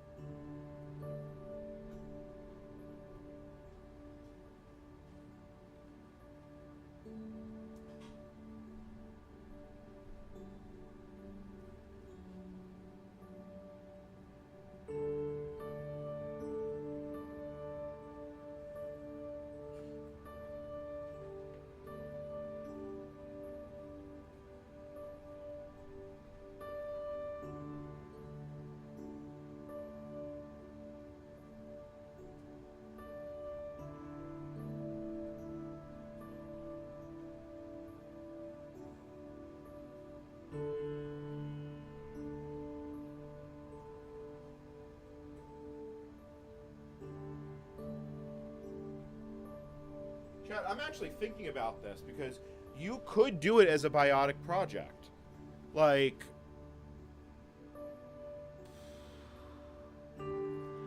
a cross-compiler, not so much, but something like an OS build, like, if you wanted to support something like, an Ubuntu version of, if you wanted to build multiple versions of Linux distros for older or slower platforms, you could package it as a biotic build project. I'm actually thinking here, like, that is a fascinating project. I might actually do that. Like, I actually, I've always wanted to do something with grid computing.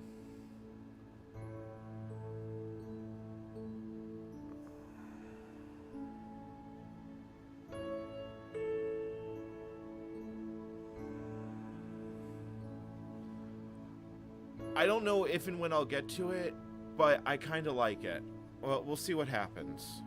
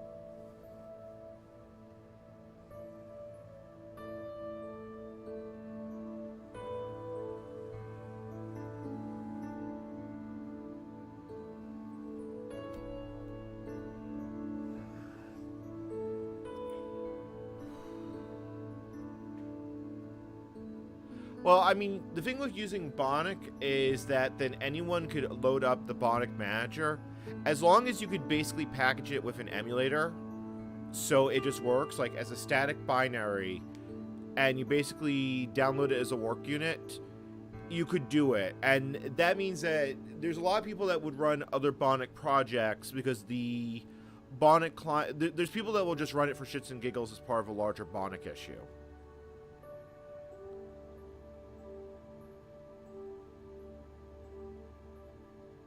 No, the actual, no, I'm actually talking about the Bionic infrastructure, because the Debian buildy infrastructure does that type of grid computing. I am talking about actually doing it on Bionic.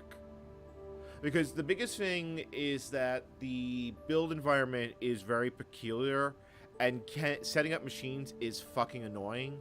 So if it's literally just a pre-built binary that you can run on commodity hardware, that anyone just has to load up the Bionic client on Windows or Linux, commodity Windows or Linux, and it just goes, you have solved an actual logistical problem. Because then you can also compare the result between, because you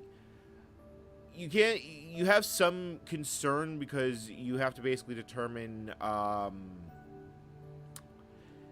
you basically have to trust random build artifacts from the internet, so you have to hope that the project hasn't, no one's going to upload backdoor.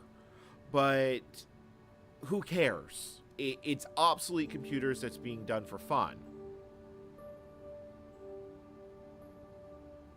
I have to actually think about this one. I legitimately have to think about this one, if this is a viable thing.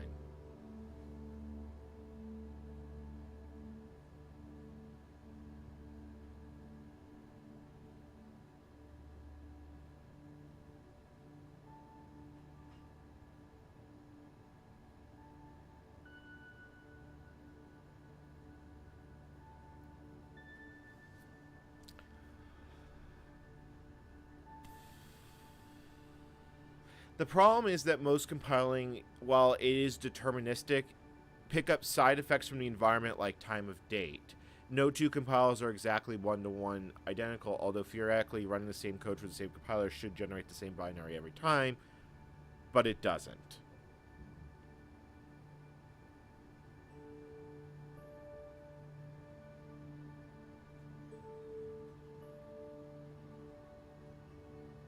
No, I mean, there was Enigma at home. Um...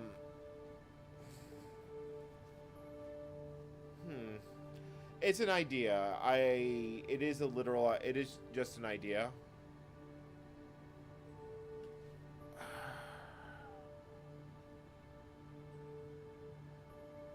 7.6 is still going strong. It hasn't gone quite that far, though, yet. Or 5.6.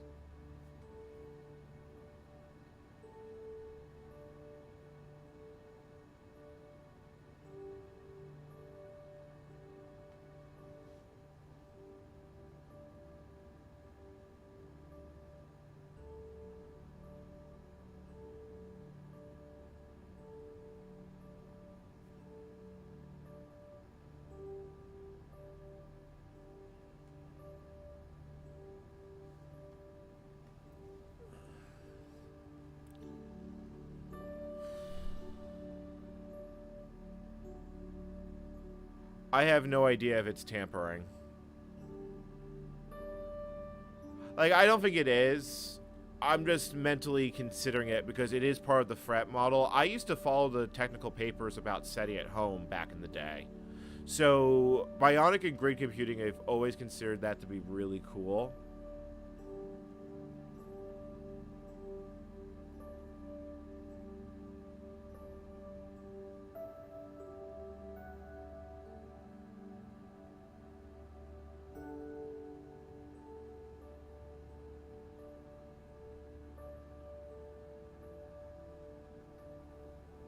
I mean, because this is historically the problem with trying to do useful work on a blockchain, is you'd either have to, like, you could, theoretically, there is such a thing called Gridcoin, which ties bionic stuff to crypto. It's probably one of the more useful coins I don't know if it's still around, but...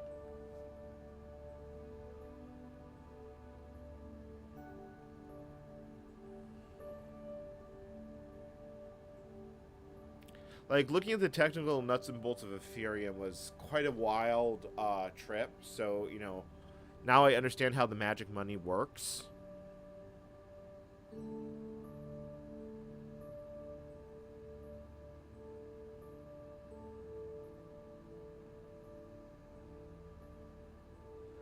Well, what you probably have to do is you'd have to do it for sample size of X, and then you'd have to compare it in such a way that you accept it if the results are within 95% of each other.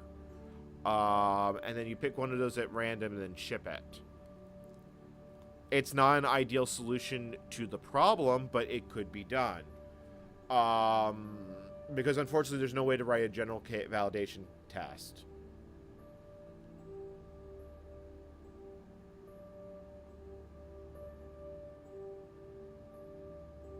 But, you know, you could keep all versions of the build artifacts and then have it round robin them.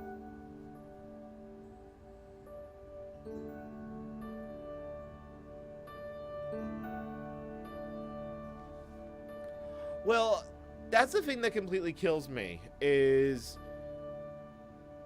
you know, understanding how crypto works is fascinating, and I realize the average finance person has absolutely no understanding on how the techno-Ethereum works. It just does. Thus, the collective belief of the value of money is sustained. It's truly a thing to look at.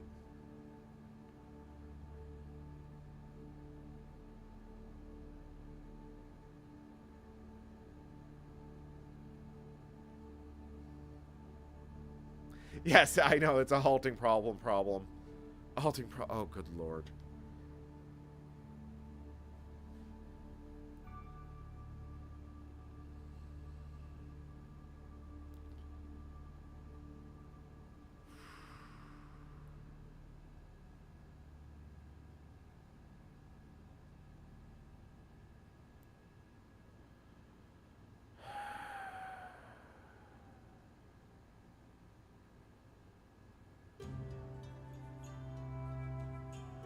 I am really curious if 5.6 is going to die in the same place. Or in the same way.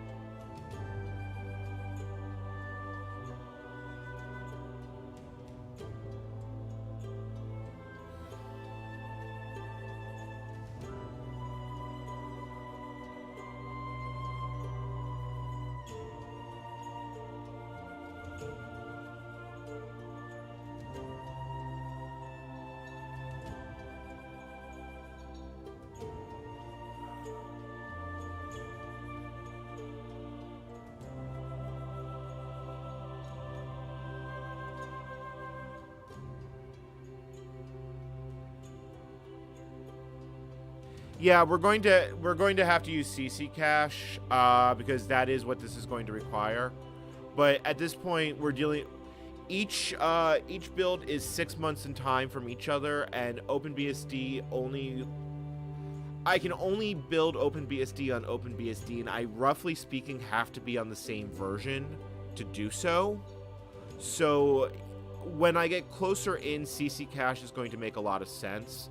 Right now, I'm not even sure I'm in the right ballpark. Like, because I'm going to have to deal with transferring I'm going to have to build CC cache. I'm going to have to set up the emulator, the drive partition. It's not free.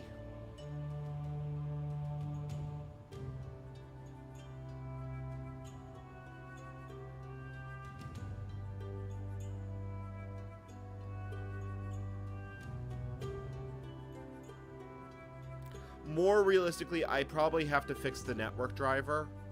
That is the biggest problem, is the network driver is known to be flaky, and NetBSD has a fix. I have to implement it on OpenBSD, and then I have to, like, there's quite a few steps before I'm ready to actually do that, do the actual bisection.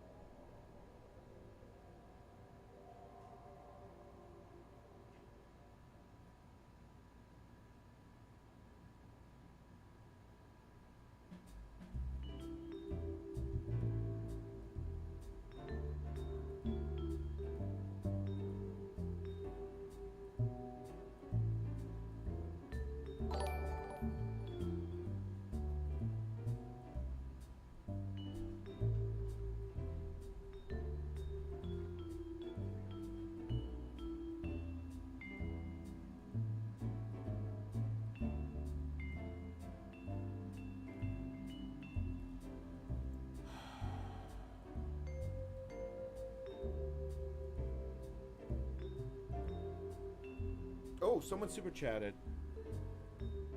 All right, excellent, Chef. Have a great night. Thank you so much. Sorry, I am here. I'm just, I was feeling okay. I'm feeling a little bit lightheaded, so I'm going to step away from the keyboard for a bit.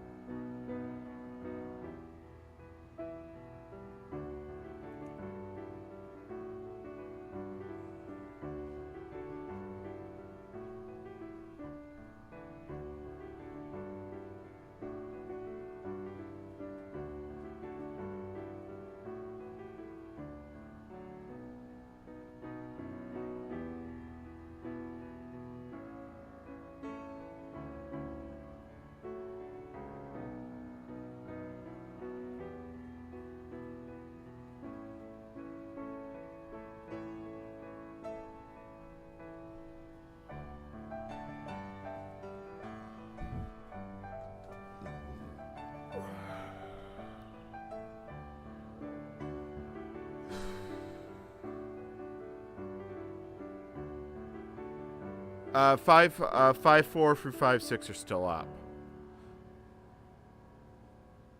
It's 5.4 in the top left, 5.6. Yeah.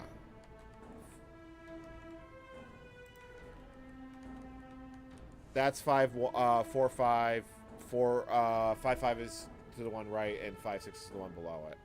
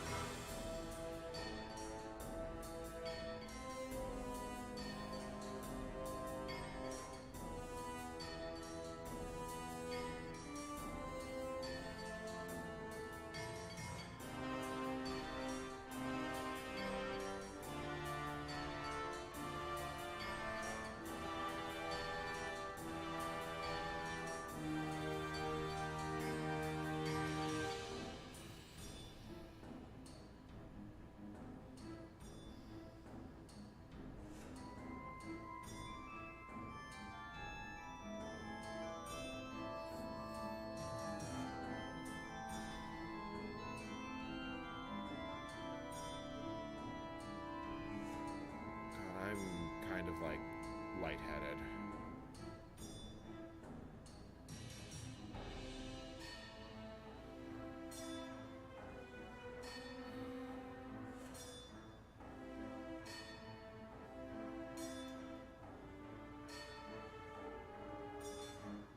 What is Ardist? Is that... I feel like that's the remote job daemon, Ardist. I don't think I've ever used it.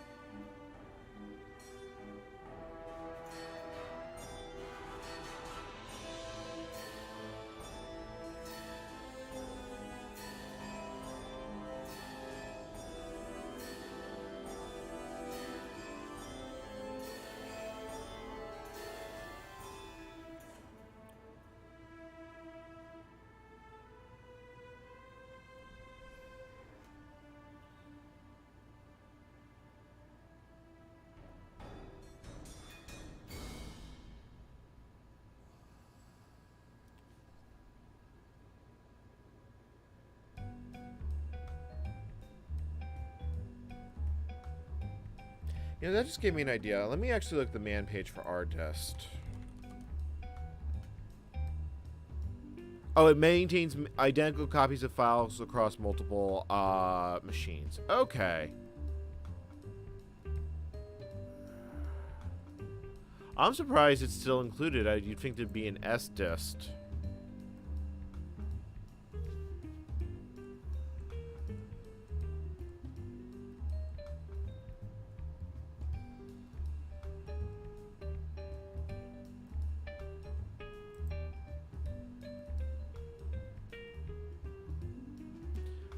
I did eat something earlier. I've got tea.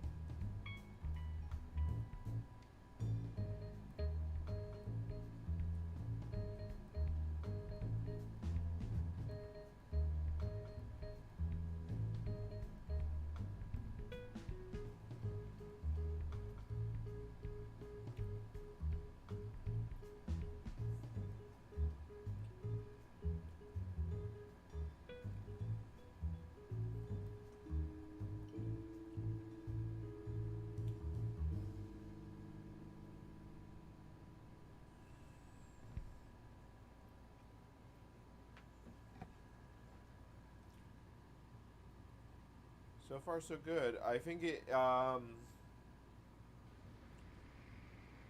it's user bin. It's still got a fair bit to get there. It's interesting how it's actually gone slower over time, it seems. I actually had something to eat, so. Flatbread thing. The end result of dough that came out good.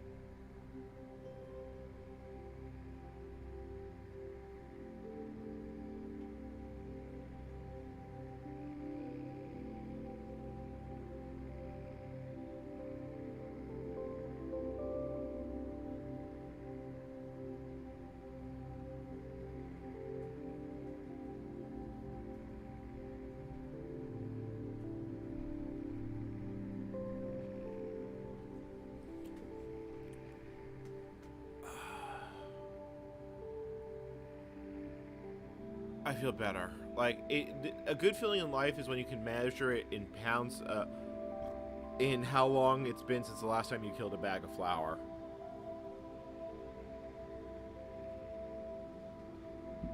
Like, there is something immensely satisfying about a bag of flour disappearing.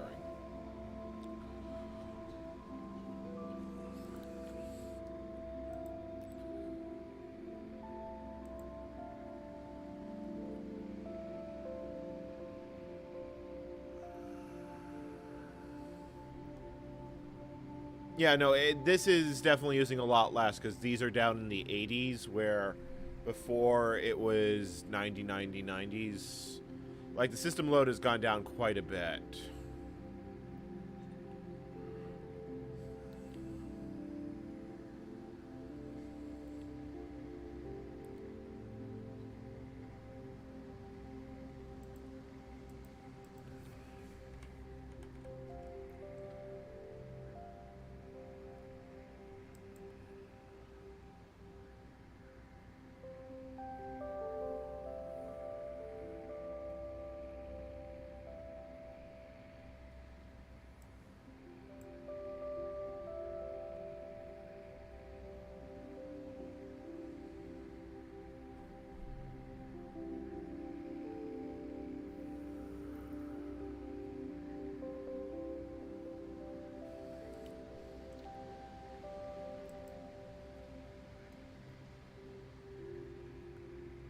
Core dump wouldn't help me here. I know why it's crashing. I don't know. It has a problem in the page tables.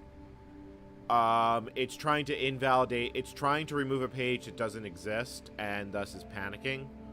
But I don't know how it's getting there. We basically. This is the type of bug that is fucking hell on earth to debug. So I need to know how long it's actually been broken, and then I can work backwards.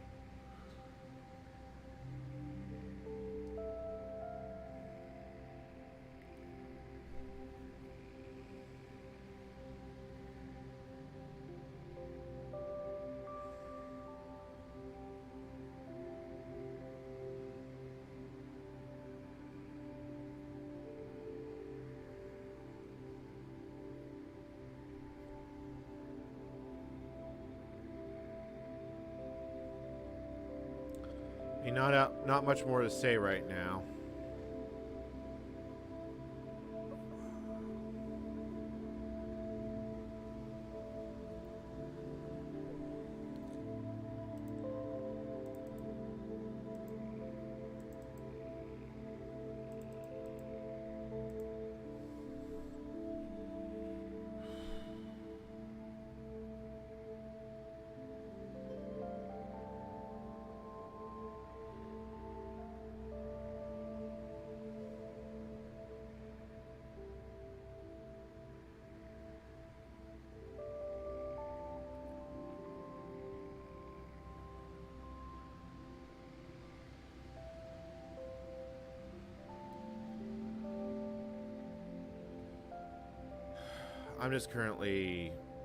I'm actually mulling with some of the next steps I'm going to do. Like, one of the next things I need to do is probably get reacquainted with the QuickTime streaming server, because I want to be able to do radio streaming for the streams, especially because there's been some talk of having custom DJs for some of the non-interactive ones, and I think like having a good music experience for those things is a very good thing for the channel, because let's be honest, if it wasn't for the background music, you wouldn't be able to hear anything.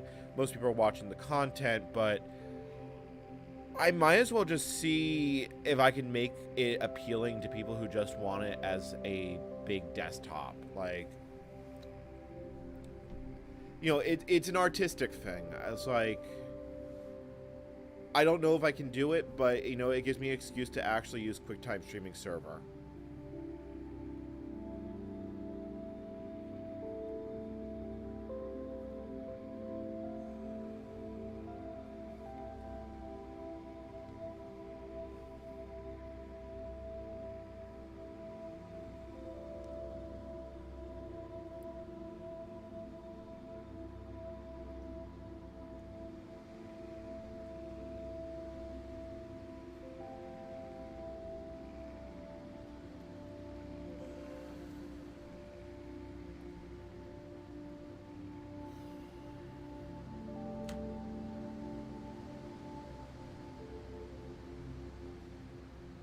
No, I can make sure the entire playlist is Content ID friendly.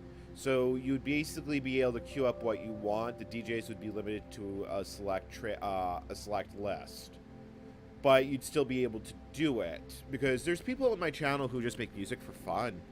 Like, if they want to make some lo-fi ambient sound wave, what I can do is I can upload an unlisted video to YouTube with all the music tracks, and confirm that it doesn't have a content ID issue. And then that way I know what the problems are before they happen.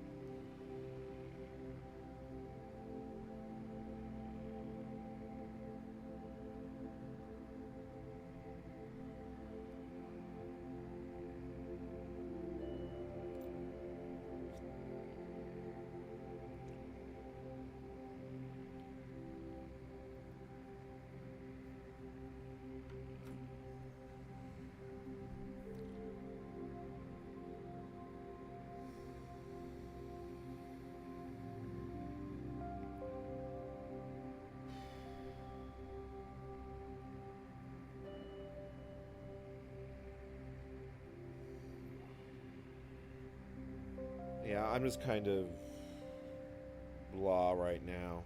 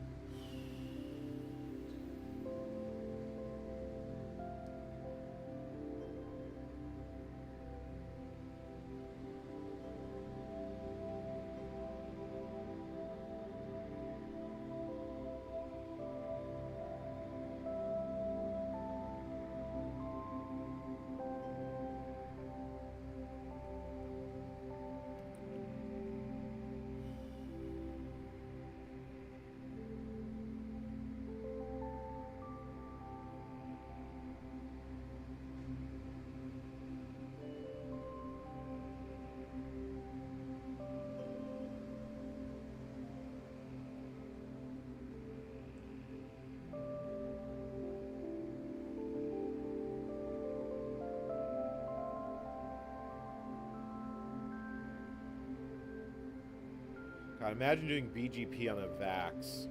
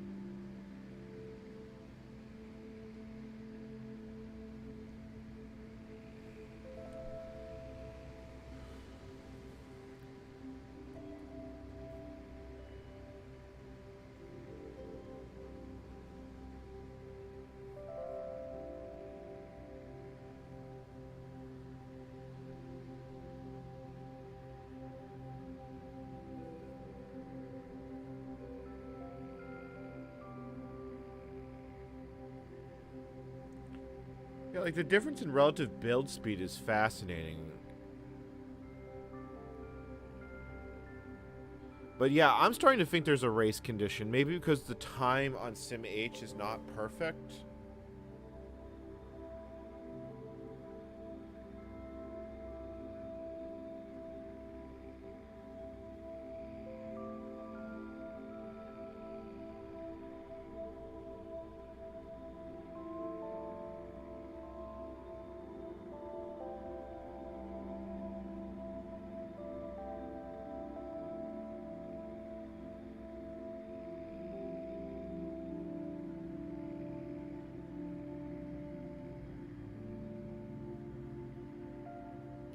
The more I think about this, the more I'm actually starting to think race condition. Like, that makes more sense to me than any other hypothesis I've come up with thus far. I don't know, but if I have to do this on real hardware, it'd be so slow as to be actually impractical. Even with disk CC, we'd probably be talking weeks of build time. 3 days is pretty bad as is. More realistically, it shouldn't be happening anyway, because I don't know for a fact that it is a race condition. Even if it is, I would assume it could deal with the fact that the system isn't running at 100% real time, which in theory should never happen on real hardware, but could conceivably. I mean, let's be honest, running in SimH is a valid use case in current year. Because most people are not going to have a VAX system. If they're actually going to try this, it needs to work in the emulator. So I have to support this if I'm actually going to do this. And more realistically, there may be issues with SimH. Like, I might want to pop on the SimH mailing list about this, but... Question mark. People have been saying that the time, you know, actually, I set the time. What time does the VMs think it currently? Oh yeah, I didn't want to do that. I mean, it doesn't look like it's actually losing time, but if it's doing it semi, I really hope that doesn't start from scratch. But well, whatever.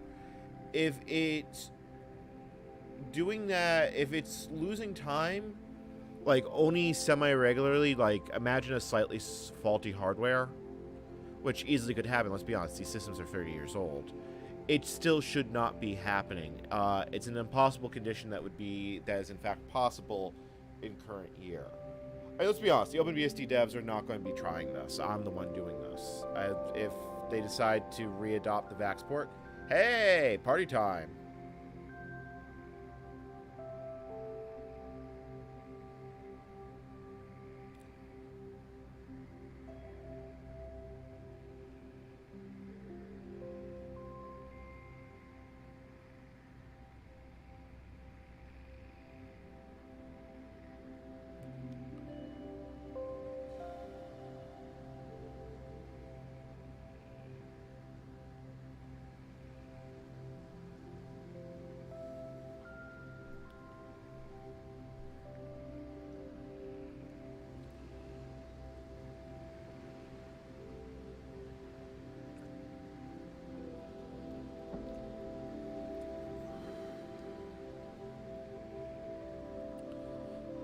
Ubench is what I've been using. It's a little annoying to find it, but yeah, it is not fast.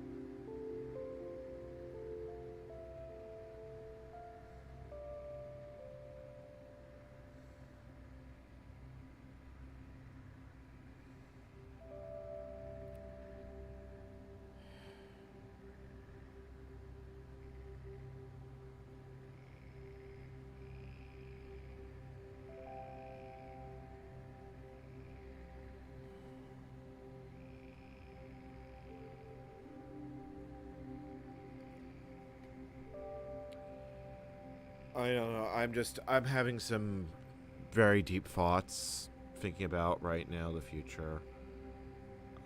Just birthdays suck once you get past a certain age.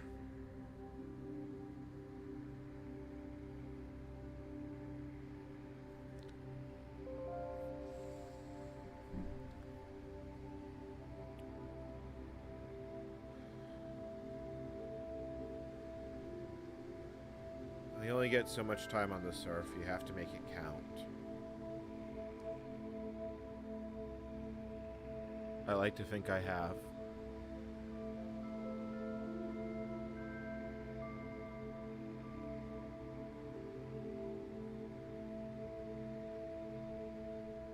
What is this AMD thing it's building? Oh, it must be part of like Andrew file system. Looking at those file names. Or maybe. I have no idea. Never mind.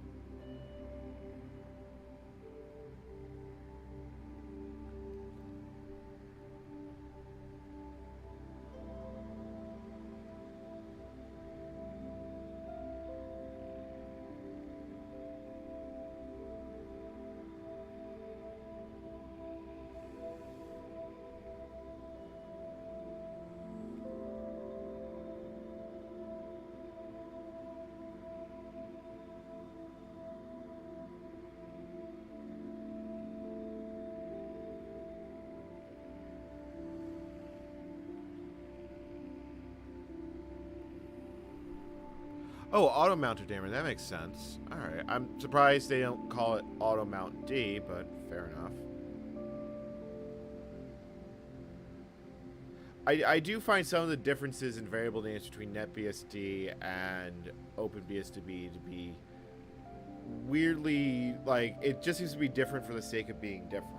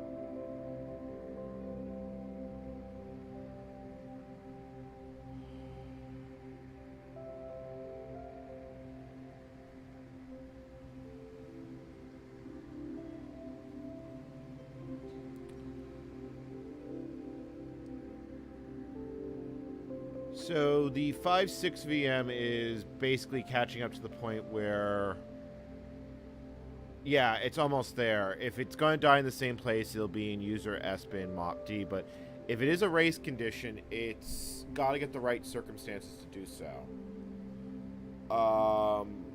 I would have to probably read through the entire state machine.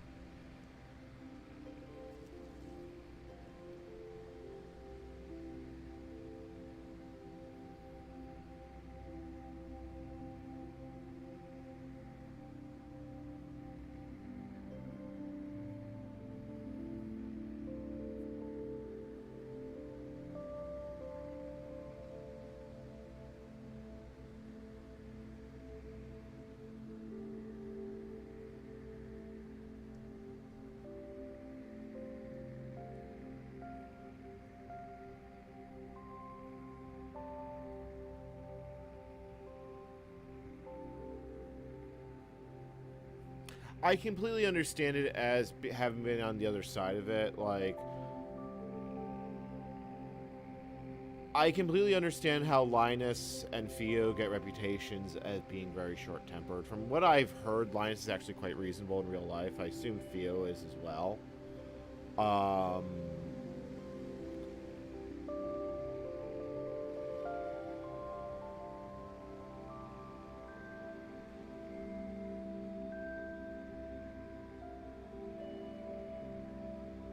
here we come. We're coming up on Mopti.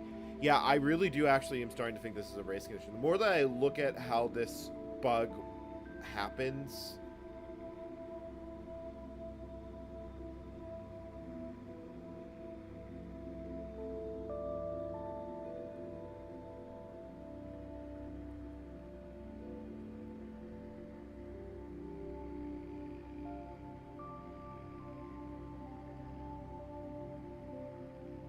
Well, it got past the 0.57 crashed at.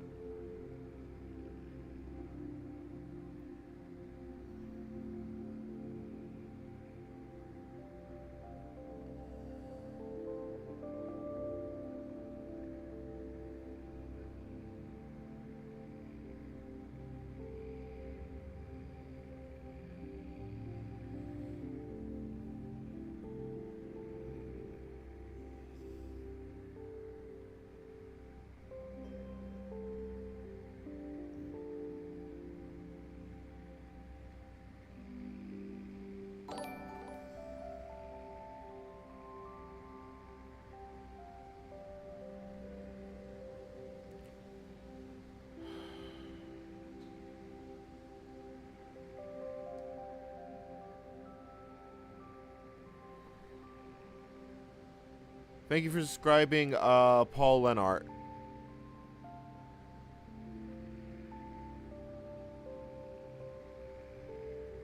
OpenBSD is running. We're compiling multiple versions of OpenBSD.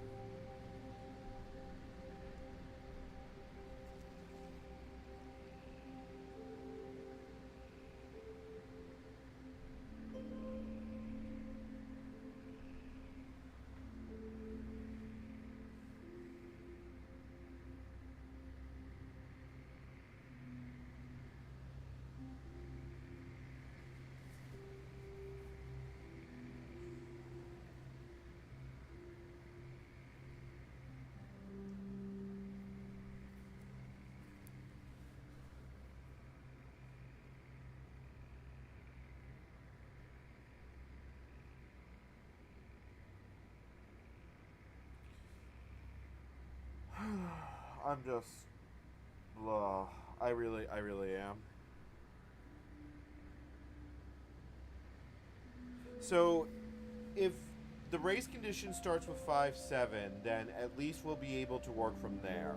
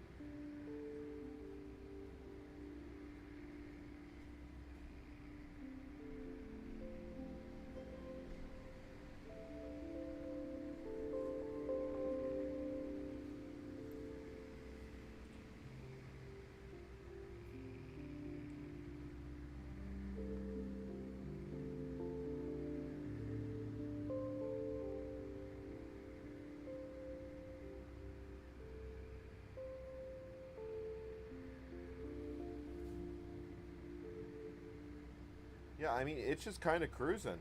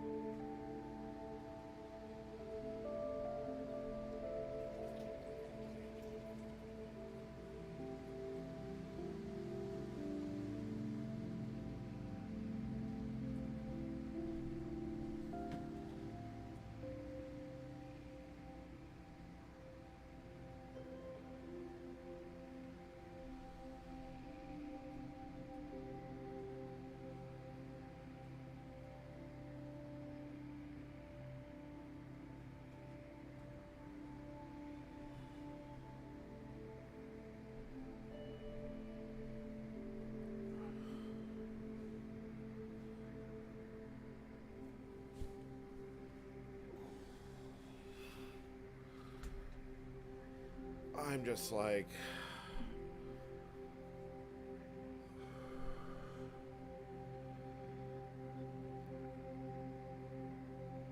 Yeah, that's exactly what I'm going to have to do, Michael Richmond. Sorry for being a... yeah, it's pretty... yeah, it's just the standard VAX target, the KA665X, which does more memory than the real thing can actually do.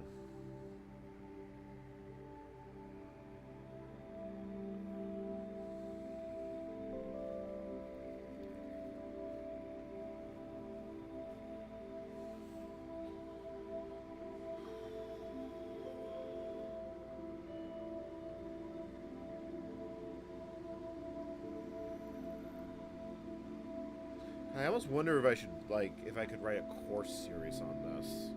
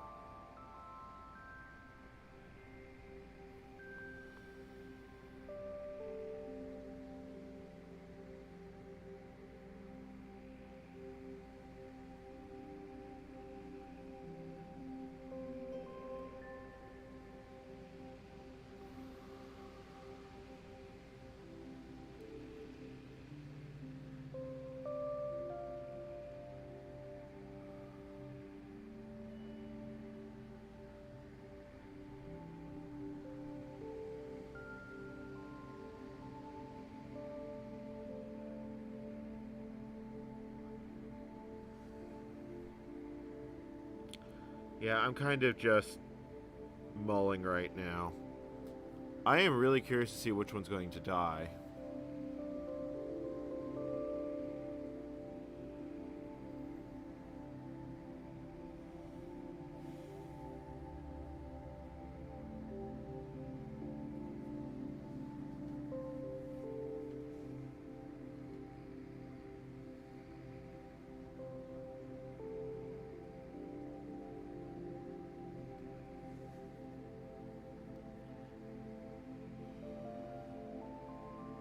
You know, I really should try a tiled window manager for streaming. It never occurred to me to do that until this moment.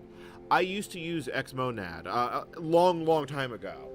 But if I ever want to do like actual visual graphic stuff, I should like on the stream, I should do that.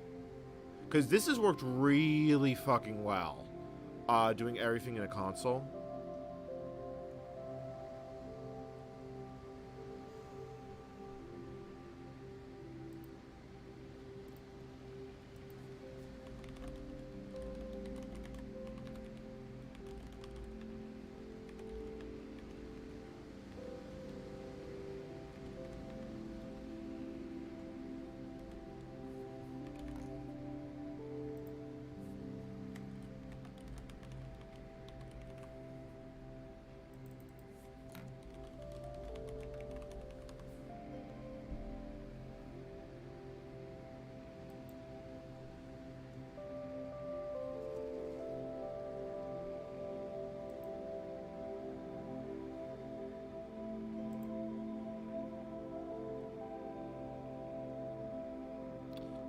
I put a poll up. Let's see how long. Let's see what people feel. People think 5.6.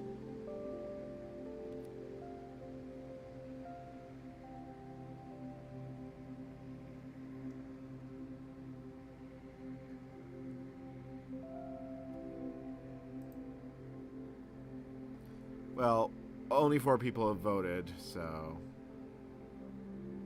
Someone is optimistic out there.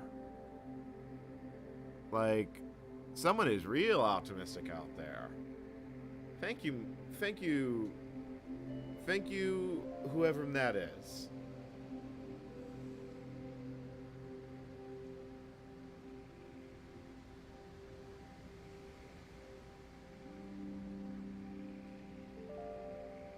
Yeah, I always forget to run time, but I oftentimes have to restart it, so it would be inaccurate anyway. The stream...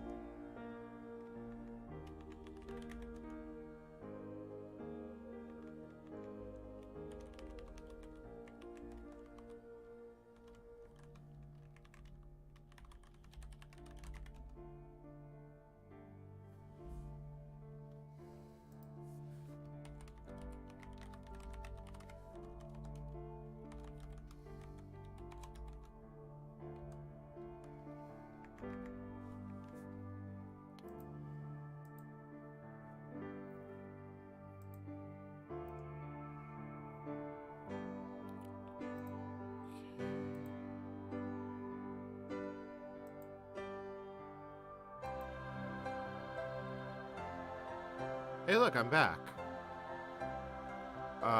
Yes, I'm actually back now. Yeah, I had a power outage. The breaker tripped. The breaker tripped.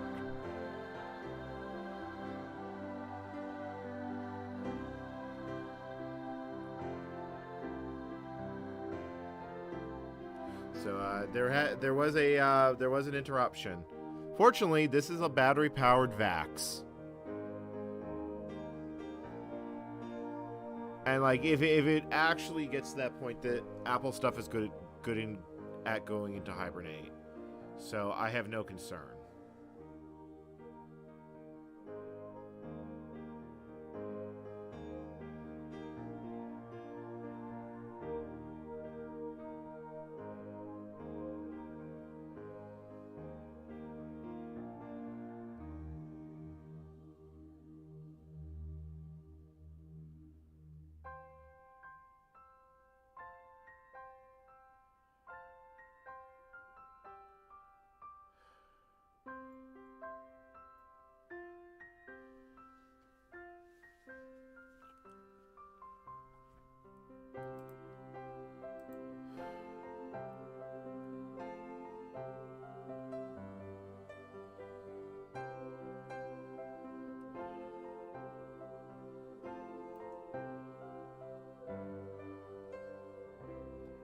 Calm night tonight.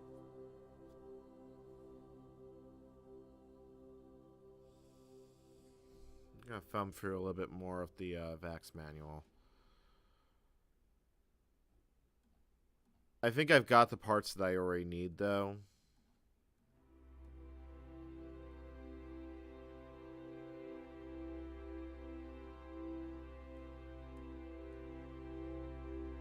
Yeah, like, I don't need anything about PDP-11 compatibility mode. So, I think I'm almost at the end of it, actually. It's not that long, really.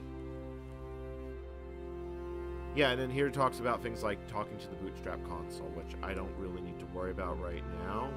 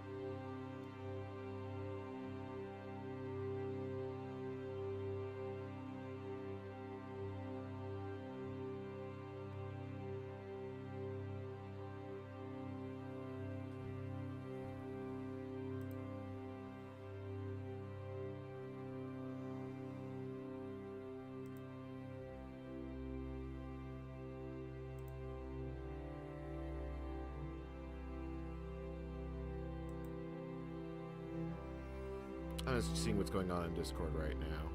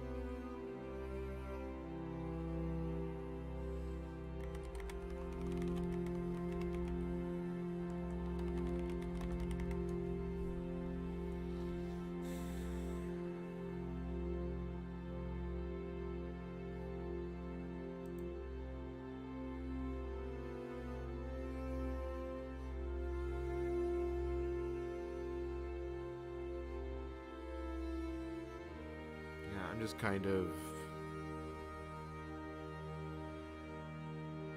Yeah, I'm just kind of blah. Alright, so that's actually going Liberty. Game Caesar. I should check out the BSD games at some point.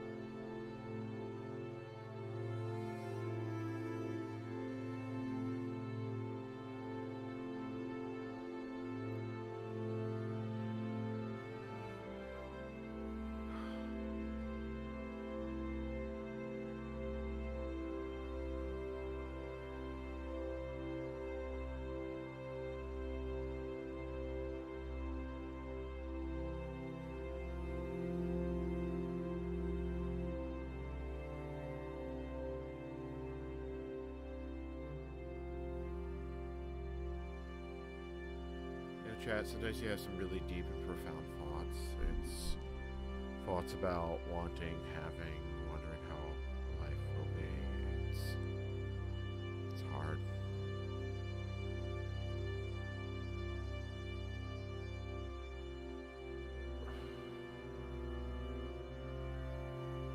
I think having had family interaction for my father's side for the first time in many years,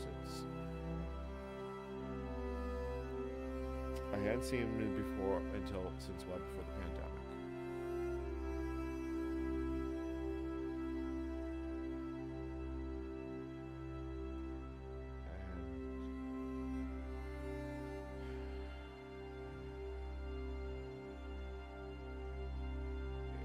And in many ways, it's a reminder how much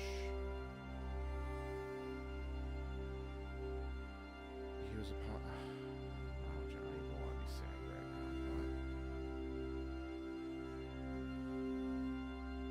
This will kill the...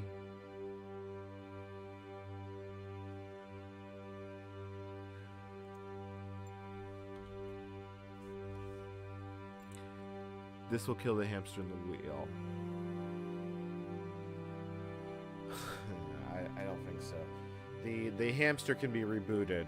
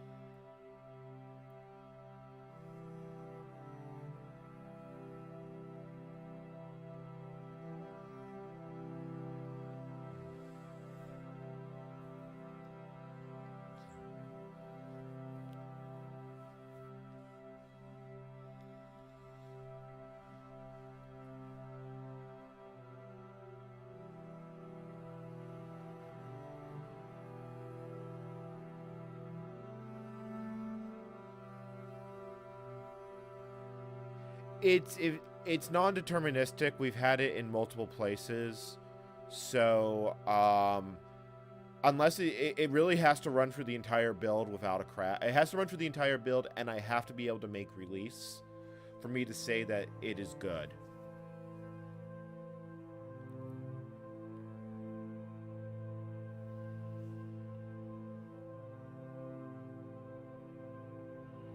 We're coming up on 7 hours. I think at the 8-hour mark, I'm going to shut this. I want this VOD to be saved.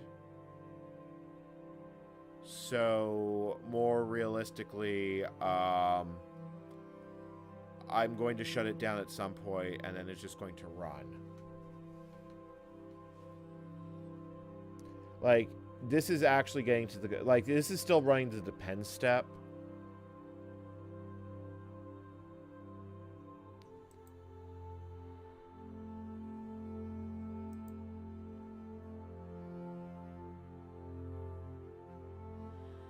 I'm also going to shut my NAS down because I've been having some real power problems today.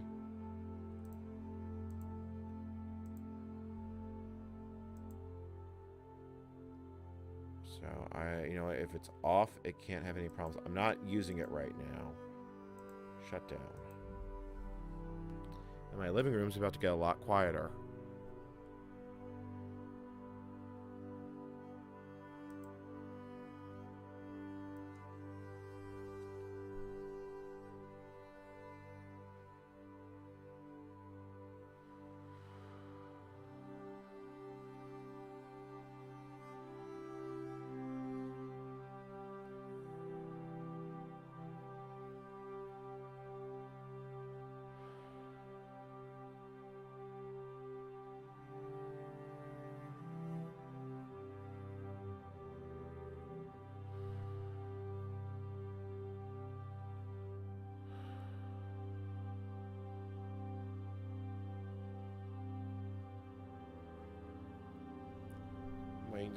I'm waiting to hear if it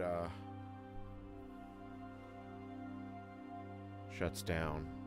It takes a while because one of the VMs I run on it doesn't shut down cleanly, so it has to wait for the timeout. It could be a SimH fault. I could run the build on real hardware, and I will actually have it just run. I'm not going to live stream it running on real hardware right now because the logistics of that is a little bit difficult at the moment. But I can run that off camera because I already have 5.8 installed, so I could see what it would actually do, but we are talking about weeks of build time. But that's actually... That's actually not a bad thing to do. I mean, I can get that for free. I can literally get that for free. So let me actually just set that up and going, because while this runs, I'm not going to live stream it. I'm just going to all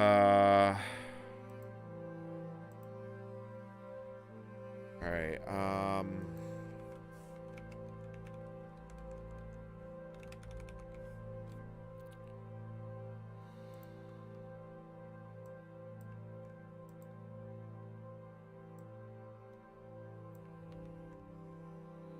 Let me get on the VAX. It should still be up.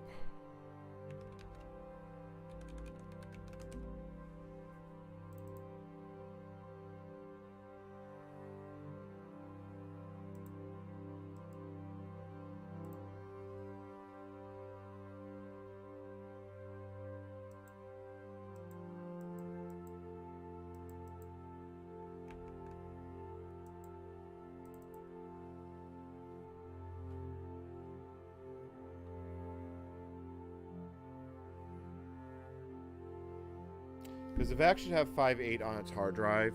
I don't think it has enough disk space to actually run the build, so I'm going to have to do it over NFS, which kind of sucks. Why is that not working?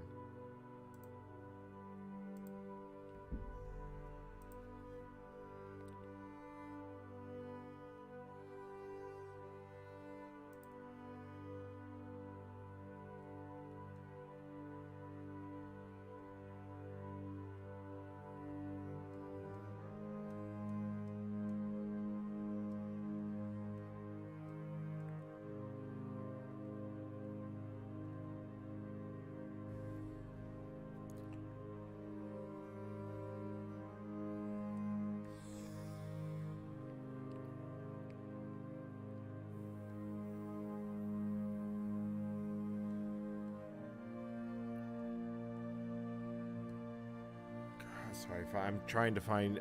Apparently I don't have the right credential saved, so I'm trying to find it in my messages.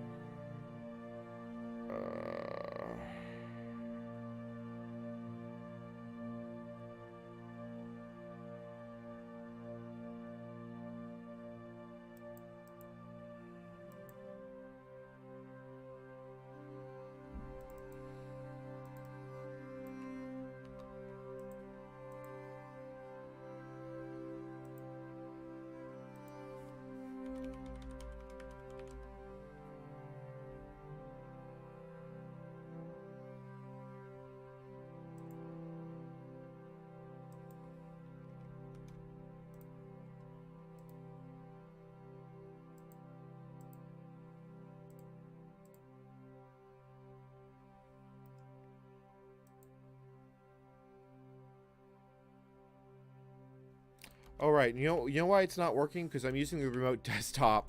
I have to... It's the wrong client. I'm an idiot.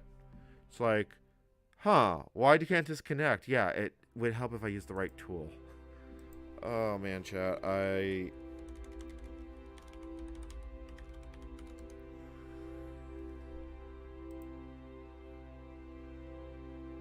cool. I'm actually here. Is that still... Yeah, that SSH connection is still valid. Cool. Alright, so where are Yondai VAX? Like, is the VAX actually up and running?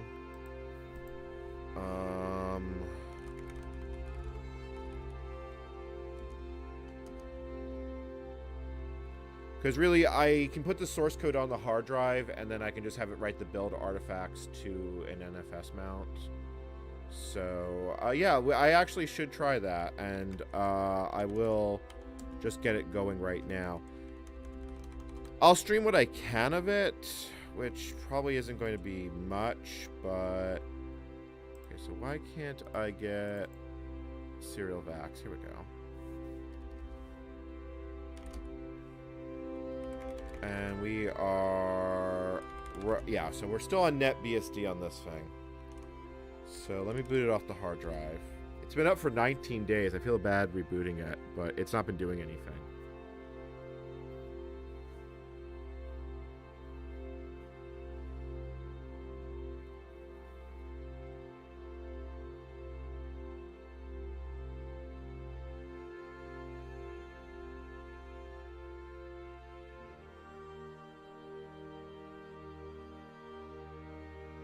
Actually, you know, I could repurpose the bottom window, I think.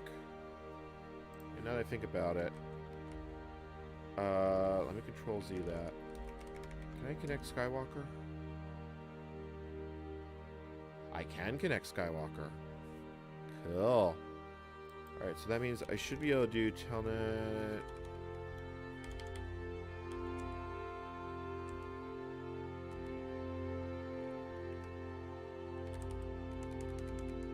Yep, that actually worked. Okay, so halt. That gets me back to boot system.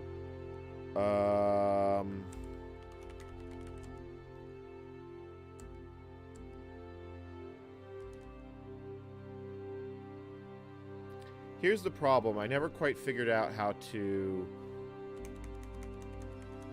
make it not boot over network. It will time out. Let me just, can I do like boot?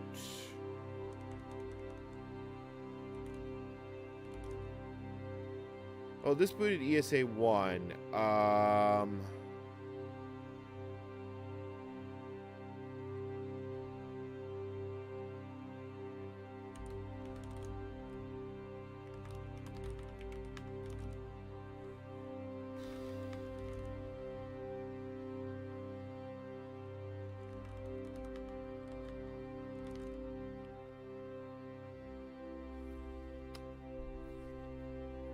I actually forgot how you make it boot OpenBSD off the hard drive. There is a way to do it. I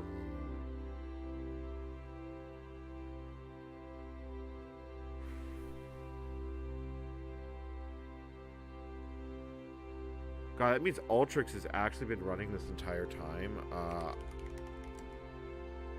Yeah, it actually has been. Uptime 35 days. Wow, that is actually kind of impressive.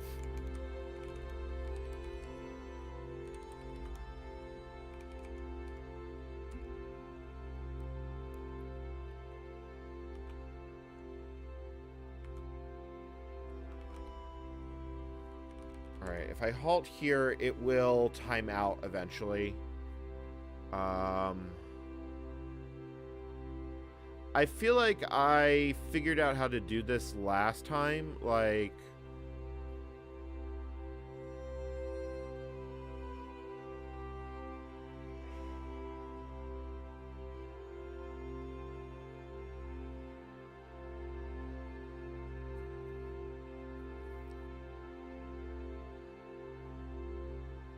Yeah, see, it's already starting to retry. It will time out given enough time.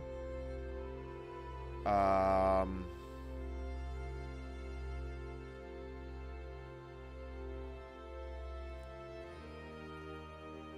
know there's a way to interrupt it.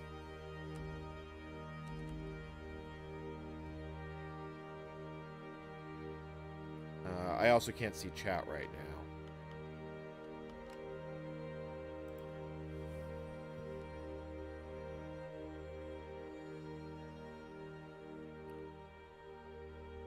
There's already a mod that lets you do USB with QBus.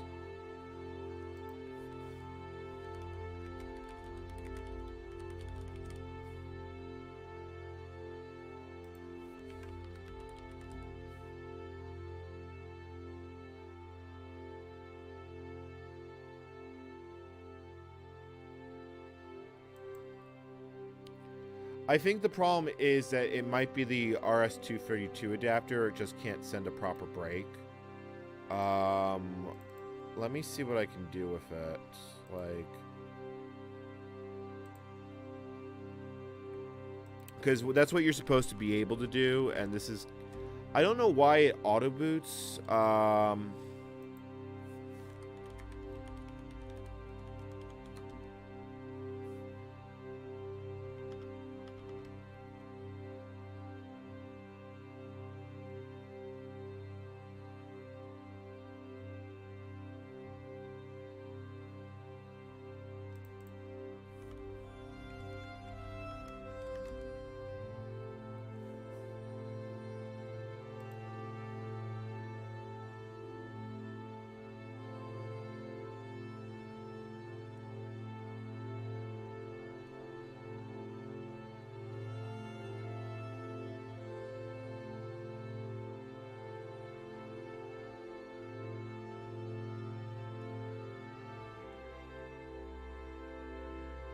Still hasn't timed out yet. I forgot how, like, I have been able to get it back into the console. I just haven't quite... Oh, did I type halt or reboot? I think I probably...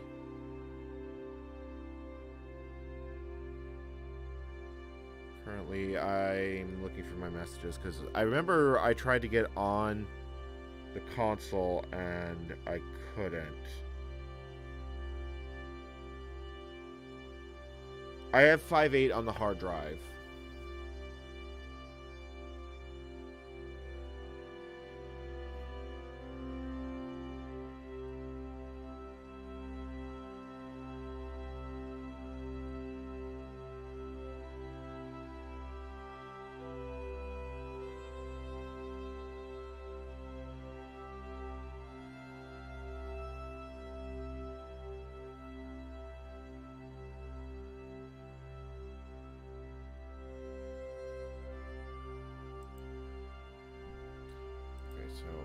Let me look at it from the console, because I found the credential. It's...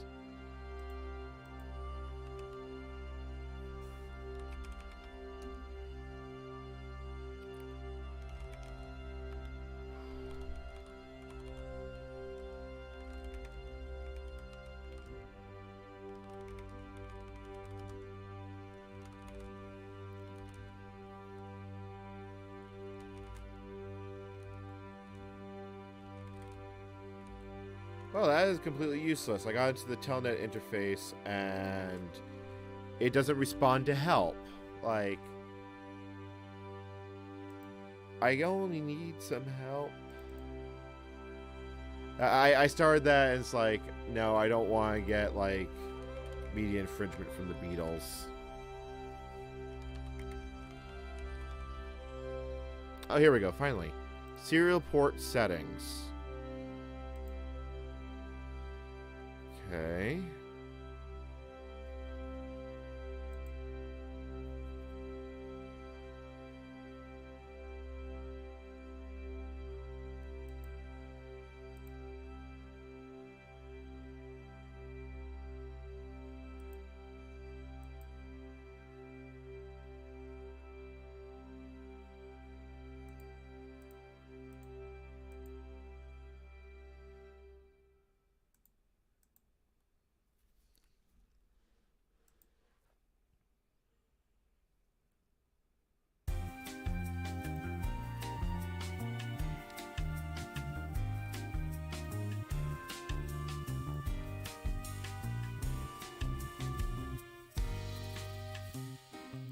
Yeah, I see nothing related to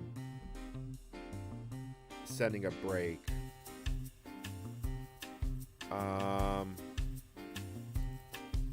Because it may also want the terminal character. I do know it will time out.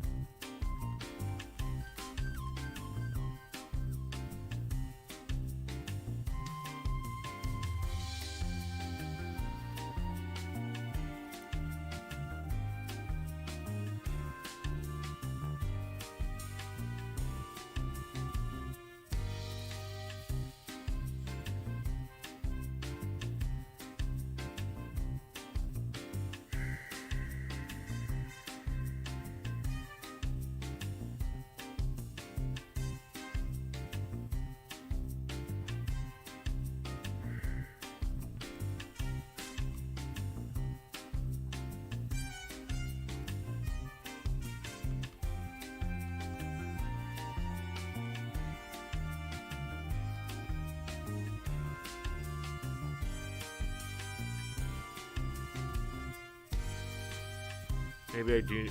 I'm really trying to figure out how to boot this, because this is actually going to be kind of annoying.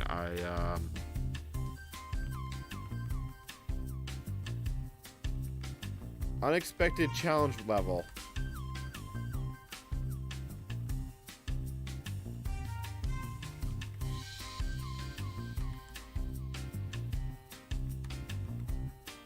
next time this retries, it will get the first stage bootloader.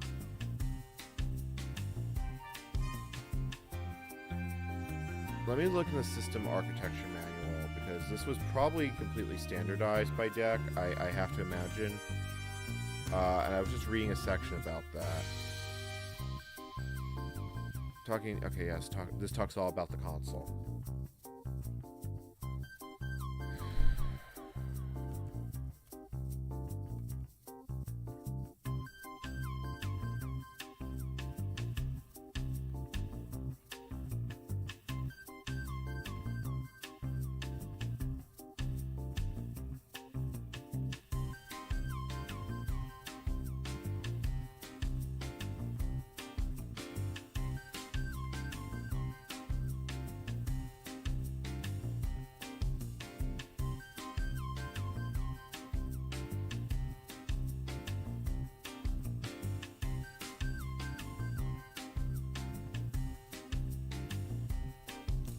I think it's stuck. I think I have to power cycle it.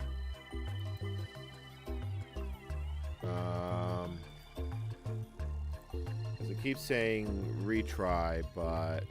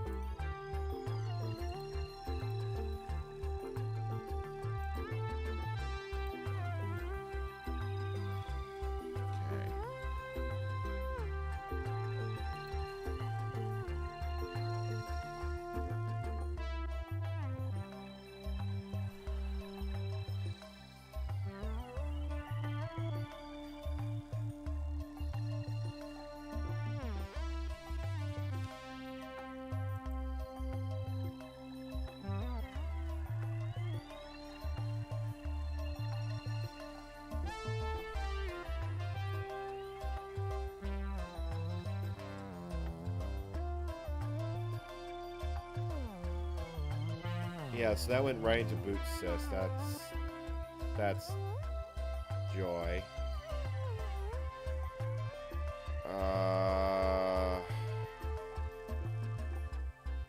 Lovely.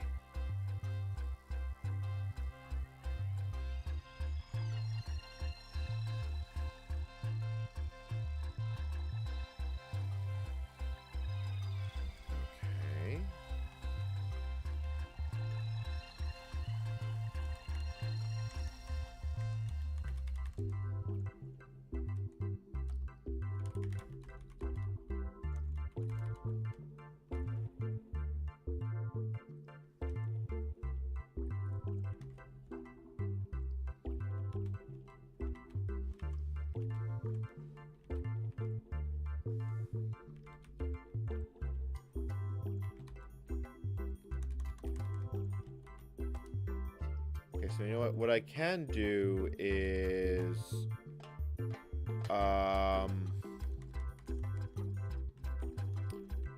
I should have the OpenBSD bootloader. I could probably just convince it to boot OpenBSD off the hard drive. It's the reason I've been using the NetBSD VAX one is that the OpenBSD one insists on using reverse ARP for IP information, which is kind of annoying, to be perfectly honest.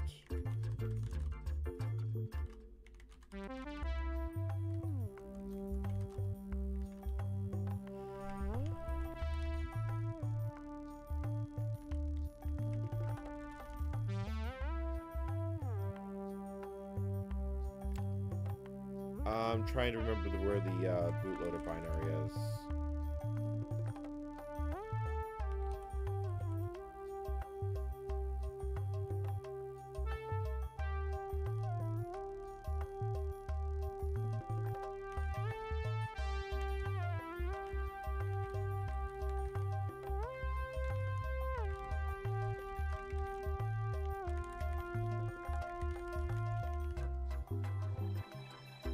Actually, no, that's still Ultrix loader. So, where is this reading? Oh, hold on. I know where it would be.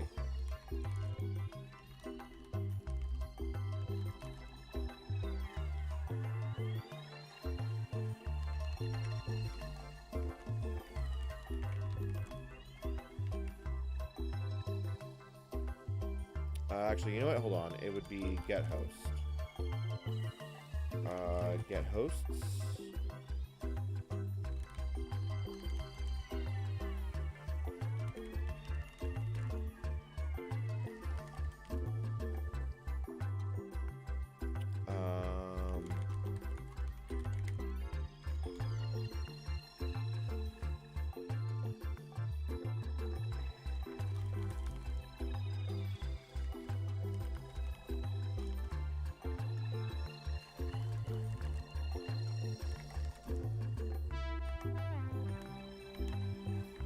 What I get for not touching it in a month. Add node. Yeah, there it is. Get node. So that's why it's surfing up.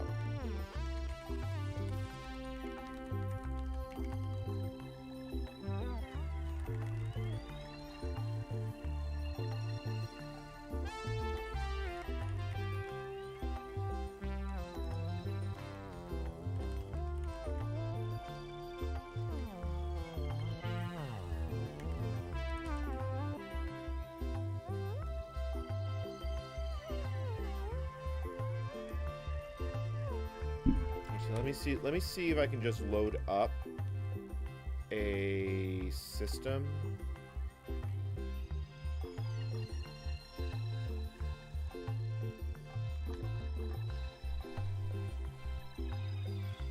Can I do... No, because that'll download a NetBSD kernel as it is right now. How do I get it to boot it off the hard drive? Damn it, that's actually a problem.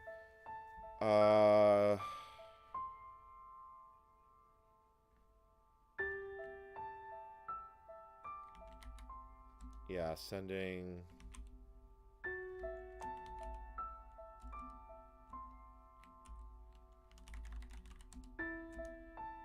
Yeah, doesn't do a thing.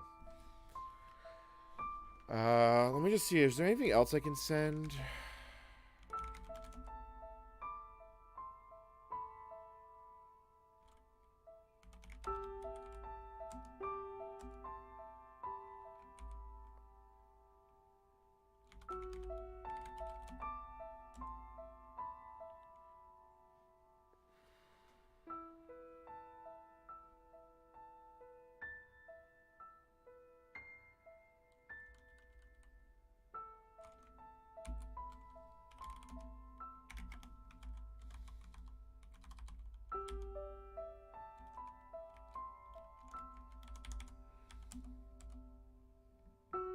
I wonder.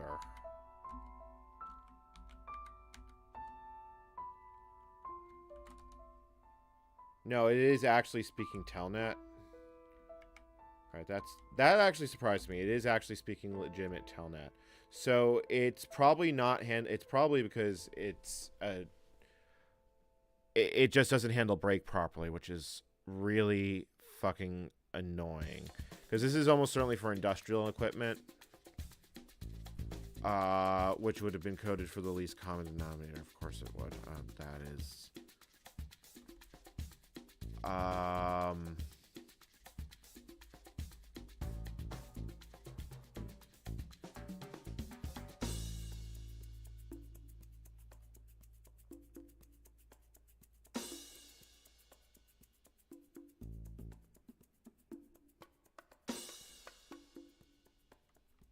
I actually have no idea how to get it out of this state. Like, if I hit halt, it goes back to boot system.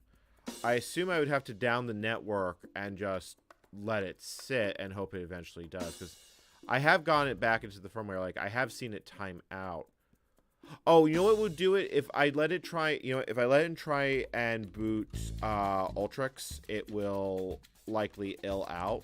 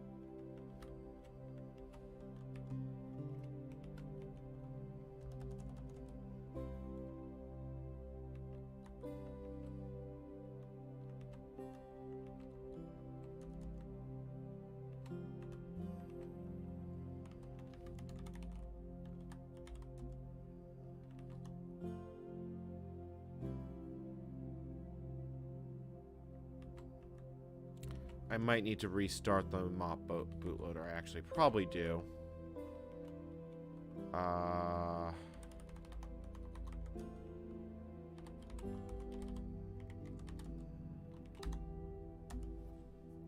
then let's power cycle it.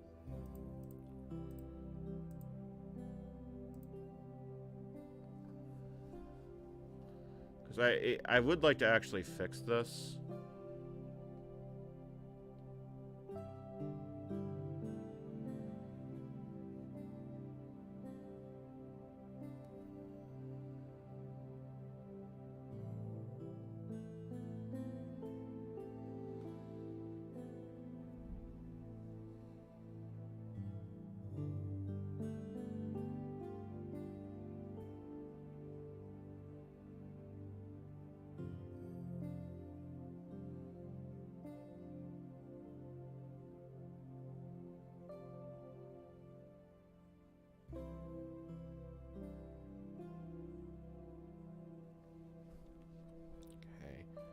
So that should download. That should have downloaded Ultrix. Yeah, it's going. It should then sig ill and then kick me back into the firmware. I am really happy I have a way to do this, or at least I hope that's what it does. Because I don't know how to get it out of this state. I could probably put the right boot blocks there and start it that way, but it's still really irritating. I might have to ask Black Coffee Drinker to go into the console and figure out how to not do this, but I need a way to actually, like, kick it out.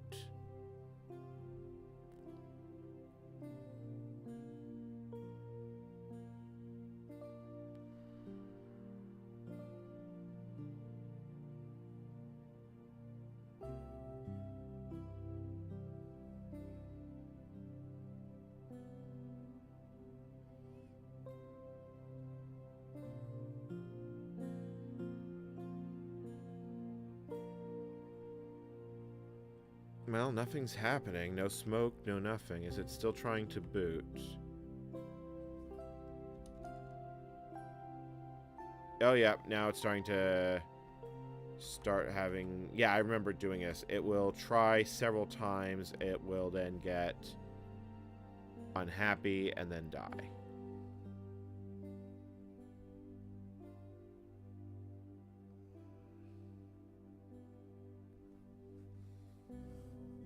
Oh, no, maybe it won't because it doesn't have the secondary loader. I didn't set that up correctly. Shit.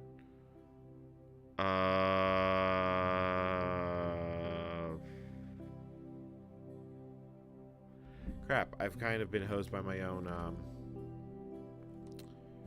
That was not what I wanted to kill.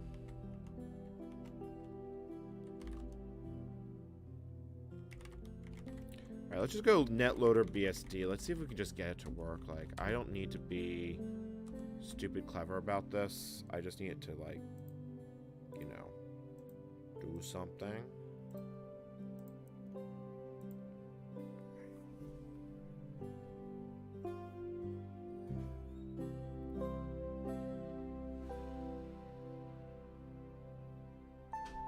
I flipped the power switch, so it should restart here in a moment.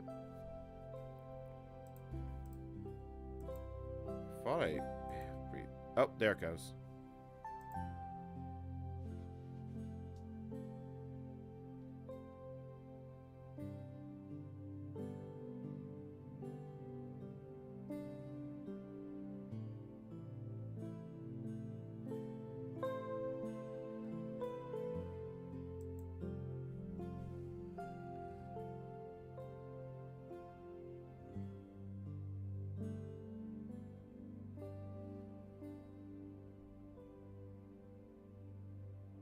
Okay, cool.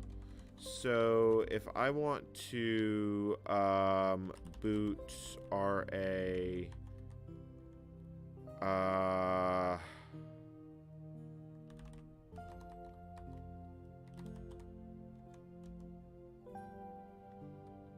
configured devices are, so I guess it would be RA boot.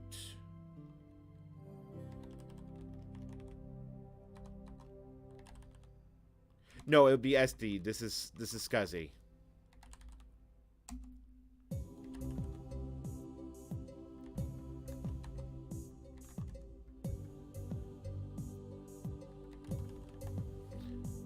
Let me look at the man page here.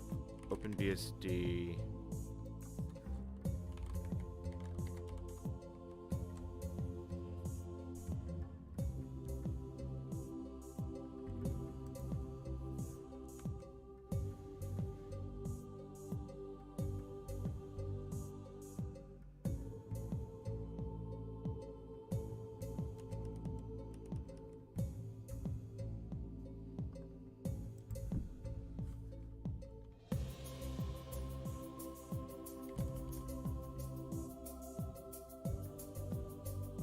Maybe it's HD0?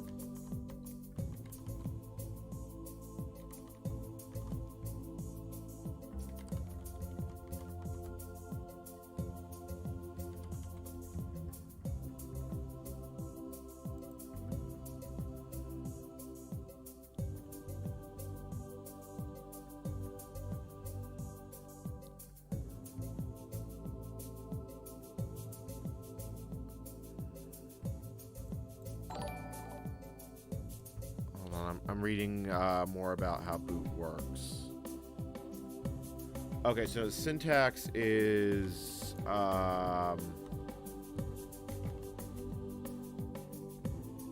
nope, that ain't it.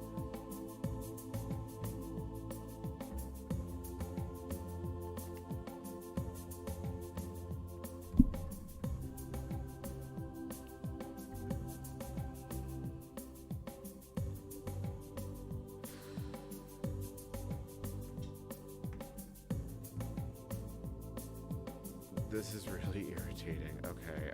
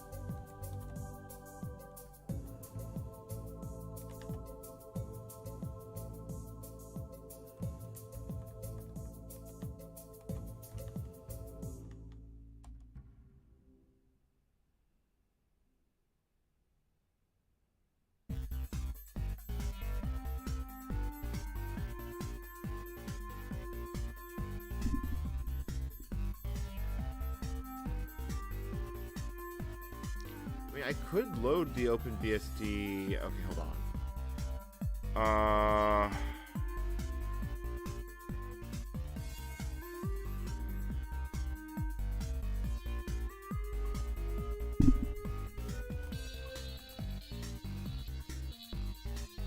QART. What does boot ROM do?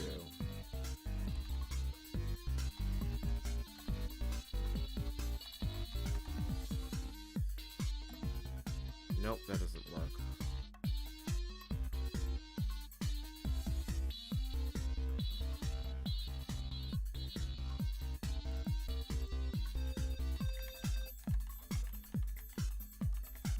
Chat's probably yelling at me. Boot device image.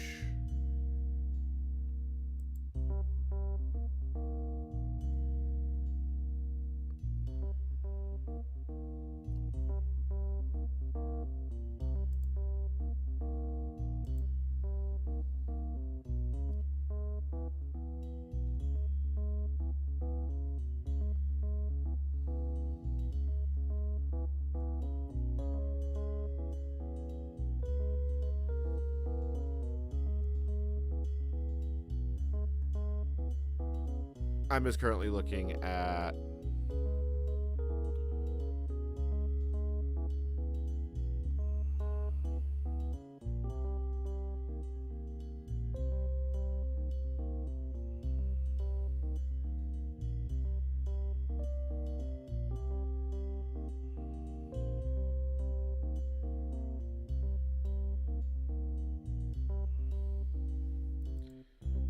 says the syntax is boot device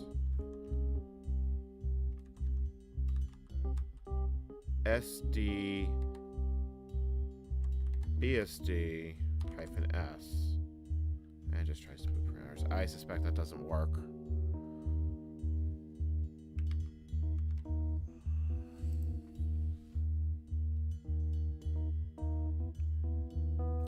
This is really fucking irritating.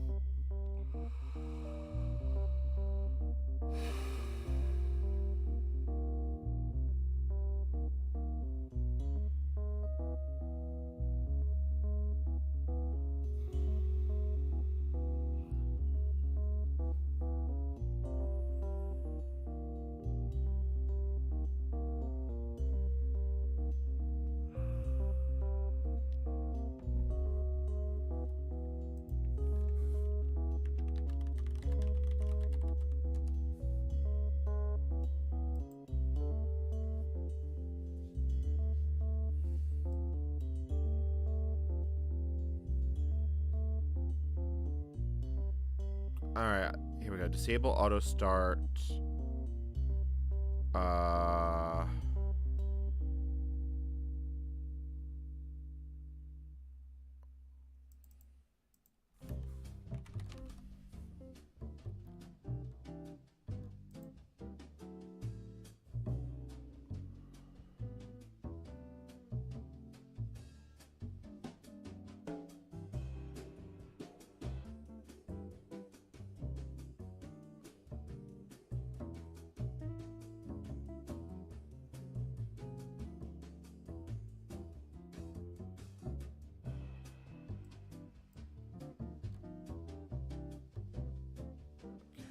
So this all deals with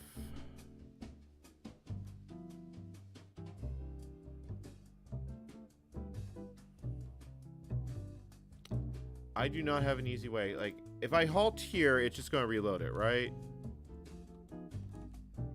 Yeah, it just reloads it.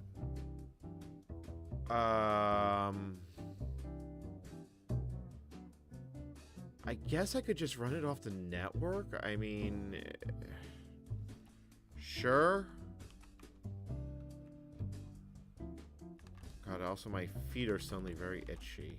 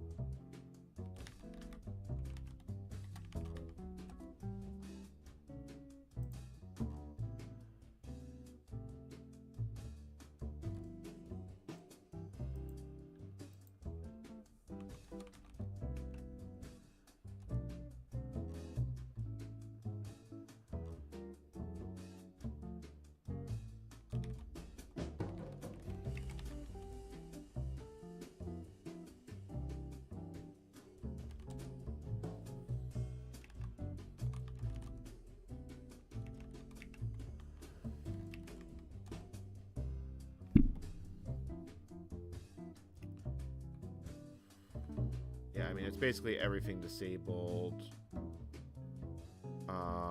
So then this would just have to define... actually, you know what? I can just copy root BSD 10 ec hosts.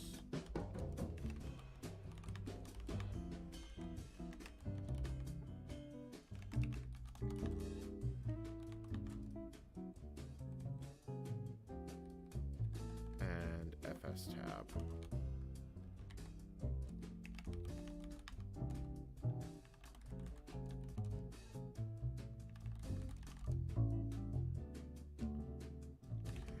Root.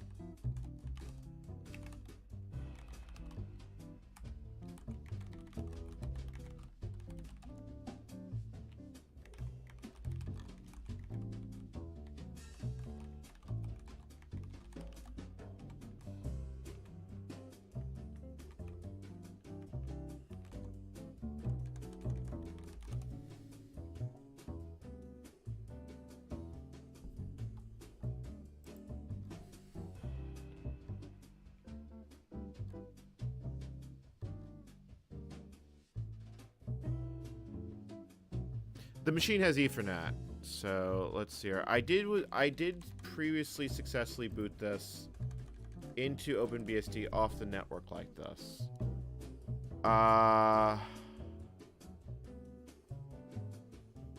Failed. Open NetBSD, no file.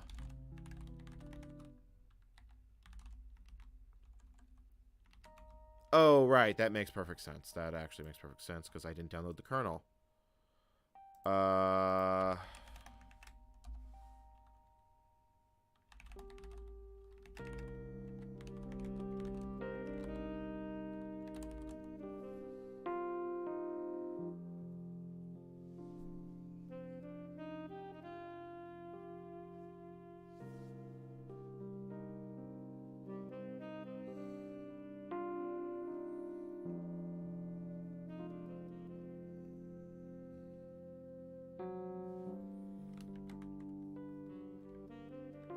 Yep, that's booting. Very slowly, but that's booting.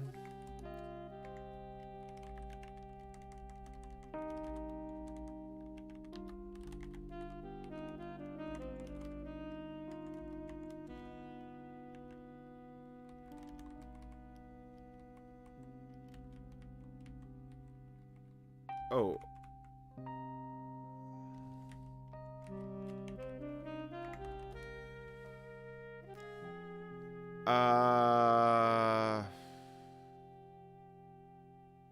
Reverse ARP not answered. Okay, you really want reverse ARP, don't you?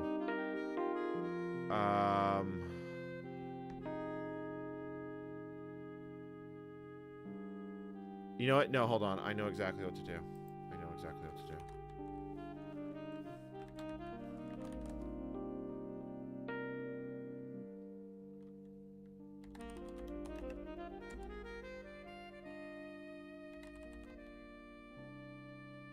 Boot halt. Yes, look, I'm in the firmware. I am actually in the firmware. Initialize. Oh, okay. So now how do I turn off the auto boot?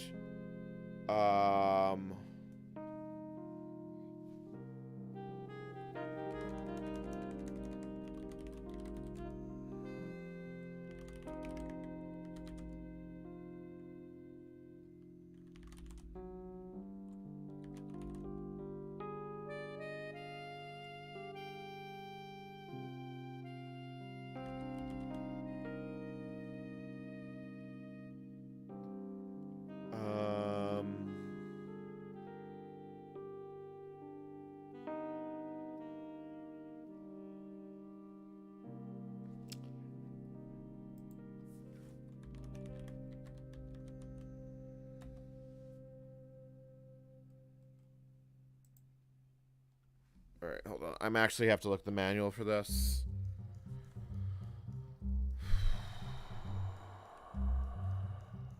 B flag is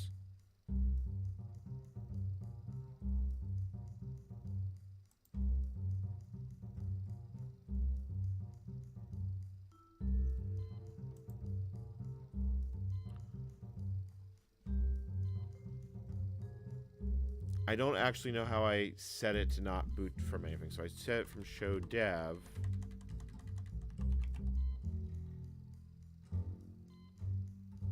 Because when we got the machine, it wasn't booting.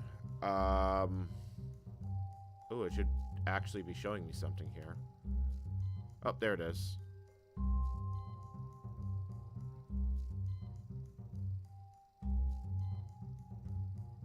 I don't know what it would do if I told it to... You know what? I'm just going to tell it to boot off the hard drive, because at this point, I don't care.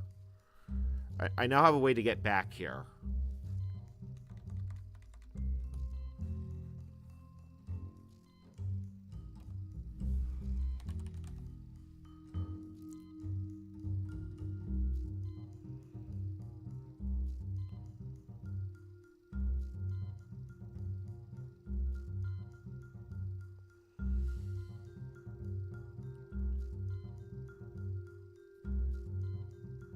Okay, well, it's booting.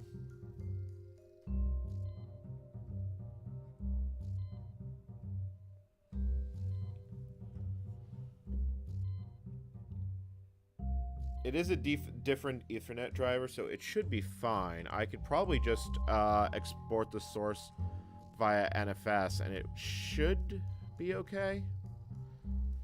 I mean, it's probably faster, let's be honest.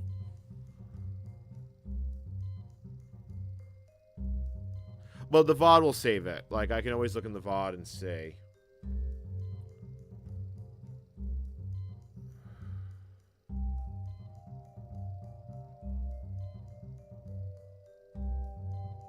Still going.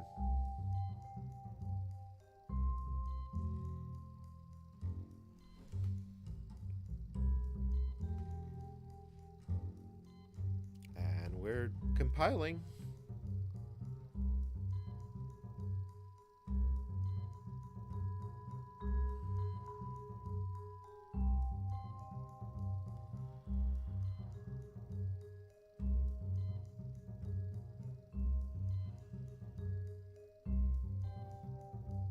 Like, chat, this is going to be an absolute glacier, but I can just let it run.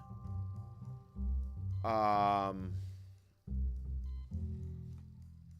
mean, that's my hope and dream, and I'm sticking with it.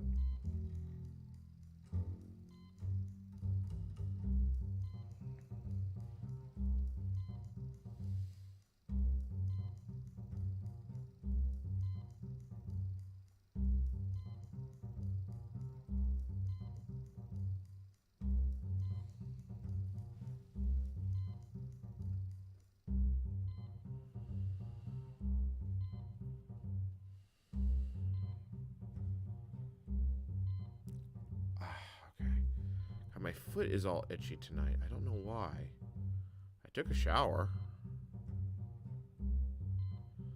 Plan of attack if 5.6 is good is we're going to have to bisect. But it's literally going to take days to find that out.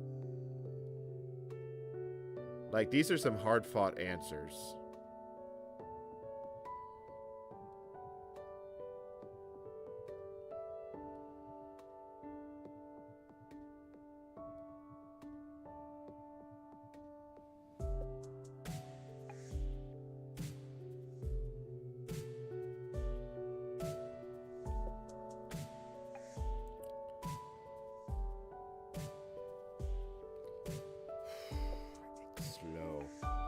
Very slow, chat.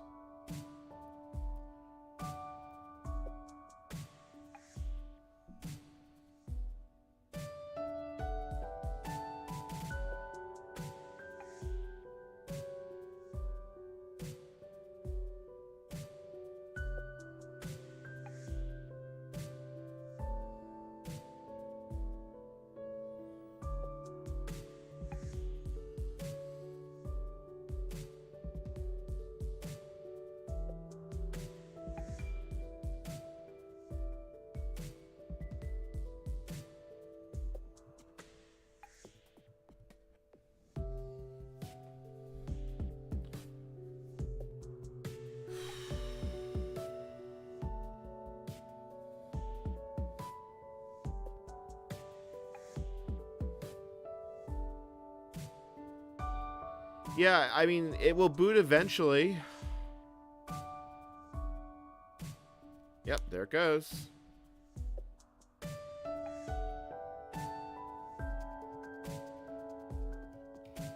Like, you now understand why I'm doing this in an emulator.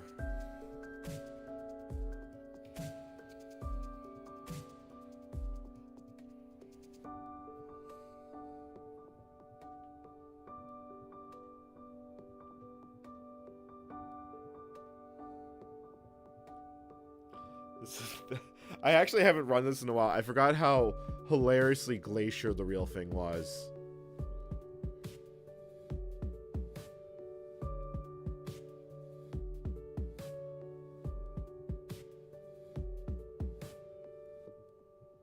I think I can control C it.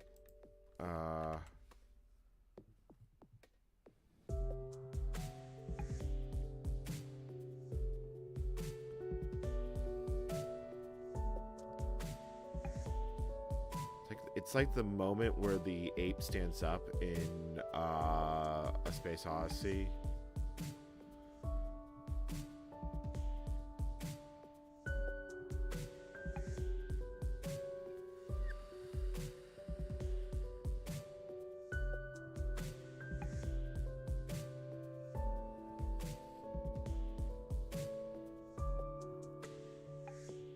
All right, once I have the RealVax compiling, I will end this stream and we will just let it run. Granted, this may take some time.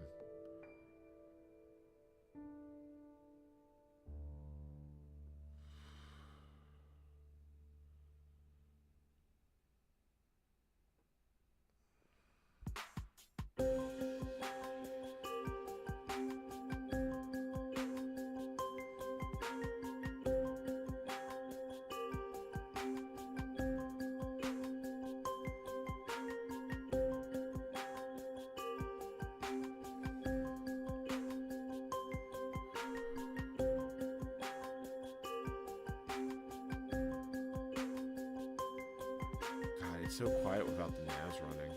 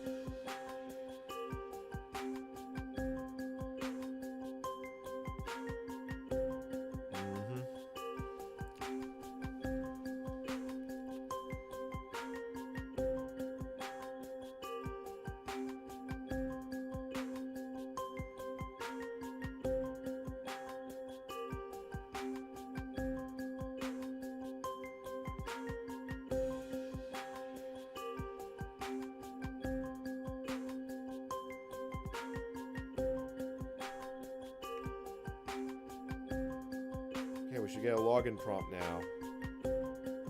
Hey, look, a login prompt.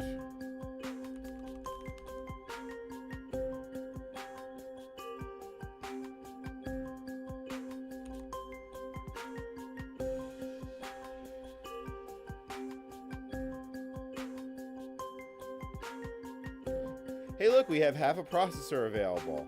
All right, cool. That actually works. So let's just set up a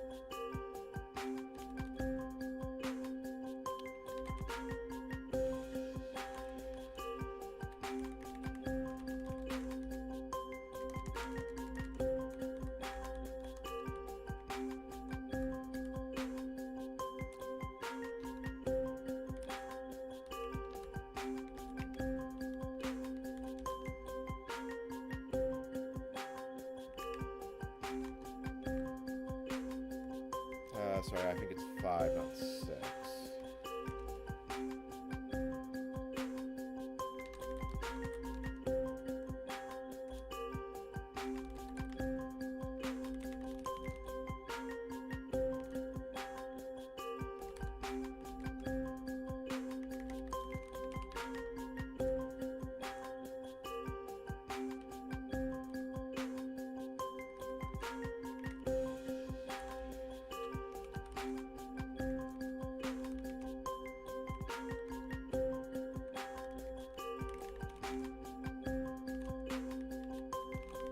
Cool. We now have, we can now download the source code.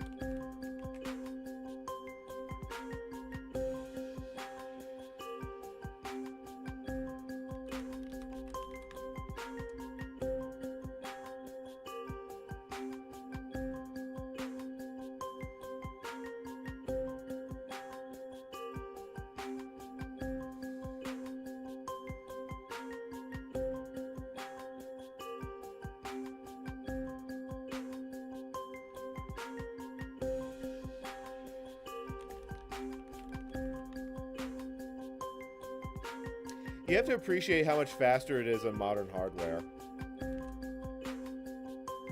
Okay.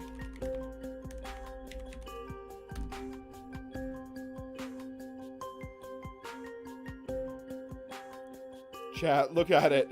It's glory. What? Oh, did I not install the compiler? I did install the compilers. Yeah, that would that's funny. That is actually funny.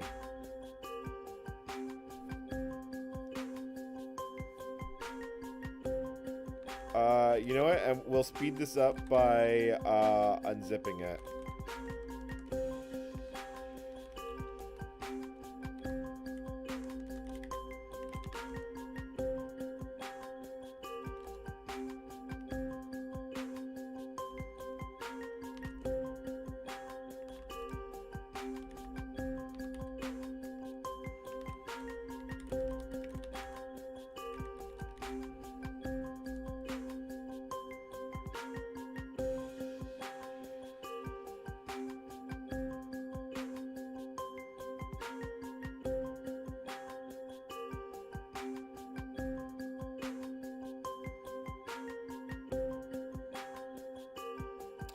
Now we wait.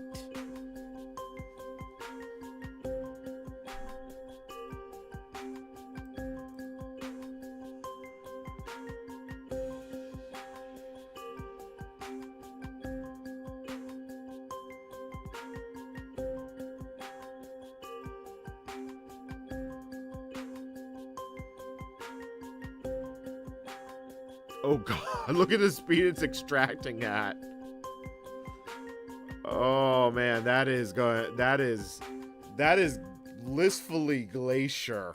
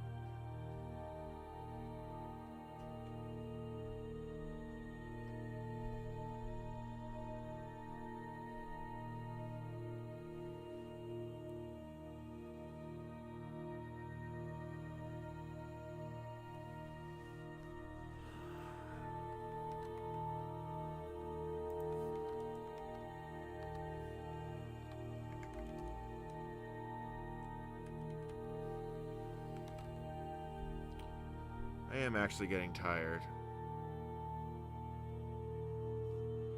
I don't think it'd be that I don't think it'd make much difference, to be perfectly honest. It's going to be slow no matter what. Like, I could host the source on the machine itself, but I don't think it's going to have any actual good impact on things.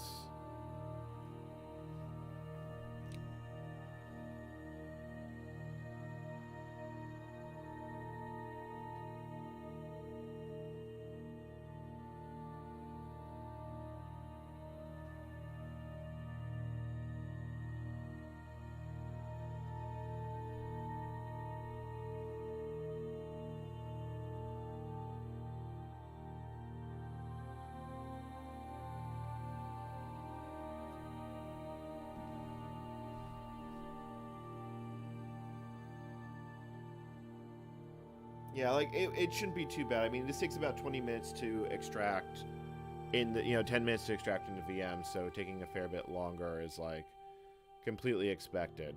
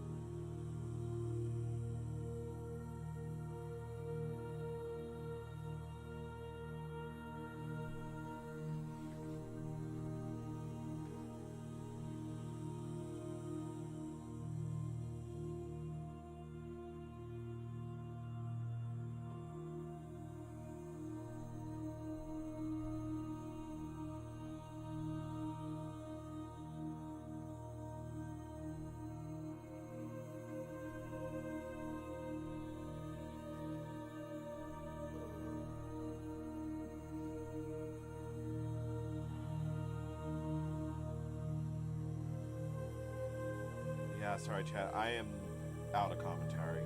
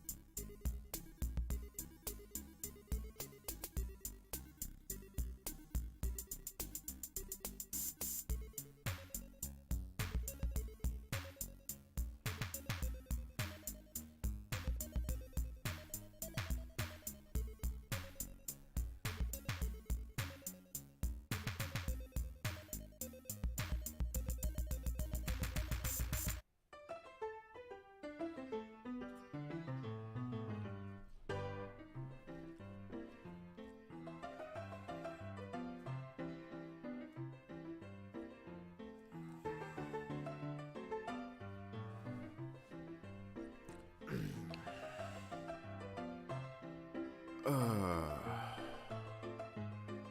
I mean, that's extracting fast enough. Like, I'm completely okay with this.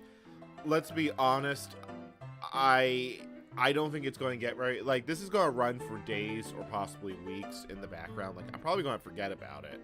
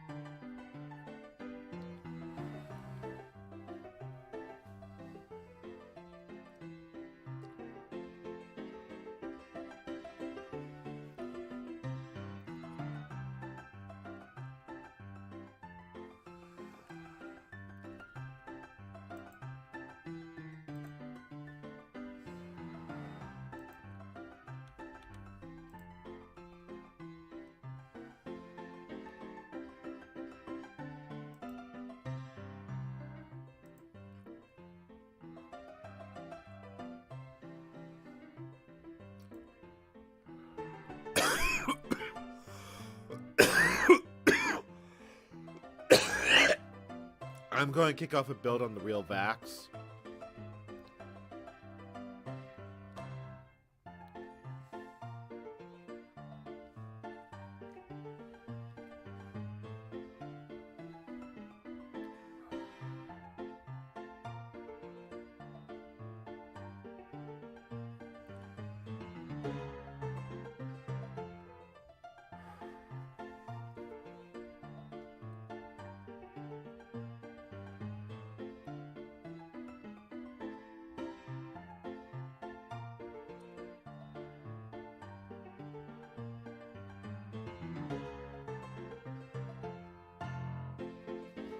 Need to wait for it to go.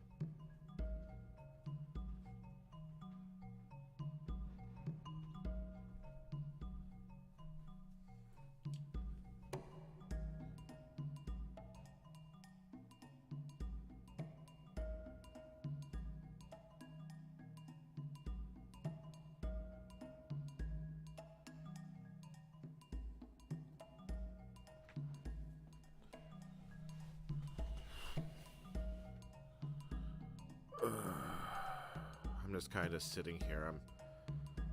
I am tired.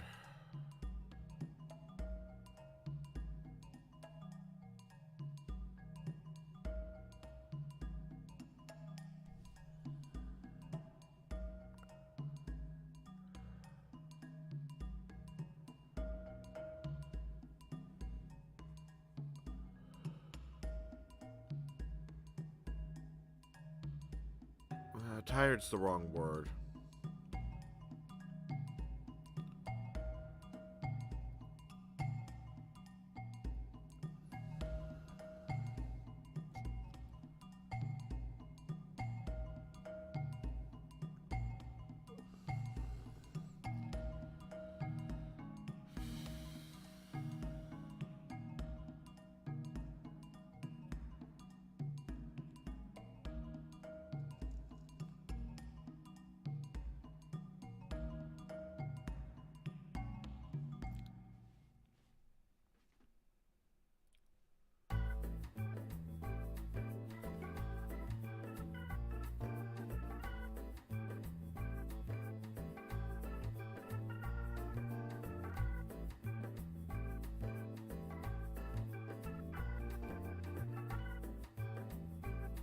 Plus, ultimately speaking, it's going to have to load components because it's going to have to keep reading the. It's going to have to read things like the compiler and such off. It actually should be faster because the compiler, with the compiler on the hard drive, it's right there. The data files are on the network. It should be able to fetch both at the same time, or at least that's my hope.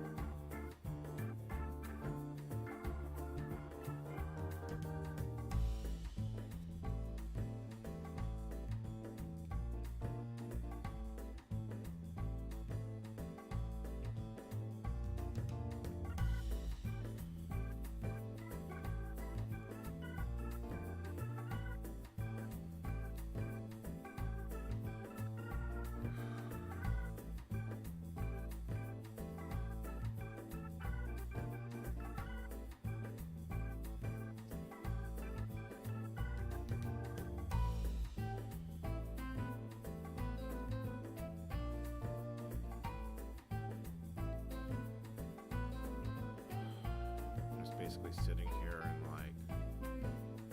shaking my head.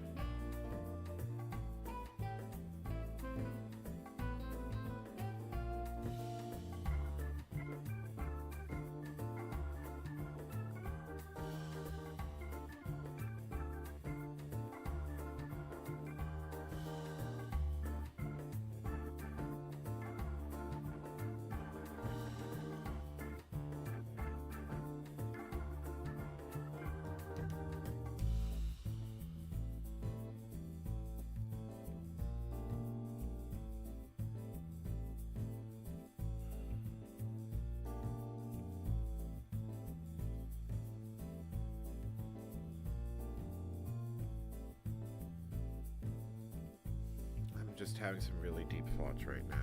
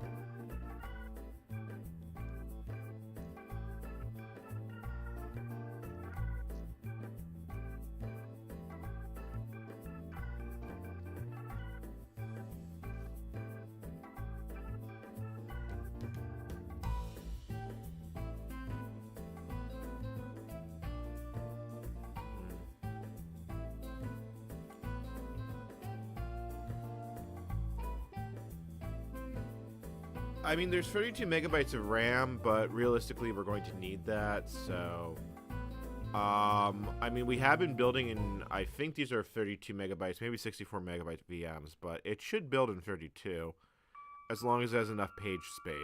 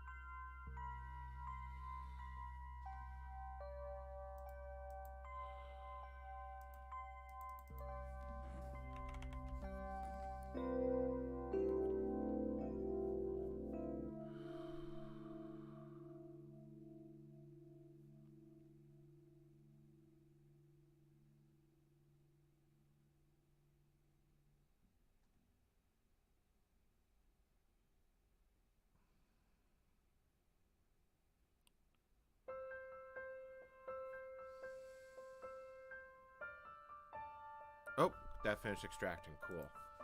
All right, so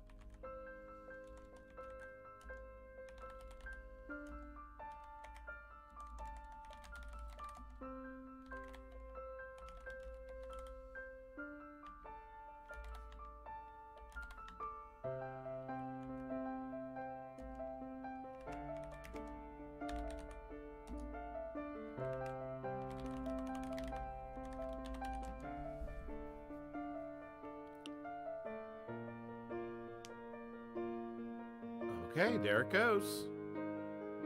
Very, very slowly, but it goes.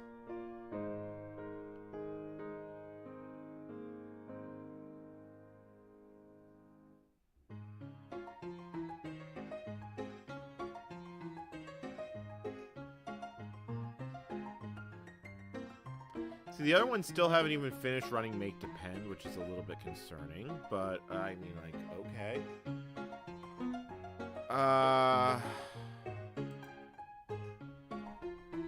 Yeah, I really don't want to lose this VOD, so I think I'm going to have to end the stream soon, even though that means I'm going to lose viewers. Which kind of sucks, but what else can I do?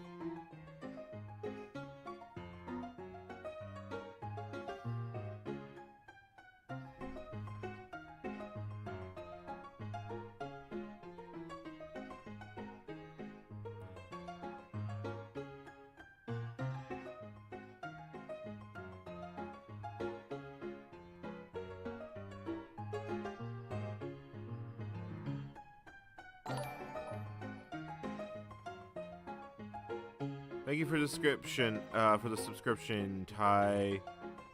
I have no idea how to pronounce that. I'm sorry.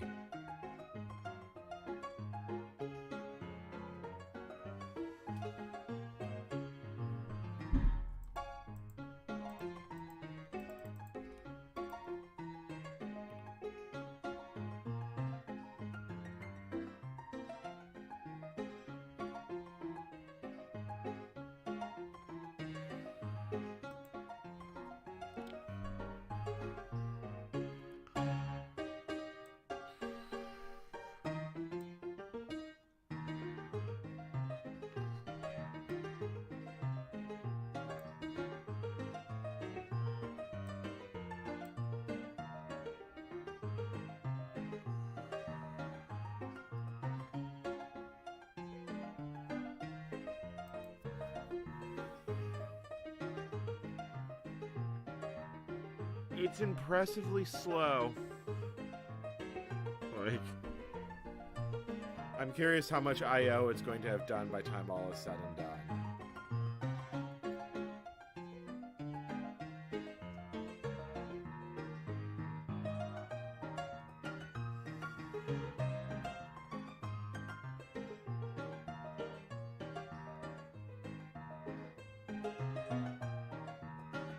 No, the bottom one is real hardware.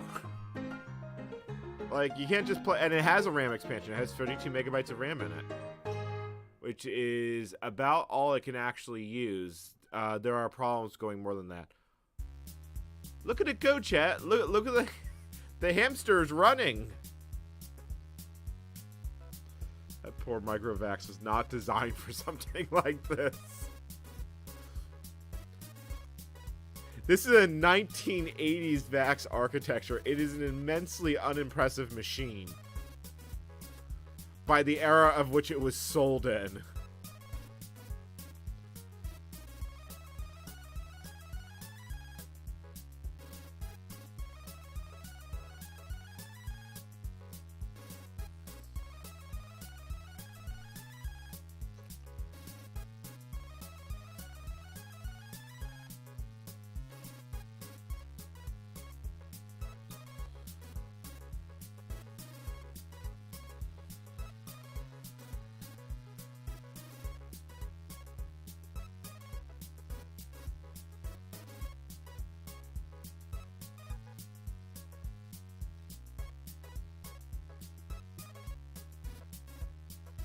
I might as well just let this run all the way to the 12-hour mark.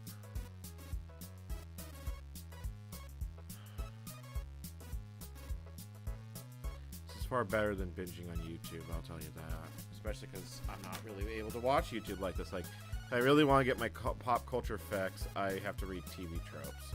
But at least I'm reading, which I actually really appreciate. Like, this has proven to be very good for my mental health.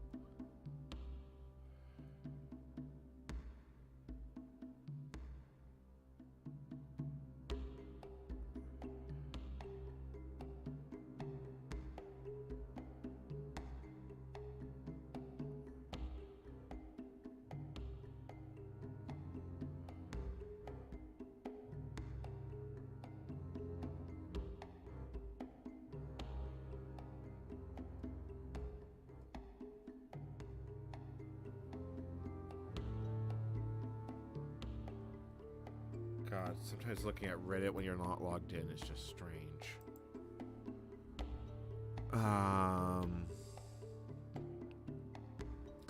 The serial port probably will be I/O blocking, but let's be clear here. It's only going to be I/O blocking when it prints a file name, which is not going to be the vast majority of the time this is running.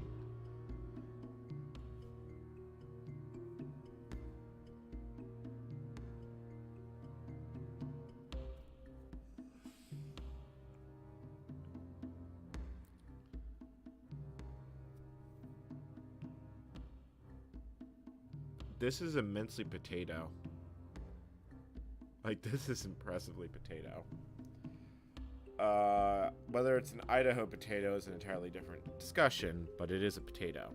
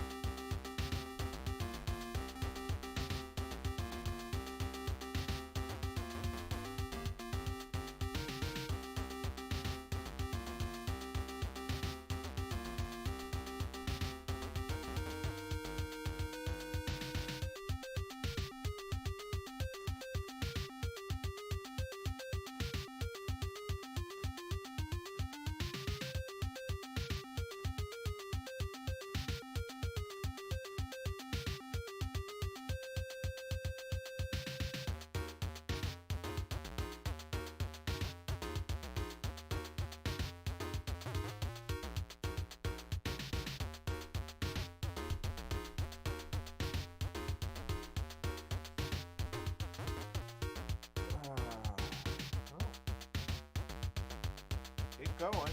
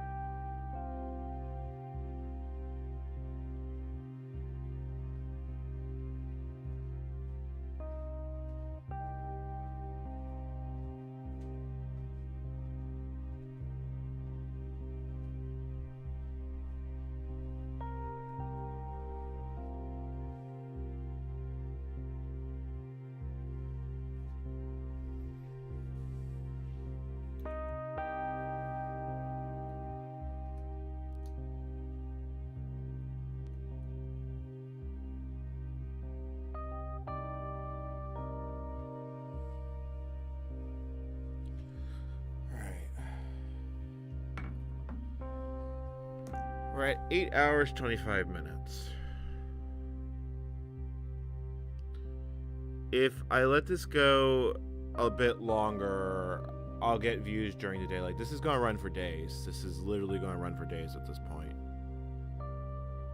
Oh, 5, 6. Oh, yeah, 5, 6 completed depends.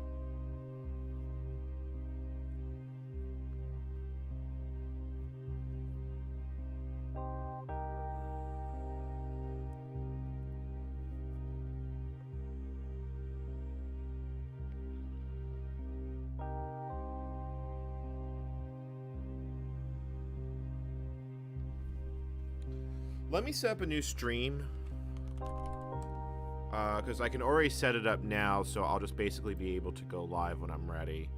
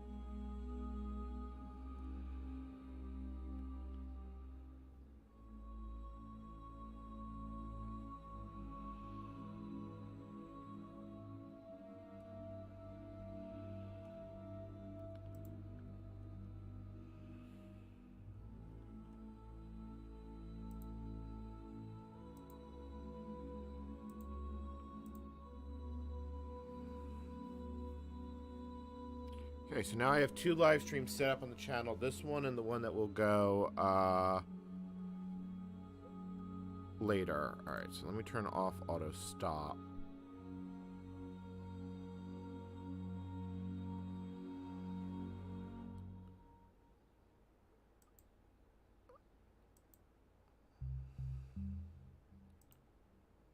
Okay, cool. That is actually good to go. So now what I can do is I can go on this stream. I can go to edit. And I can set a redirect. Yes, perfect.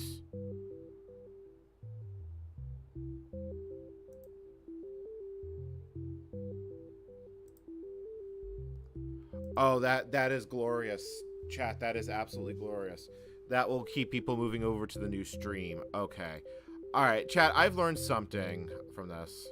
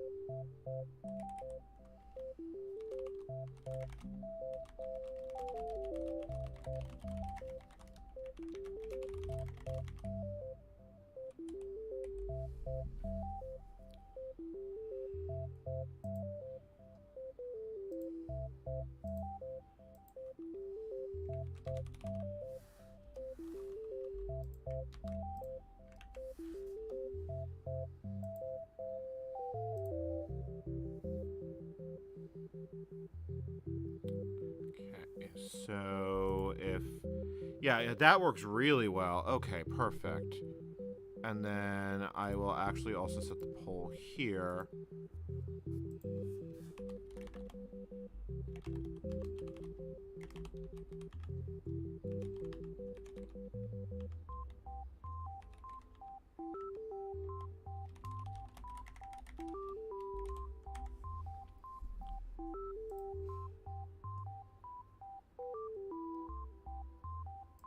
Okay, cool. That is perfect. That is absolutely effing perfect.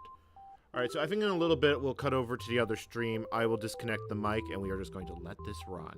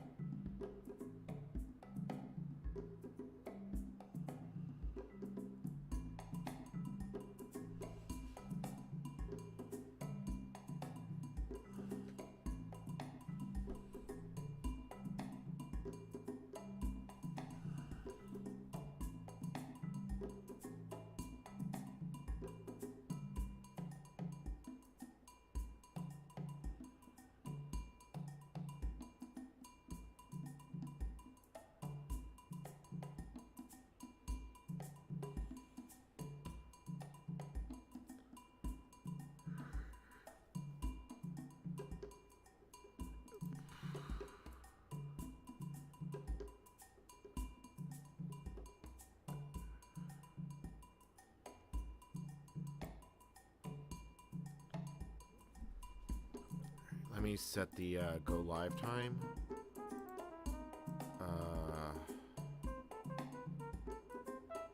Yeah, so this is gonna go live. I'm gonna set this, yeah, we're gonna switch it over at 6 a.m. We hit the save button. There we go. Change the save. Yeah, that should all work beautifully.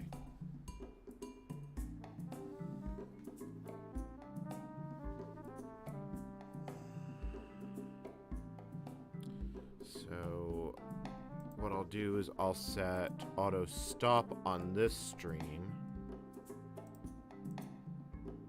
because if it goes down, then I'll just start on the other one. Actually, yeah, no, I'll hit auto stop.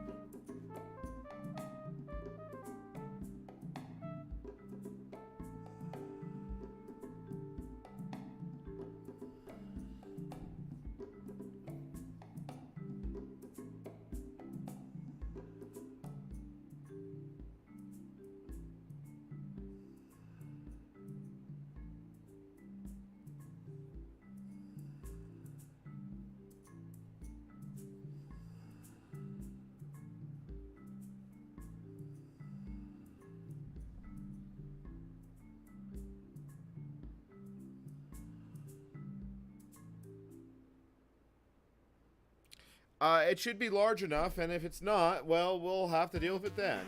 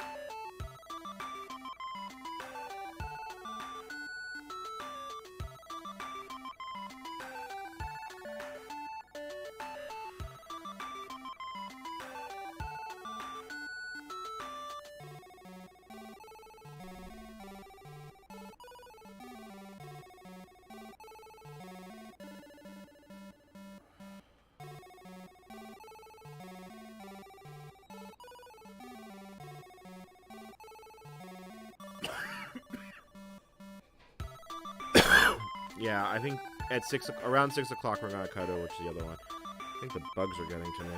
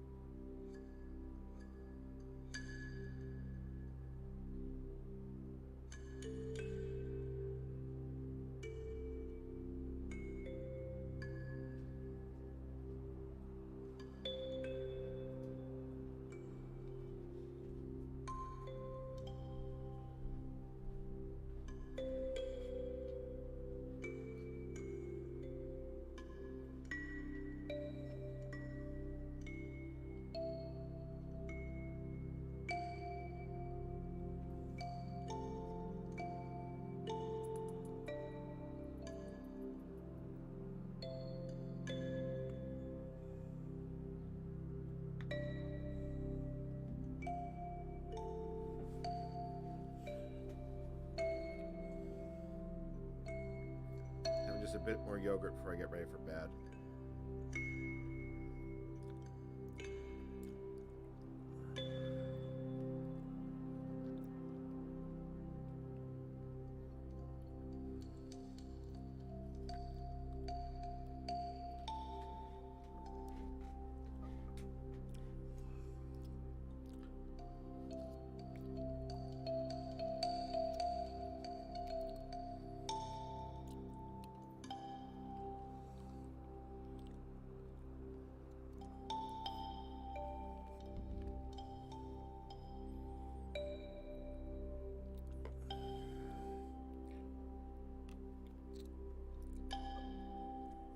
All these healthy eats really help.